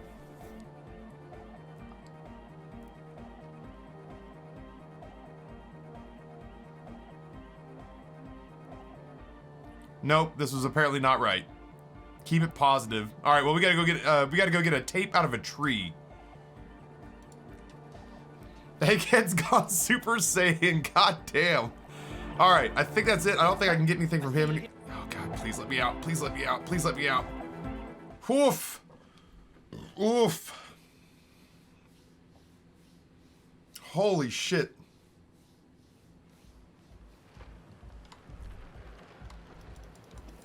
That was a lot. I'm irritated at myself that I paid to stay in the hostel one more night. I didn't realize there was a mirror. I didn't realize there was a mirror in the fishing shack, which is free. Noob of the Linux, thank you for hanging out. Sorry it got so late. Please get me past this goddamn tent. Run. Run. I don't give a oh, I should give a shit about autosaving. I can't. Thank you, game. I care about autosaving. I gotta go take this gigantic can opener. I mean, I'm not fucking around here, chat. This is what I'm holding. Look at this. It's like a can opener. Thank you, baby. Might I bother you for one more of these? Sure. Really tying one on since I got a day off tomorrow. Oh shit, before we go up there, we should talk to the hobos. No.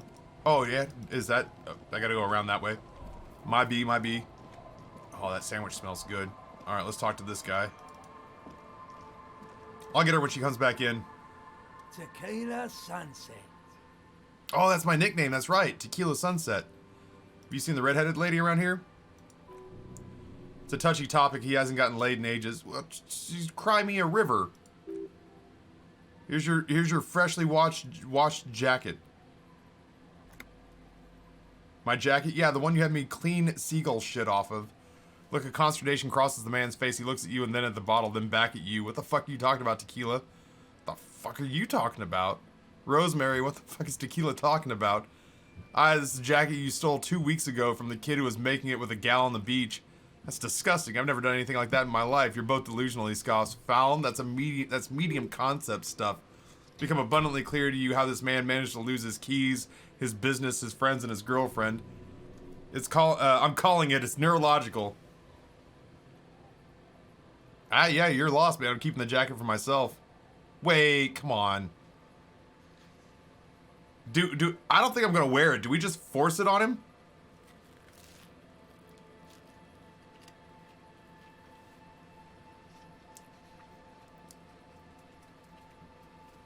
F for force? Fuck yeah.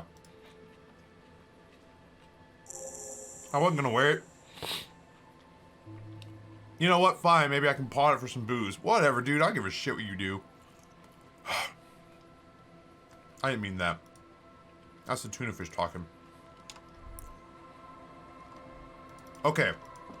Gigantic can opener time.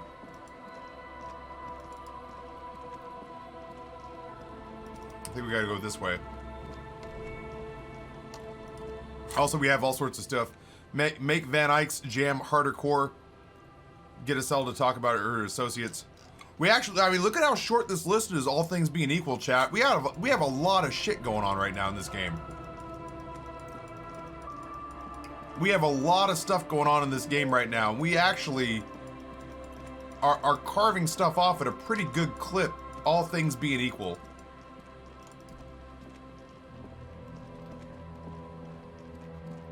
I am yarring in a little under an hour.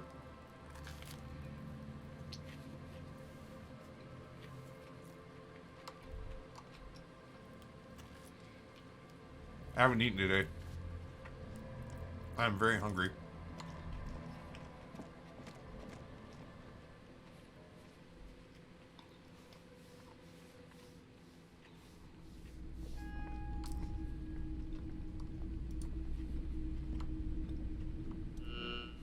Oh shit, I forgot.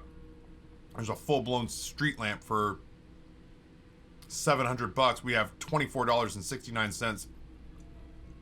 Hey, Taffy in chat, what is this?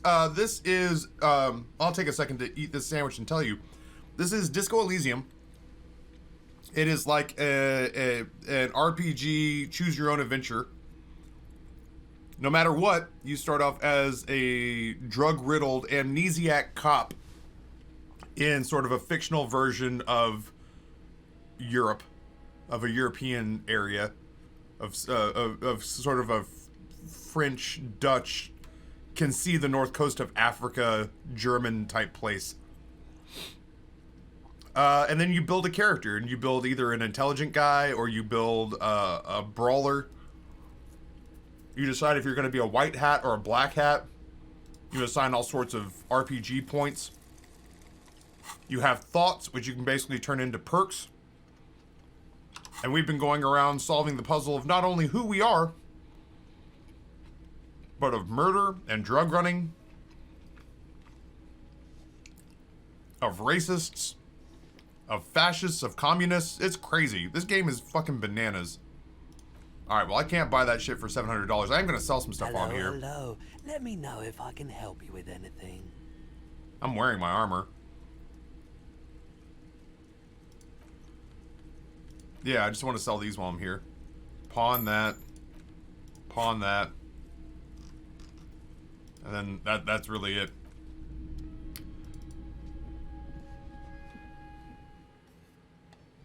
You know where the tree is in that sixth... No, I don't. I was going to look around for a minute.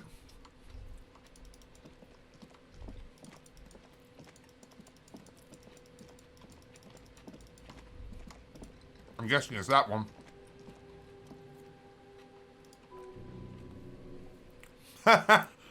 Just like promised, you stood here for what seems like eons, guzzling the sickly fumes of lorries and carriages. Piss off, nature. Good, Hawthorne. Pat the tree. Patting the tree reveals a small sticker which has been worn to oblivion. It reads, RCM Emergencies Desk number 81002. Underneath a slogan, mankind, be vigilant. Physical instrument says, you tree-hugging pussy. Pansy. Well, still.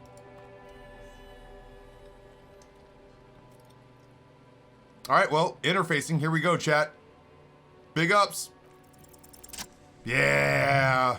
Barely. With slow, deliberate motions, pulling and bending and unraveling, you manage to extricate the magnetic tape from the branches. It curls up into a mess inside your pocket. If only you could find a way to re-spool it so that you could hear what was on the tape. Who, didn't you ask me that like 2 hours ago? Didn't you, like, by the letter ask me that like 2 hours ago? Do you remember what I said? Could you jump back to that spot in the VOD and just have me answer it again? The lieutenant looks at the mess in your hands. I left before I got an answer. Yes, you get the TLDR answer. It is worth every penny, if you don't mind reading. You asked a question to an empty chair and then left before I sat back down to answer it.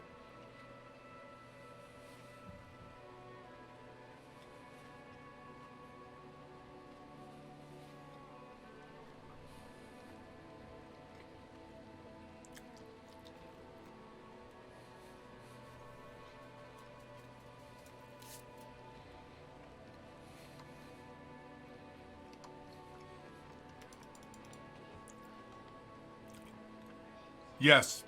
The answer is yes. Buy this game. There you go. I have freed you from $34. Unless the answer is no, we'll treat it like a choice in the game.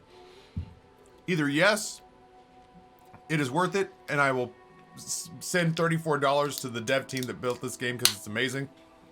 Or no, if you would prefer to put that $34 into bit form, because right now Twitch is matching 20% on bits if you use the Hunter bits, and you're thinking about doing 3,400 bits in this channel. If you're thinking about putting 3,400 bits into my channel, this game's garbage, and you should spend your money somewhere worthwhile. If you're not thinking about spending any money here, then you should put 3,400 bits into the palms of the people who made this game.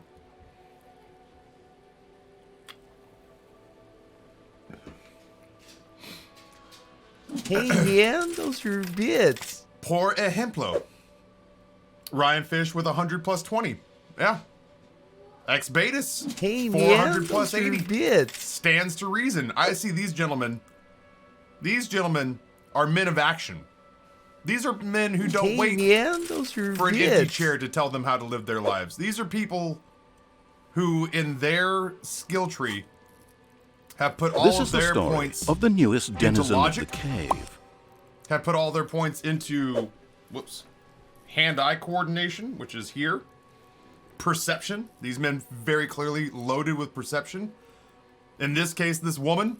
Reaction speed, savoir-faire, and suggestion. Charm men and women, play the puppet master. This is what monkeyism has done. Gifting a tier 1 sub that goes to Rob Tillian, who was here a long time yesterday. Ryan Fish, Ex Betis, Monkeyism, and Reginald. And Dartorn. Holy shit. And Ryan Fish. Holy shit. Hey, Taffy, man, what does it mean when there's like bits, but a lot of them? That's like 2 games worth of hoot right there. That's 2 hoot-worthy games in 1 bit drop from Dartorn. I also just want to point out, yeah, there's just so many extra bits, and I'm so irritated that I left so many on the table yesterday because they didn't start. We did well over $1,000 in bits yesterday, chat. Anybody with their human eyes can see that.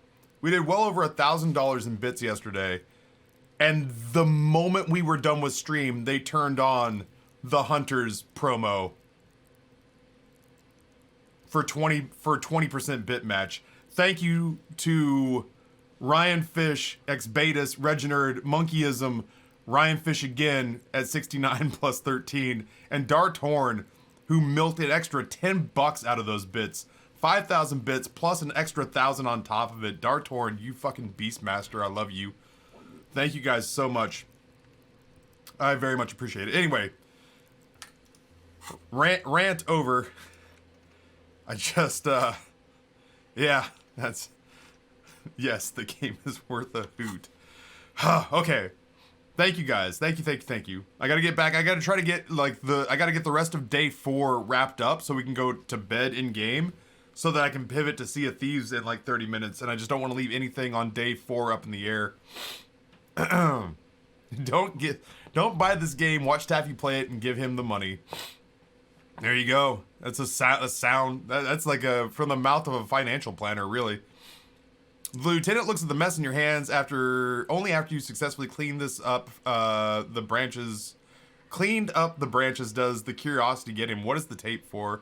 It is for Egghead. I promise to make Van Eyck's jam a bit harder. Maybe this tape can help. How? It's broken and unspooled. How do you think your buddy knows how to fix it?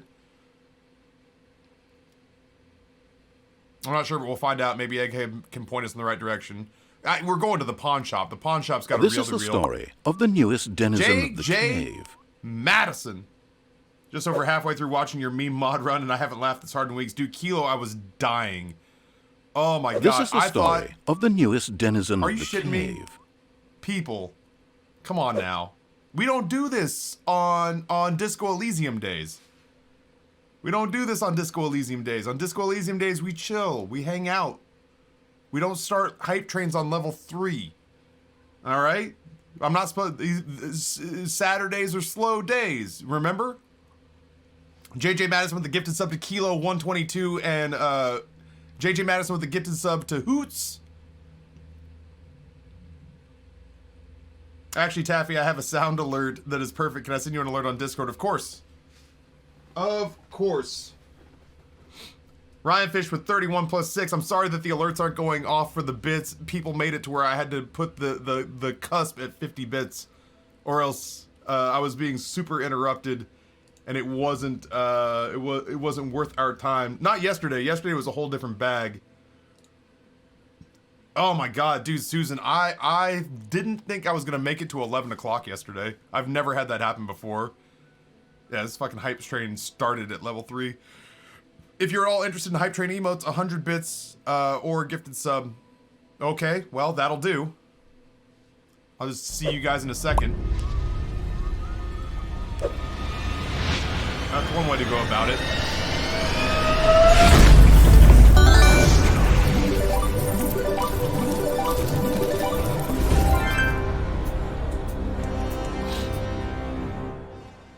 I'd say you're wrong, but doing the subtrain on a Saturday... This is the story of the newest denizen of the cave. I'd say you're wrong. We are doing this subtrain on a Saturday. Dartorn actually just milked... The two big gifts that Dartorn just gave me, because of the... I just can't overemphasize when they do this shit how important it is to milk every last dollar out of Amazon. Those last two massive contributions from Dartorn, he milked an extra 30 bucks out of it. Dude, did you hire Emily?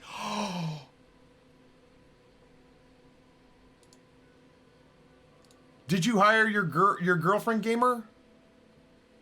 Choo-choo, all aboard the hype train, choo-choo. Hey, don't get left behind, come on. Get on, Oni-chan, quickly.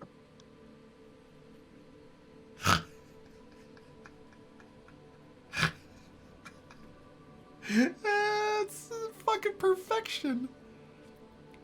I spent $5 hey, man, for those this are shit. Oh shit! X Betas with 500 hey, plus man, 100. Those are bits.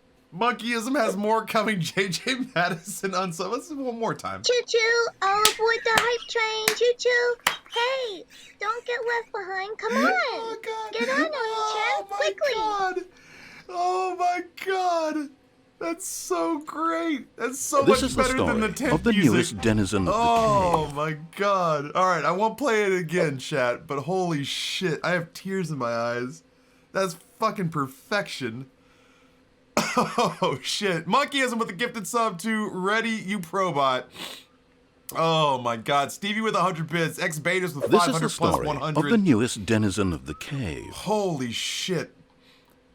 Monkeyism with a gifted sub to Octopus Dom. That makes me feel really good because Octopus Dom has been here, like, legit helping us out and kind of guiding our hand without backseating, but has been our Sherpa for Disco Elysium. Oh. Yeah, you know what? Time and V tomorrow is going to be my day for, like, sitting down with Amber and her stream. We've got some things we could fix, Hey, for sure. Taffy, man, what does it mean when there's, like, bits, but a lot of them? Thank you, Anna, for the gifted subs. Actually, the hype train's finished faster because of the 20% match as well. Thank you for the gifted subs to Octopus Dom. Thank you for the sub to Ready You Probot. And yeah, JJ Madison, dude, when this hype train closes out, you're going to see JJ Madison with a mustard color 100,000 bit single week. When that man says jump, I say how high. Choo-choo, all aboard the hype train, choo-choo. Hey, don't get left behind, come on. Get on, Oni-chan, quickly.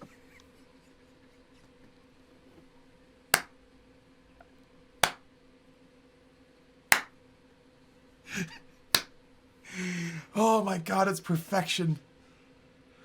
Oh my god, it's perfection. Reedy says, the fuck did I come back to, man? Oh. Come on. All aboard. Oh my lord. JJ Madison, thank you for 1,000 plus 200.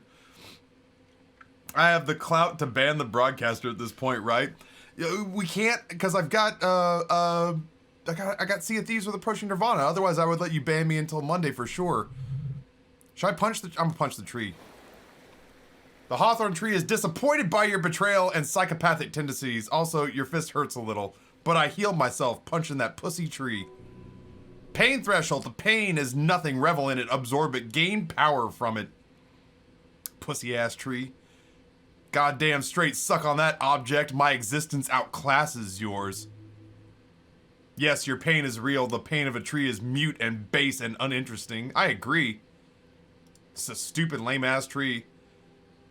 Had enough assaulting Madre Natura? He looks at his wristwatch. We should get moving. Feel better. I feel good. Feel good punching that idiot tree in its dumb head. What a stupid tree that is. Fucking Hawthorn was probably a bitch too. They named that bitch tree after him. Oh. Feels good, man. Oh, I have a breakthrough. Oh, we got a thought finishing. Precarious world. Critical success and failure. Oh my goodness gracious. So crit successes are better and crit failure thresholds are lowered. So that just means that we roll much better. How not to lose? It is impossible not to. The world is balanced on the edge of a knife. It's a game of frayed nerves. You're pushed on by the numbers and punitive measures, pain, rejection, and unpaid bills. You can either play or you can crawl under a boat and waste away, turn into salt or into a flock of seagulls. Your enemies would love that. Or you can fight. The only way is to load the dice and keep on fighting. Or, in the words of my senpai, of my master, choo-choo, all aboard the hype train, choo-choo. Hey, don't get left behind. Come on. Get on, Oni-chan. Quickly. Oh, okay. That was the last one. That was the last one, but I like that very much. It's so bad it's good. It really is perfection. I'm like, the only reason that I'm not doing it more is because I feel like there really is a threshold of what I can push. But man, that does not stop me from wanting to click that over and over and over again. So good. Imagine being able to spend channel points just to hear that again. Why give the milk away for free when you can charge $1.99 a gallon for it? Oh, I had this conversation the other day, man. I was talking to Nate. Hello. Let me know if I can help you with anything. How do you fix this? Show him the bundle of magnetic tape. He looks at your bronze-colored bundle in your hand. You mean re-spool it? Yeah, I do, but great. Do that, please. Oh, goddamn. Goddamn, JJ Madison.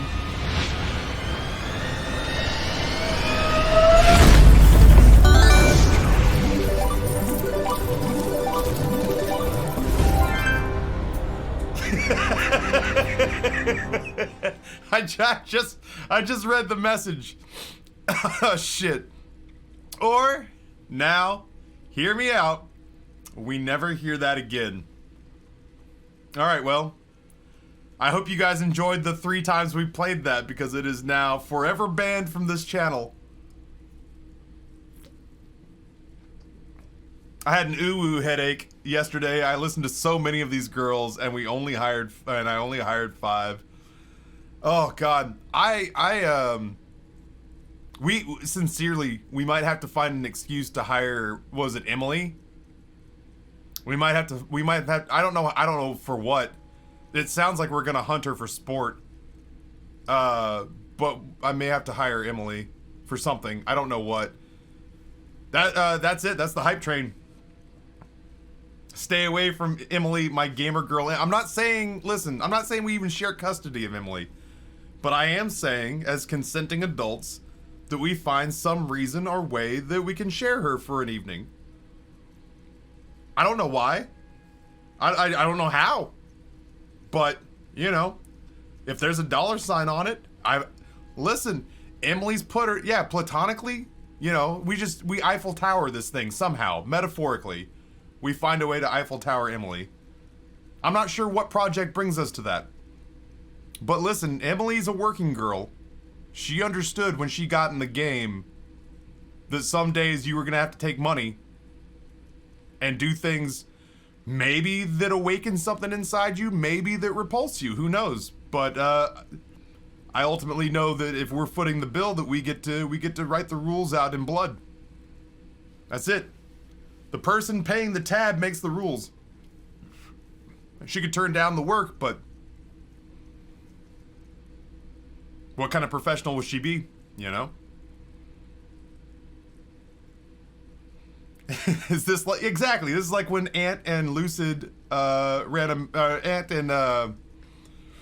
and Deadpine ran a metaphorical train on Beck. Exactly. Whose blood are you riding it in? I don't know, probably the previous gamer girl that told us no. I don't know. It's a harsh market out there. Holy shit. Dart Horn, JJ Madison, and everybody else who gave a shitload of bits and gifted subs just now. Thank you. Saturdays are dead. Omega lol. Saturdays are dead days, guys. We don't make monies on Saturdays.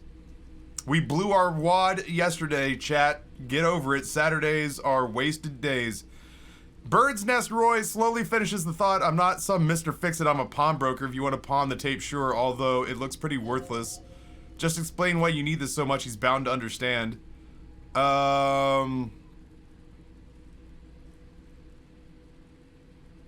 This is not worthless, Mr. Roy. This could be the next big thing for local dance.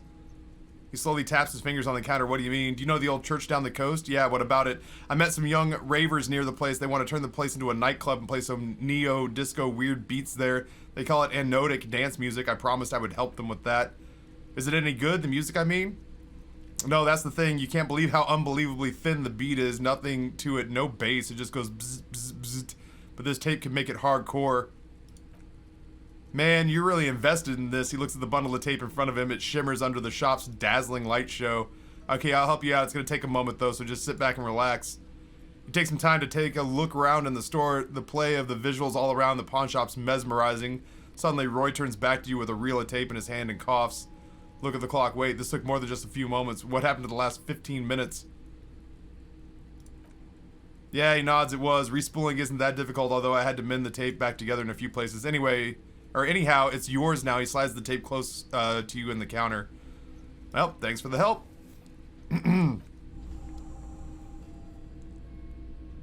I will bleed to never hear that shit again in my lifetime. Dude, can we take her to TwitchCon EU? What if I use points? Like, what if I use points to get her a plane ticket? And then she's got to sleep, I don't know, in our tub? On the balcony? What if we just carry her around with us like she's... Okay.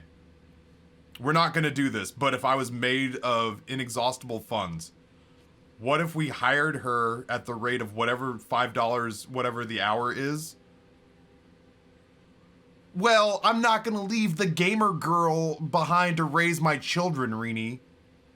That's an important job. You only give that to someone you trust. But if I want to take someone to kind of be the punchline of an ongoing joke, we use like points. We fly her to TwitchCon EU. We get her a badge. We put her up in the Team Catalyst Airbnb, but like she has to like sleep in the tub because we're strapped for sleeping space. And we just walk her around as though Emily is another member of Team Catalyst, and we act thoroughly confused when people don't recognize her. We could spend the entire flight over creating bullshit anecdotes that are just like, are you guys serious? The first time we all collectively played Monopoly together, you guys don't remember that Emily won? I'm at a total loss. You guys are really being disrespectful to our friend Emily, and frankly, with her being the newest person to the team, I feel like you'd be more welcoming.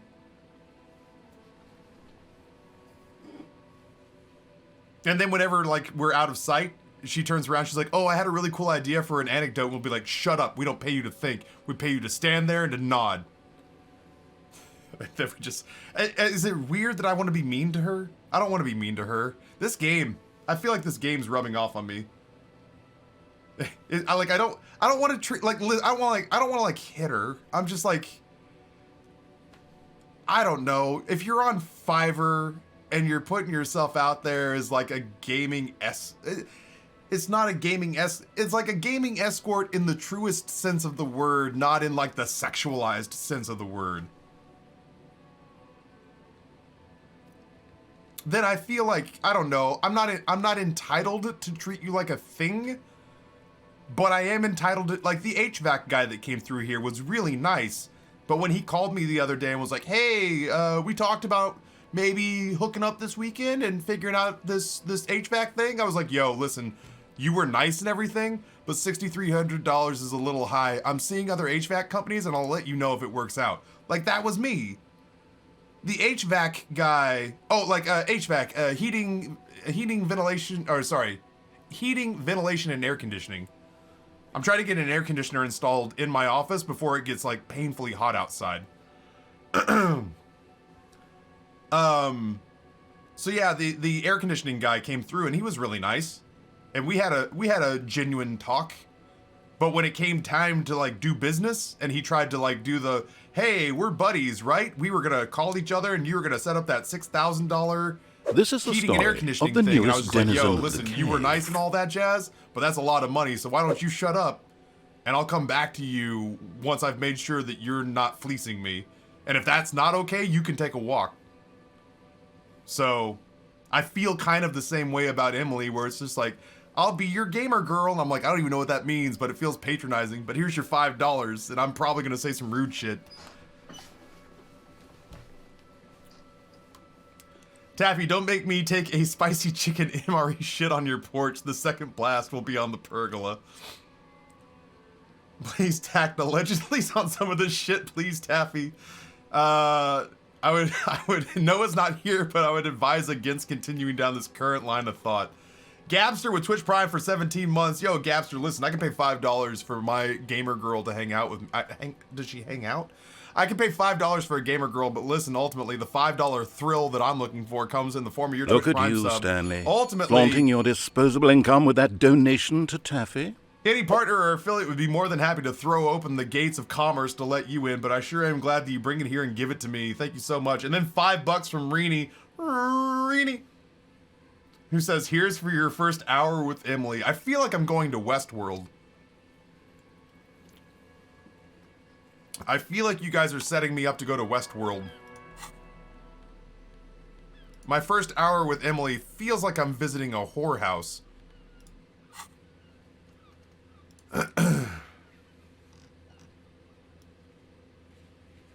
Oh, Lillian. We can actually go back and try hitting on Lillian again.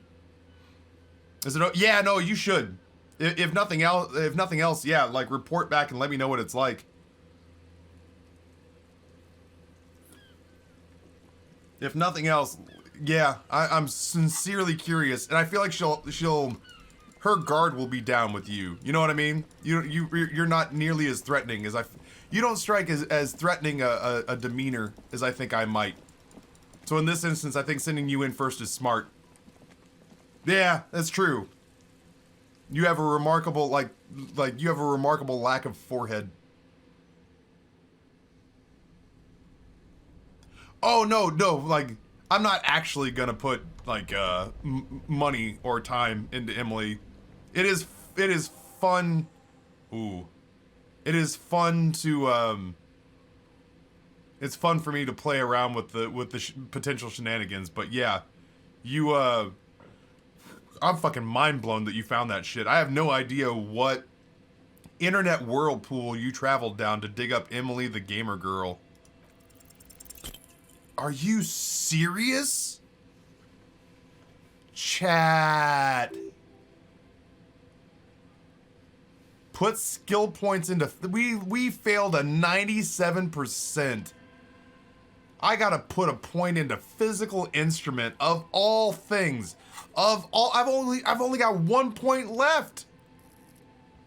It's because I took the points off of that thought. Not Emily. I took the points off of this thought. And I got rid of coach physical instrument, which gave us a bunch of physical instrument points. And we have a modifier that makes critical failures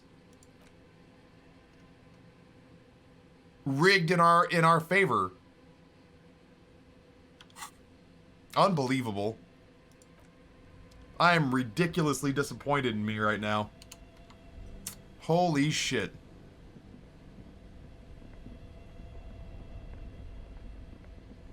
If we fail it again, yeah, we'll actually soft lock the quest.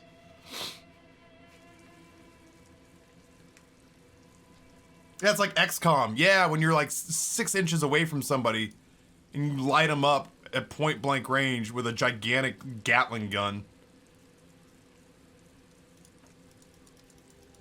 And it misses every bullet from point blank range. I feel like we had more to do. Why do I feel like there was more to do? We could go back to Egghead. I really intended. Okay, let's get rid of Kim, and maybe we'll go hit on Lillian and go give Egghead the tape, and then we'll axe the knight.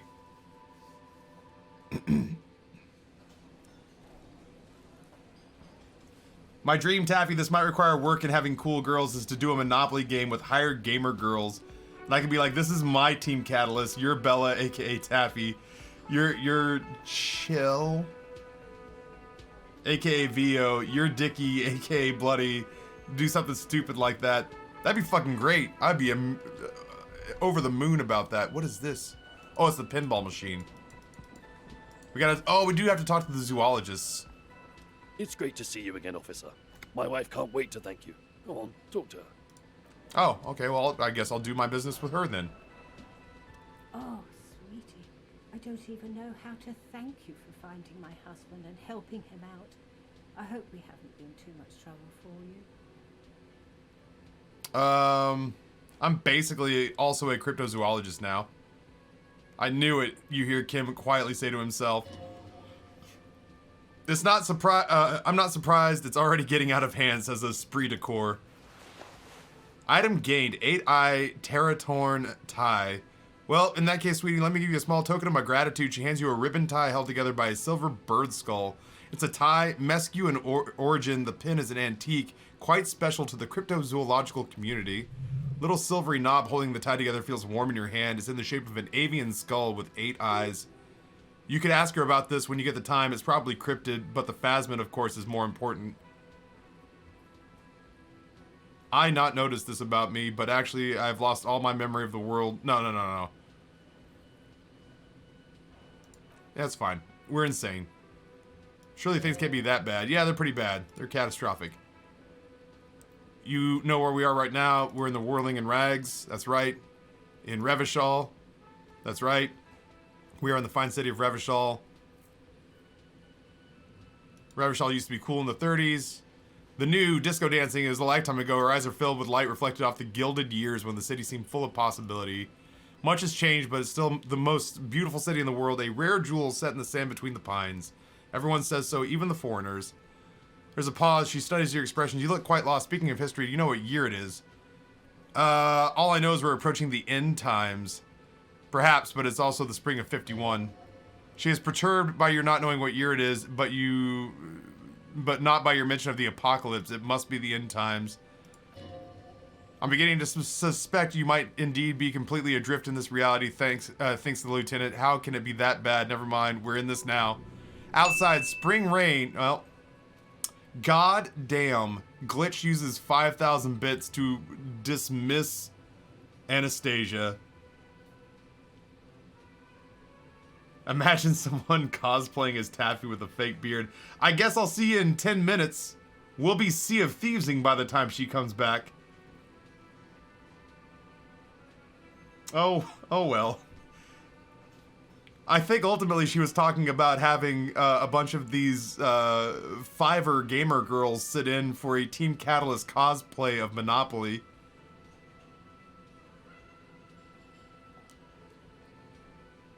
I frankly would be riveted by that, not to mention flattered. All the way down to the sewers, the first Maybells blossom. Above ground, the first Maybell blossoms. I can tell that this is taxing for you, so let's ask you one more question. What regime are we living under? What mode of government? That's not easy.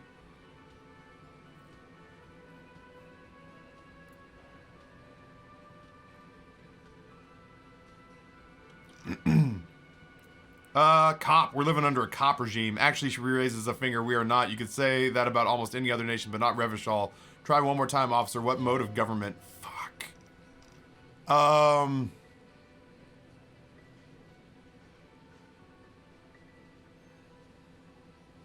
like to think that it's the dictatorship of the proletariat, but something tells me it's not. Our leaders are fierce warriors who traverse the plains on steeds.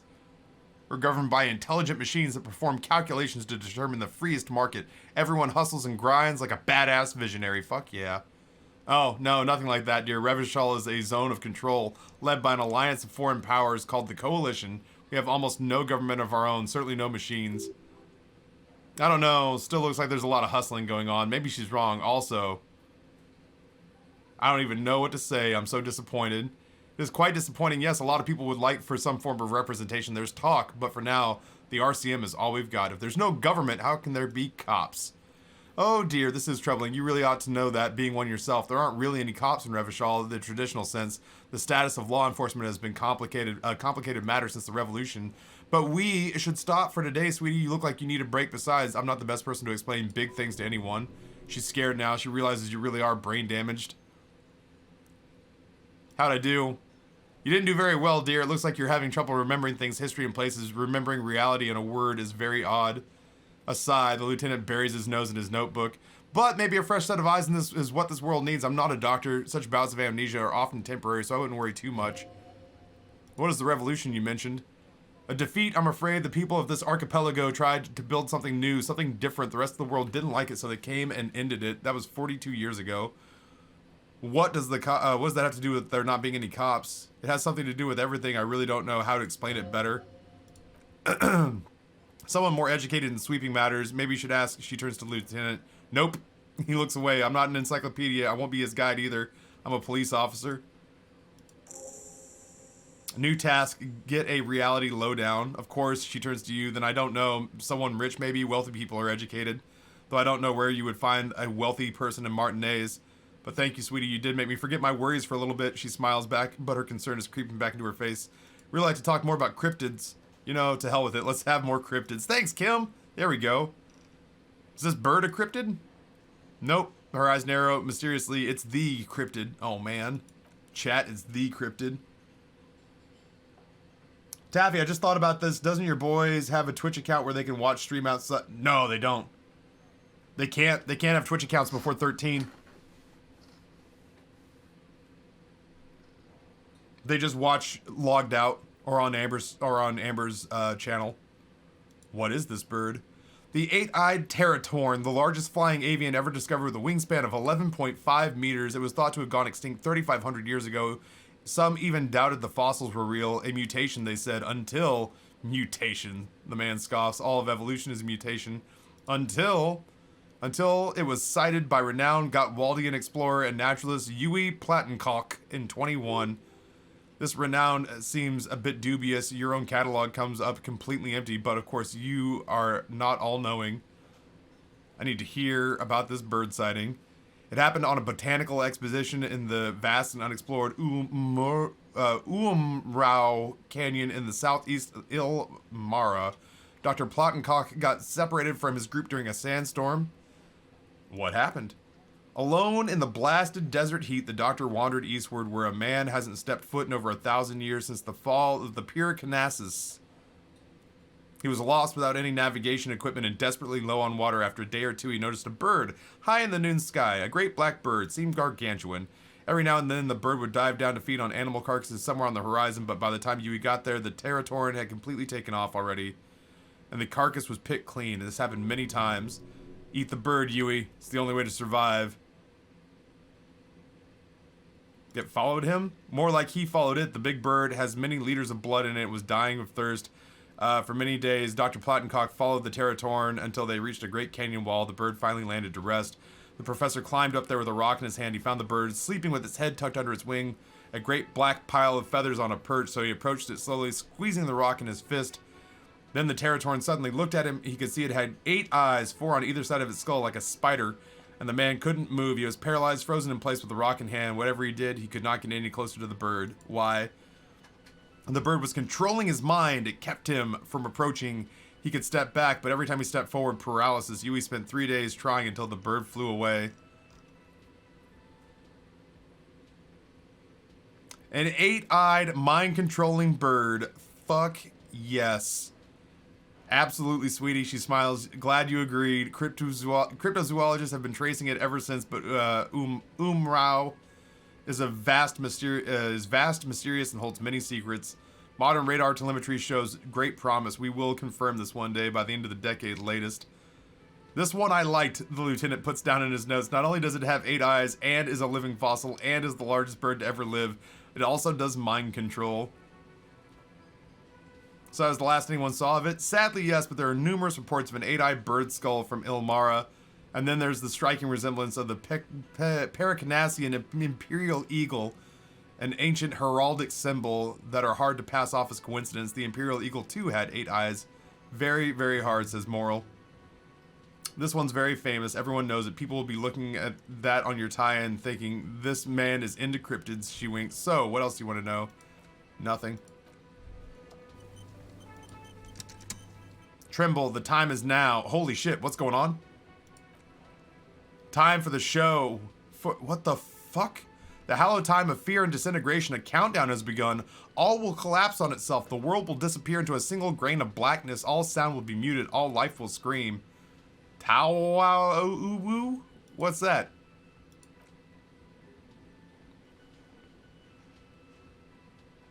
I feel like that sums it up pretty accurately. Wait, when did this countdown begin? Monday morning, the moment you arrive in this reality. You are the first crack in the sheer face of God. From you it will spread. This is because of the insane world ending I've been saying, isn't it? Yes, you spoke the words Navita Pounce.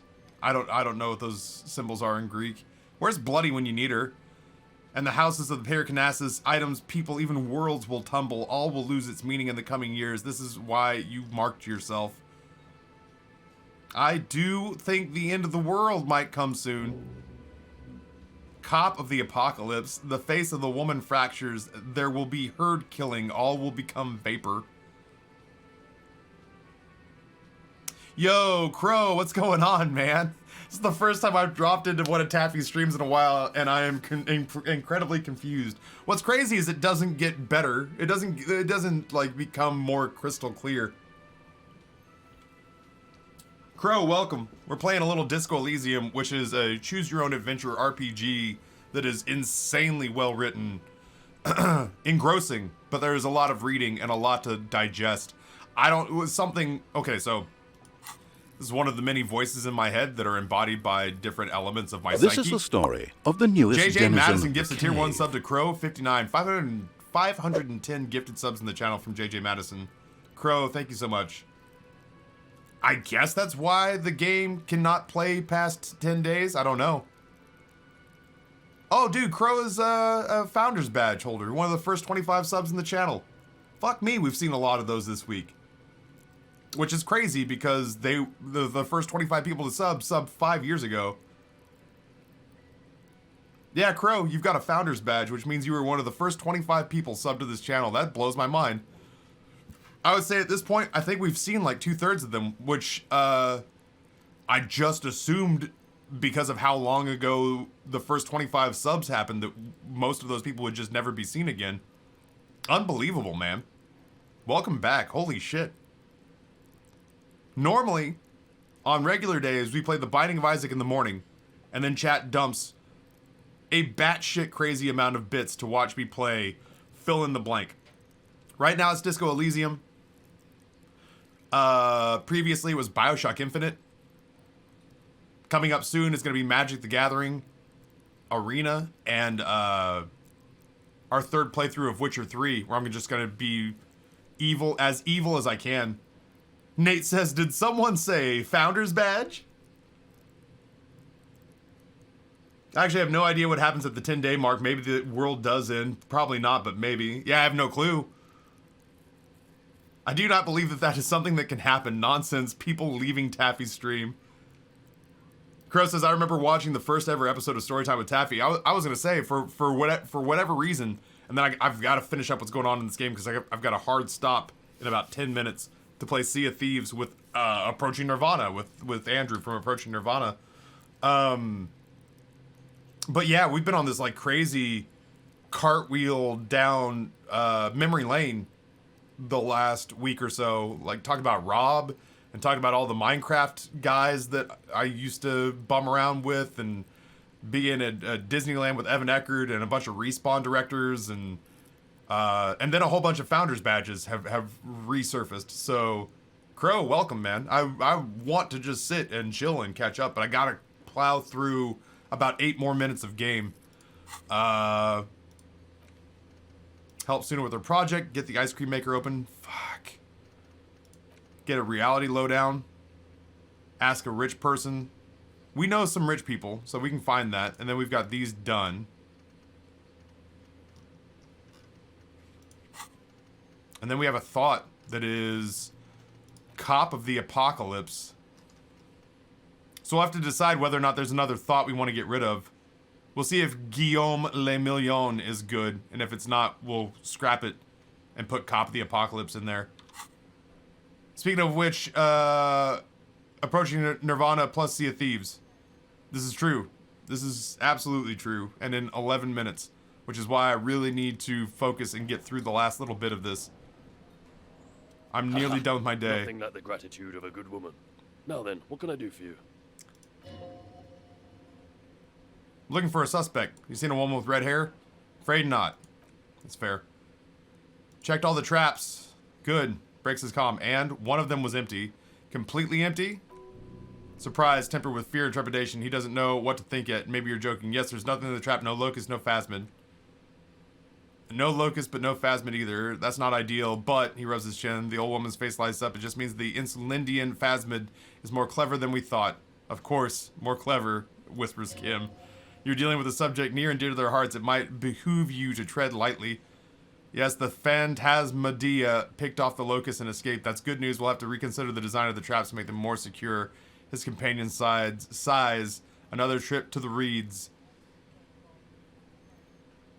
Yes, that's exactly it. Of course, be sarcastic. He misinterprets your words unless you have an alternative hypothesis you'd like to venture. Mine stands, okay? Well, man, I was trying to fucking agree with you. Actually, no, his tone changes. Excuse me for getting emotional. This is a big deal for us. You've helped us twice now, and you brought some great news too. My gratitude and the gratitude of the Société Cryptozoologique des Revachol is yours. Heartfelt gratitude, but does it feel like closure? What really happened? Thank you, it's an honor. Kim says with a straight face, we should probably return to our main investigation, but this has been refreshing. Ooh. Oh, I can do an alternative theory. Helping cryptozoologists isn't really a priority for our organization, is it? The lieutenant looks out the window impatiently. I'm gonna give it a shot. Fuck yeah, barely. Considering the way the trap was empty, disturbed as though shaken, most likely the hands of a young person, hands small enough to fit inside a trap. You should ask the redheaded boy Cuno. I think there's a little hooligan called Cuno that may have stolen the locusts. A little hooligan. What would a child want with bugs? A shadow of worry passes over the woman's face. Oh, my dear Morel, you've been an old man for too long. Kids love to torment insects almost as much as they love to torment old folks. I'll talk to the little gremlin and see if he comes, anything comes up. Delinquents, my favorite. It doesn't sound like it's really his favorite. The missing insects case. Oh, you've been such a dear to us. Please let us know whatever you turn up. I have a feeling we're getting so close. The man turns to his companions. Well, I see you've got all the help you need. I'll see you tonight at my place. Let's play Suzerainty. But no more field trips for me. This is a slippery one. He may respect the law, but mostly he just wants to pass under the radar. You won't get a chance to talk once you walk out of here. He hasn't been particularly forthcoming before. We may well still be hiding something after he's left. It's too late. Shit. I don't have time to keep questioning this guy. Really, Gary? The woman's voice a little shaky. We're getting somewhere here. I'd love to play Susan Ranty. But, Lena, I'm sorry. You're not getting anywhere with some kids. I know little mutants around here. Leave anything out open and they'll steal it, even if it's bugs. He looks at his tea. Morel, it's been fun, really. I need a bath and I have deliveries to handle. When this tea's done, I gotta run. No need to apologize, Gary. You've been more than helpful. We'll have to take a rain check on that game of Susan Ranty. I have to follow this through. Alright, well, shit. Once I leave this place, Gary's gone forever. Right there. So, here's what we're doing. We're doing a quick save. We're going main menu. We're leaving.